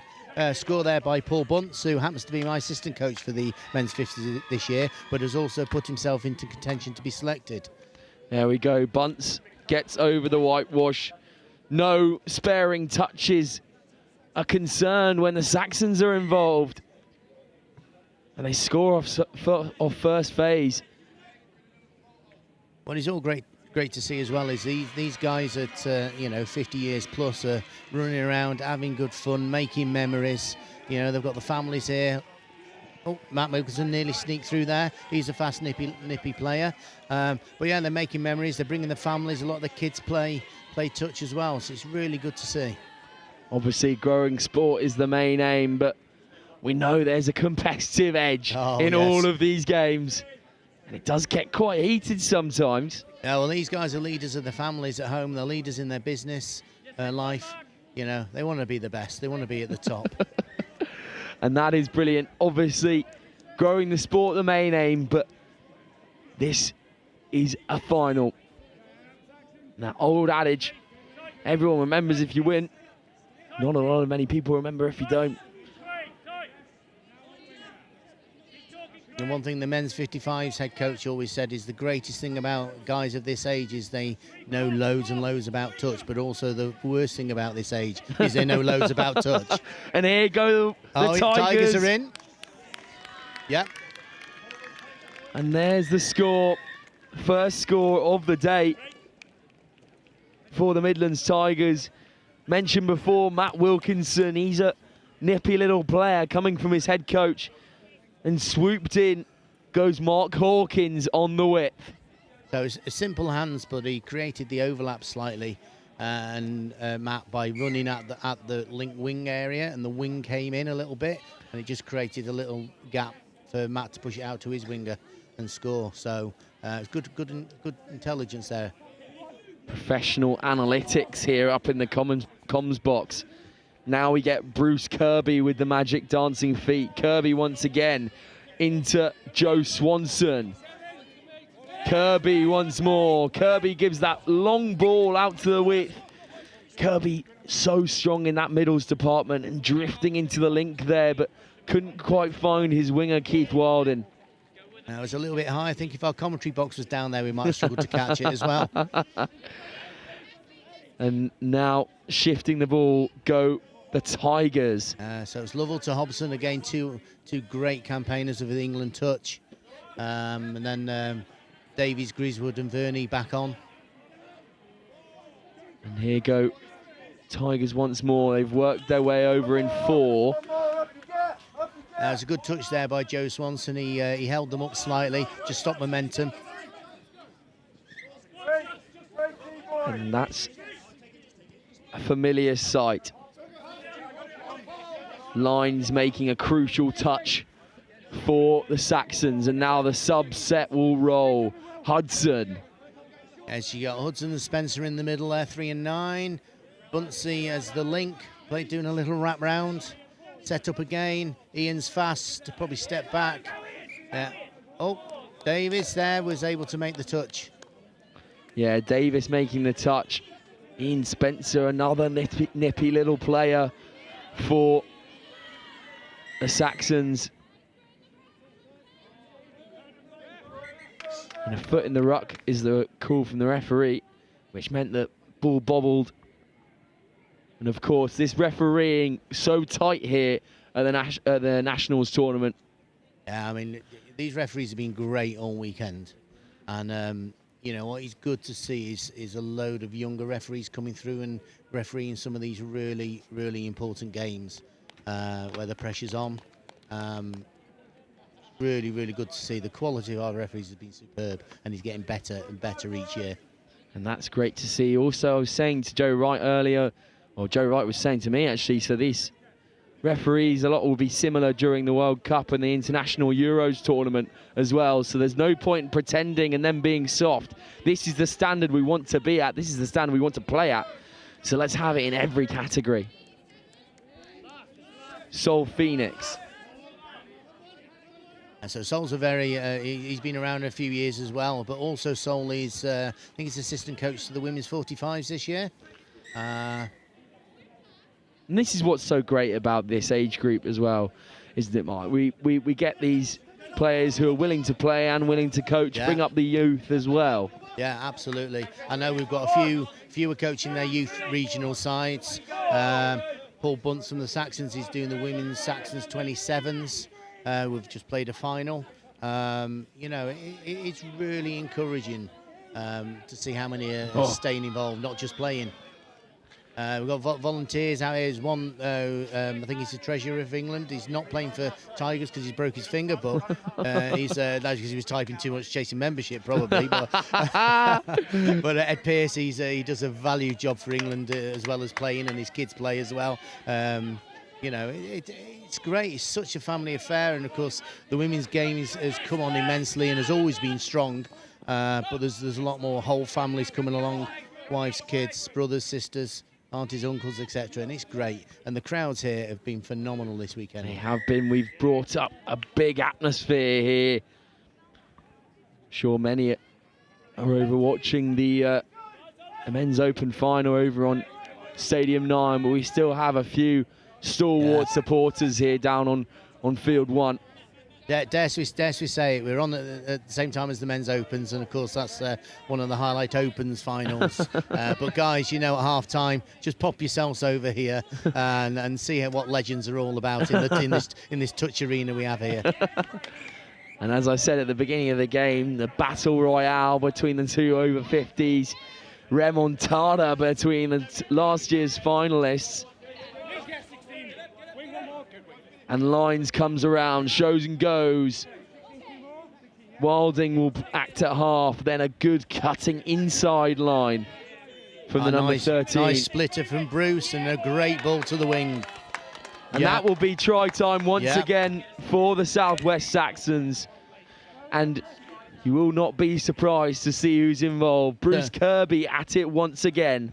So on that move there, you saw Joe Swanson dumping the ball, stepping out to his left, and Bruce coming in between the dummy half and the splitting dumper.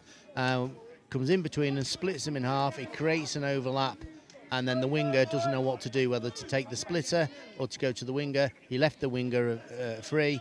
Bruce pops it over, score. Well, I was chatting to some of the Saxons players before, and if you couldn't guess, I'm a Union player by trade, and I kind of said, look, this is. It feels to me as if you get caught in the wrong position, then you're absolutely done for in this game, and I suppose I'd be right in saying that. Oh, absolutely, absolutely. I think you'll find an awful lot of people of our age, my age, that come and play touch have played Union or League, depending on where they're generally from. And there are a load of crossover skills, although they be completely different games. There are a load of crossover skills that you can bring, and it's noticeable the players that have either played League or Union. And what they bring, and it's really exciting as well to see that there's more effort that we're putting in going into the clubs and trying to get them to come and try touch in the summer, even if it's just to keep them fit, and then they realise what a great game it is. And then get some brownie points by bringing the kids and the family with them. And would you like a day out at the rugby? Yeah. And I suppose one of the better things about this sport is the honesty. I'm not going to dob in my own sport, but by trade, this is definitely the most honest variant of rugby. Everyone is trusted by opponents and teammates, but there go the Saxons once again. Simple hands again, simple hands again. And the skip pass out to the width from the middles. This time Mark Townsend involved, and he splits into that nice little quickie on the edge and allowed the winger to dot down without being touched. Yeah, but like you're saying about the honesty, this game wouldn't exist without all players being honest. It really wouldn't. It would destroy the game if anything like that crept in. People started being a bit dishonest. But like I say, dishonesty would ruin the game, but it would just ruin the reputation. And we've got a great reputation. The crowds all sit together. There is a bit of a traditional, your supporters will go at the end, you're trying to score against, and at half-time they all swap around, and but realistically they can all mix together and it's not an issue. No, definitely not. It's brilliant.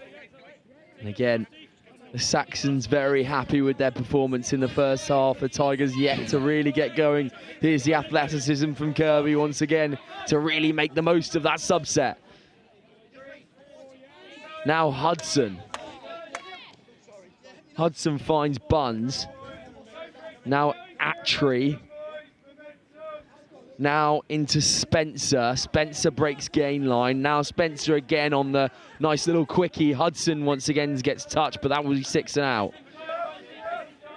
Yeah, so Luke Hudson's number 3 for Saxons is a slippy little character. He's got snake hips. He's here, there, and everywhere, and you never know which way he's going to go, which is great when he's attacking and he's in your team. But it's also not great because you don't know where he's going to end up and where his dummy half needs to be. But no, he's a great lad. Great lad. Yeah, Hudson, one of the standout players for this Saxon side, who go in at half-time very happy. They've definitely got one over the Midlands Tigers in this first half. Can they continue it into the second? We will definitely see.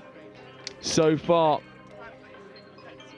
Saxons making the most of their opportunities.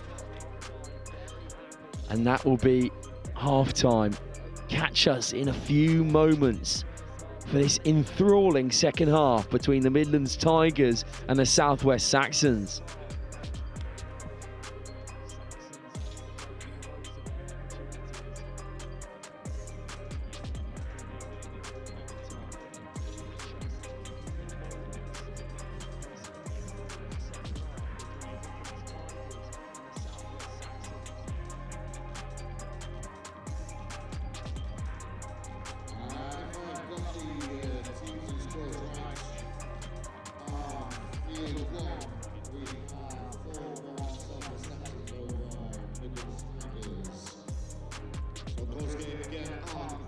Stadium 9.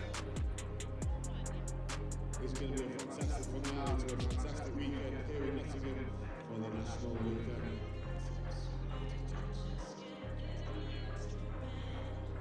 Who says you can say the best till last when you start with the best? Just goes here and having a fantastic tournament.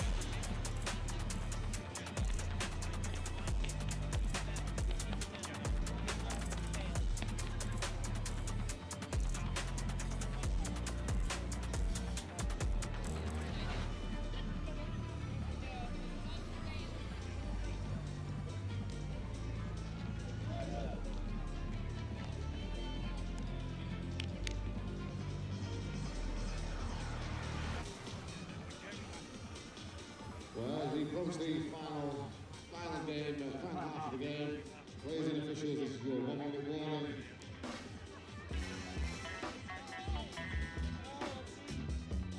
This is it.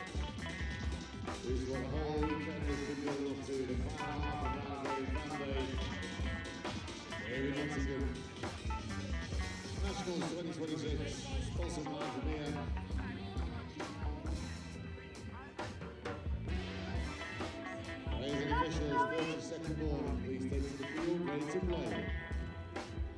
Welcome back to second half action here in the men's 50s final. We have the Saxons with a commanding 4-1 lead over the Midlands Tigers. I'm still joined by Mark up here in the gantry. Mark, what did you think of that first half? I'm actually going to put you on the spot and go, if you're a Midlands Tigers coach, which some of you do coach in the 50s, I'm sure, what would you be saying at half-time? I'd have been saying to them, look, you know, what we need to do is really play our touch on the front foot. If we start getting the yardage, we know we've got the skills to create opportunities on the 7. But if we allow them to come on to us and we start rolling back a little bit, they've got some really nifty players and a little bit more speed than us, so we need to be a bit more savvy. But it's Wheeler. Now, here's the Magic Man Lee Thompson in the middle.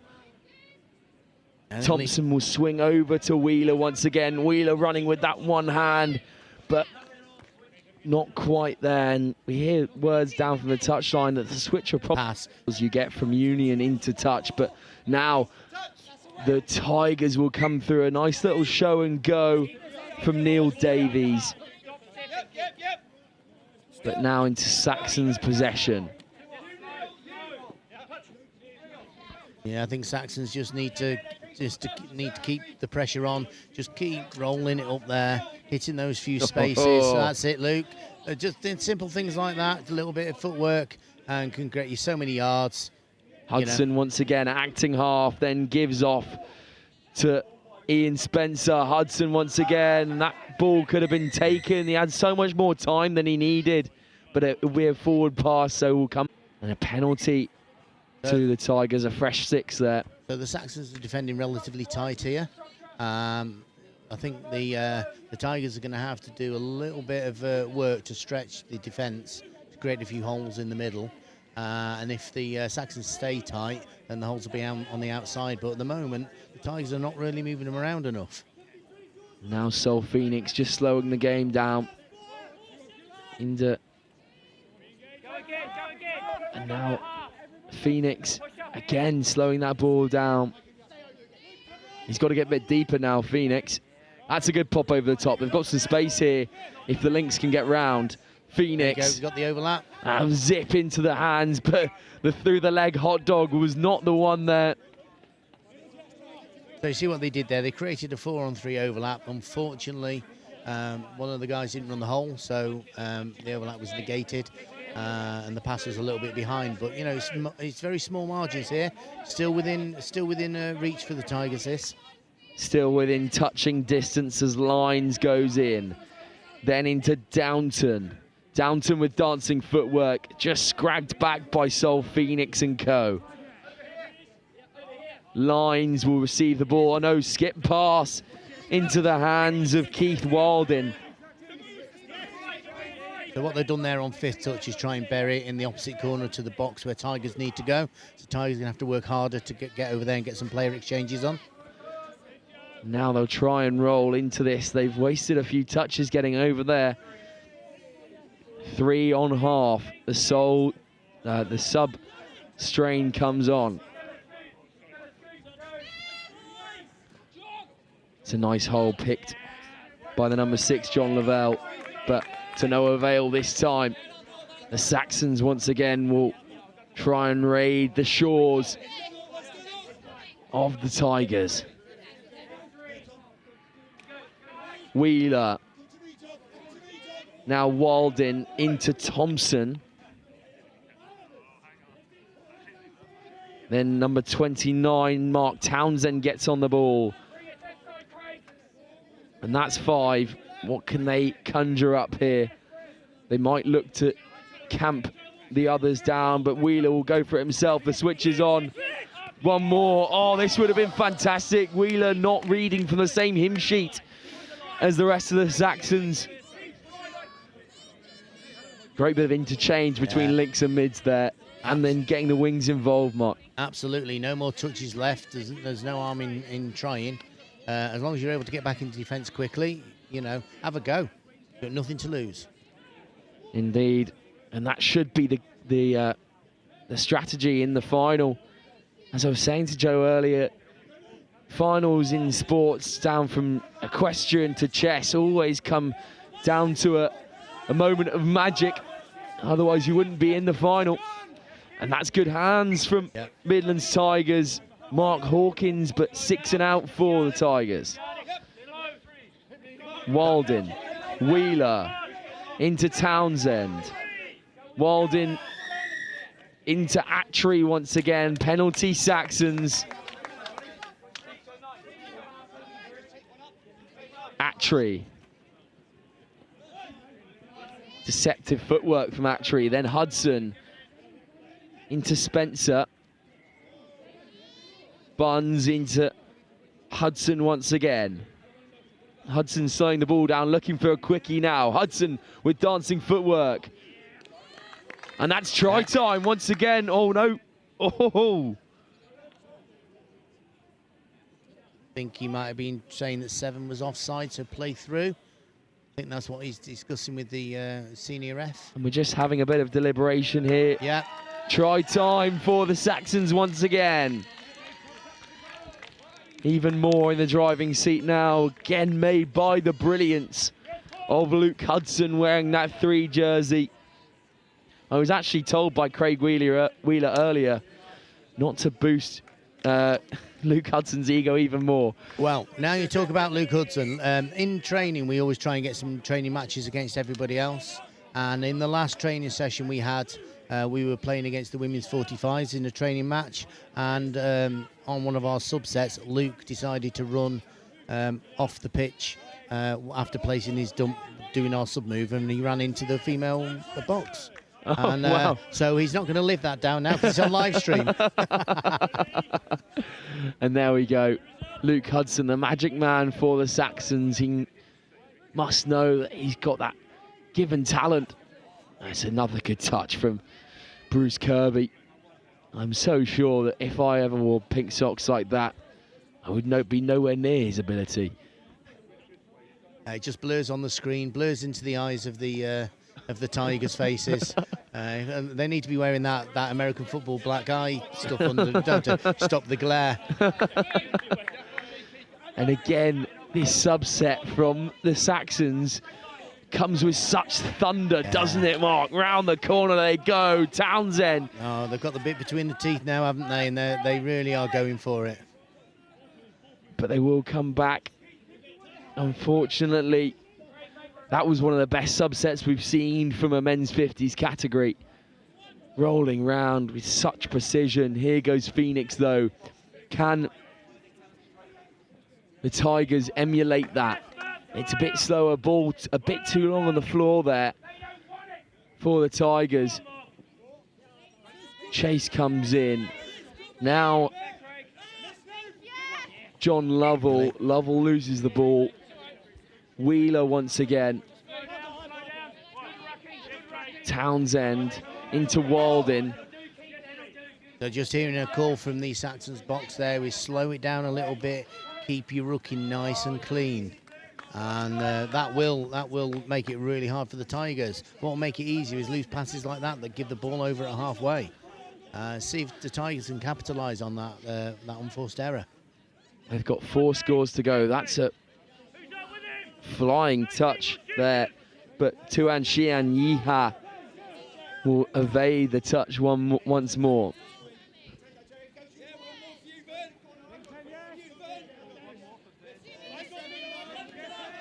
And here go the Tigers. Can they get in? The comms just getting a bit blurred there on the Tigers side of things. If you just look at the two sides now, you know, the wind's beneath the sails of the Saxons. You just look how quick the ball gets down onto the ground and how quick it comes up off the ground and they're playing it. And then the next set, when you see Tigers doing it, you'll see that it's a little bit more laboured. And that's giving Saxons chance to defend and get better in defence and get up that extra half a yard.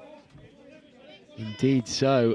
The Saxons really playing with confidence, oozing as we see that nice little out the back to Swanson. Then lines again. That was lovely. Waldin into...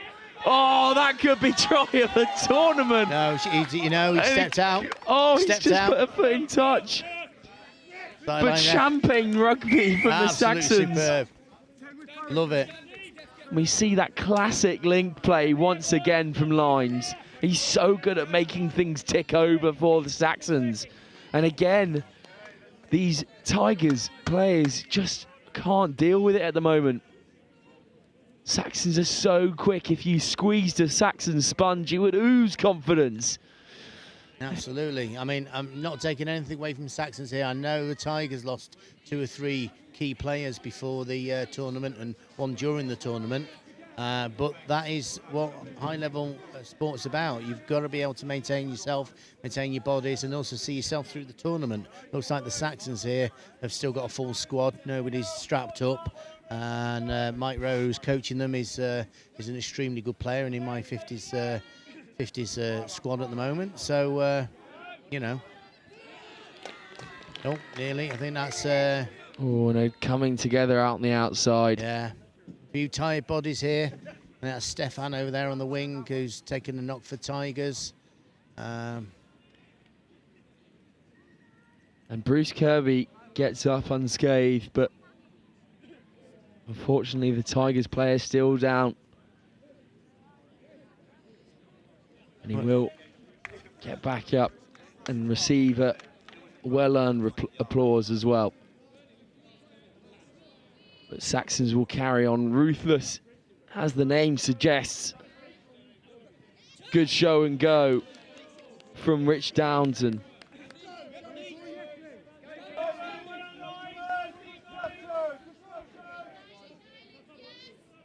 This is better from the Tigers, and You're going to have to take my temperature in a second, Mark, because I've just been hit with the commentator's curse. And unfortunately, it's one of the ways.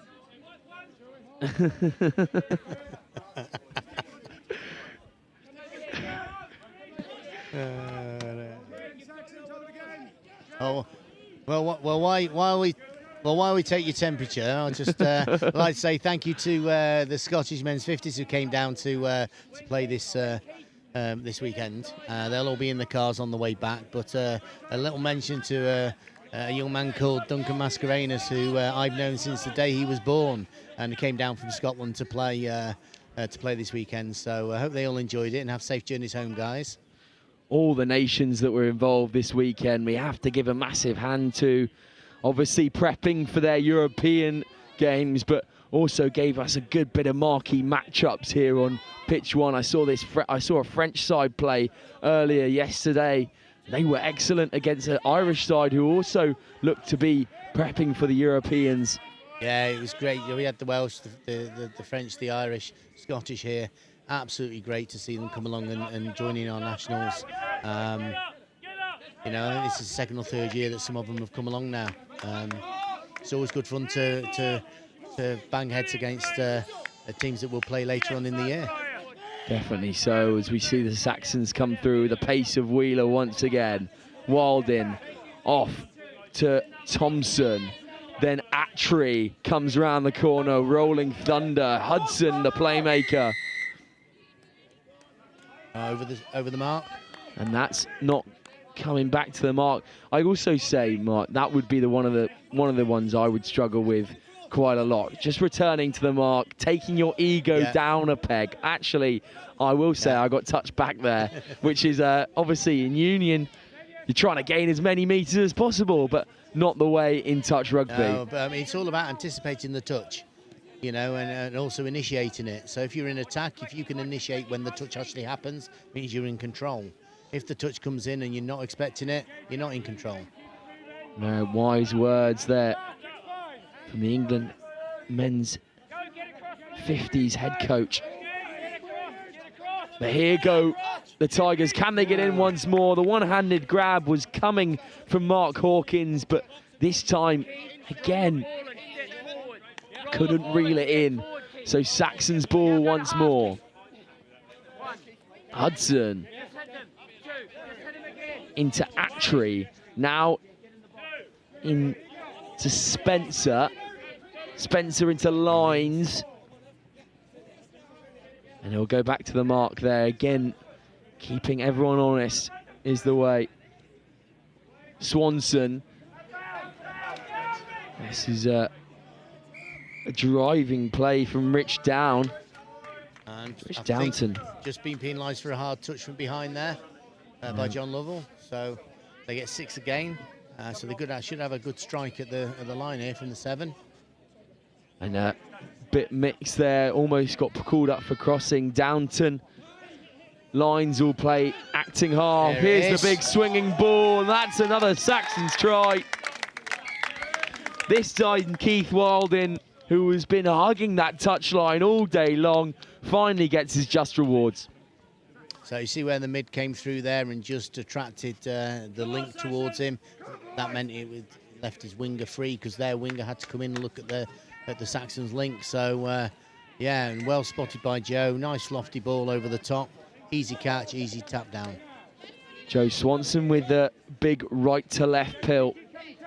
And this Saxon side are brimming with success and confidence. But these Midlands Tigers are no slouches. We'll have to say that. Now we'll talk about the family affair of touch rugby. Joe's wife Celine has been refereeing here this weekend, and his son plays for the French. Lives over there, so yeah, it's good to see them out there. In fact, I think Celine was refereeing one match where Joe was playing. That must have come back at dinner time, definitely. So you called me for offside. They actually work together as well. There you go. And here goes Hudson. Again, just slowing the ball down. Oh, it's a good fake from Hudson and a chicken wing as well. Here goes the Saxons once again, and he's just been caught slightly there. Ian Spencer, and 6 and out from the Saxons. 3 minutes left on the clock here. It's looking like it's going to be an opposite result from last year, with the Tigers winning last year in the drop-off. Looks like Saxons are nearly there. And looks like there will be no need for that this year, as the Saxons are dominant on the scoreline. Just about these Midlands Tigers not quite taking their chances, but here goes Sol Phoenix, who's been bright. Then swinging out, the handling will do, but that's a really good play from the number 25. David Steele this time.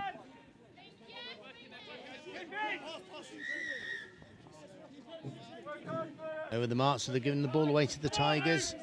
I suppose at this time in the match, you know, you're looking at a minute and a half per set of 6, roughly-ish, depending on how quick. But looks like time is running out for Tigers now, unless they can get a couple of scores quickly. Phoenix. Now Phoenix again are acting, oh, not quite acting half, sorry, he's in the middles.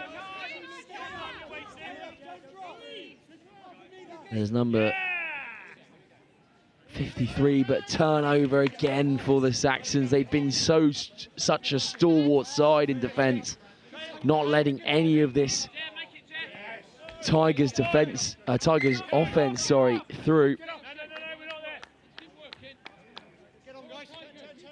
As we hear murmurings of last minute down on the Saxons sub bench. They know they're almost there. Can they hold on and not make any silly errors in this last minute? I'm sure they won't do. Swanson.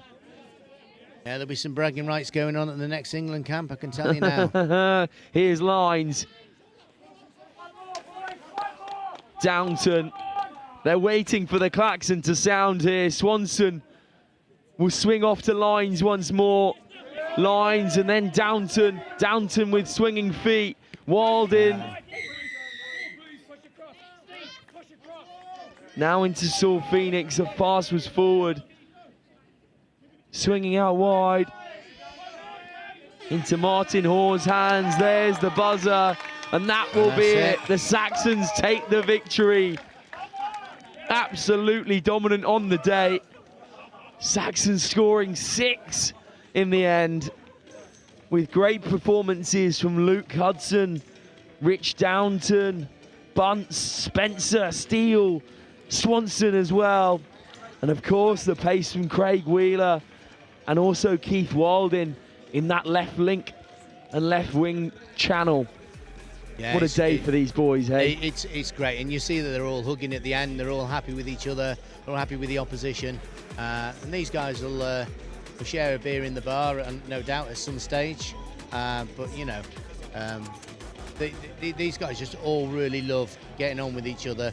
It's the camaraderie that it's all about, which is great.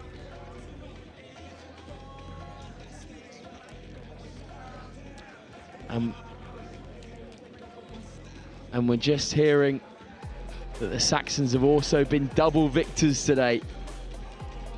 But the focus here on field 1 is on the Saxons men's 50s, who do walk away with a title. Huge effort from these men. I was about to call them young men there, but maybe that's...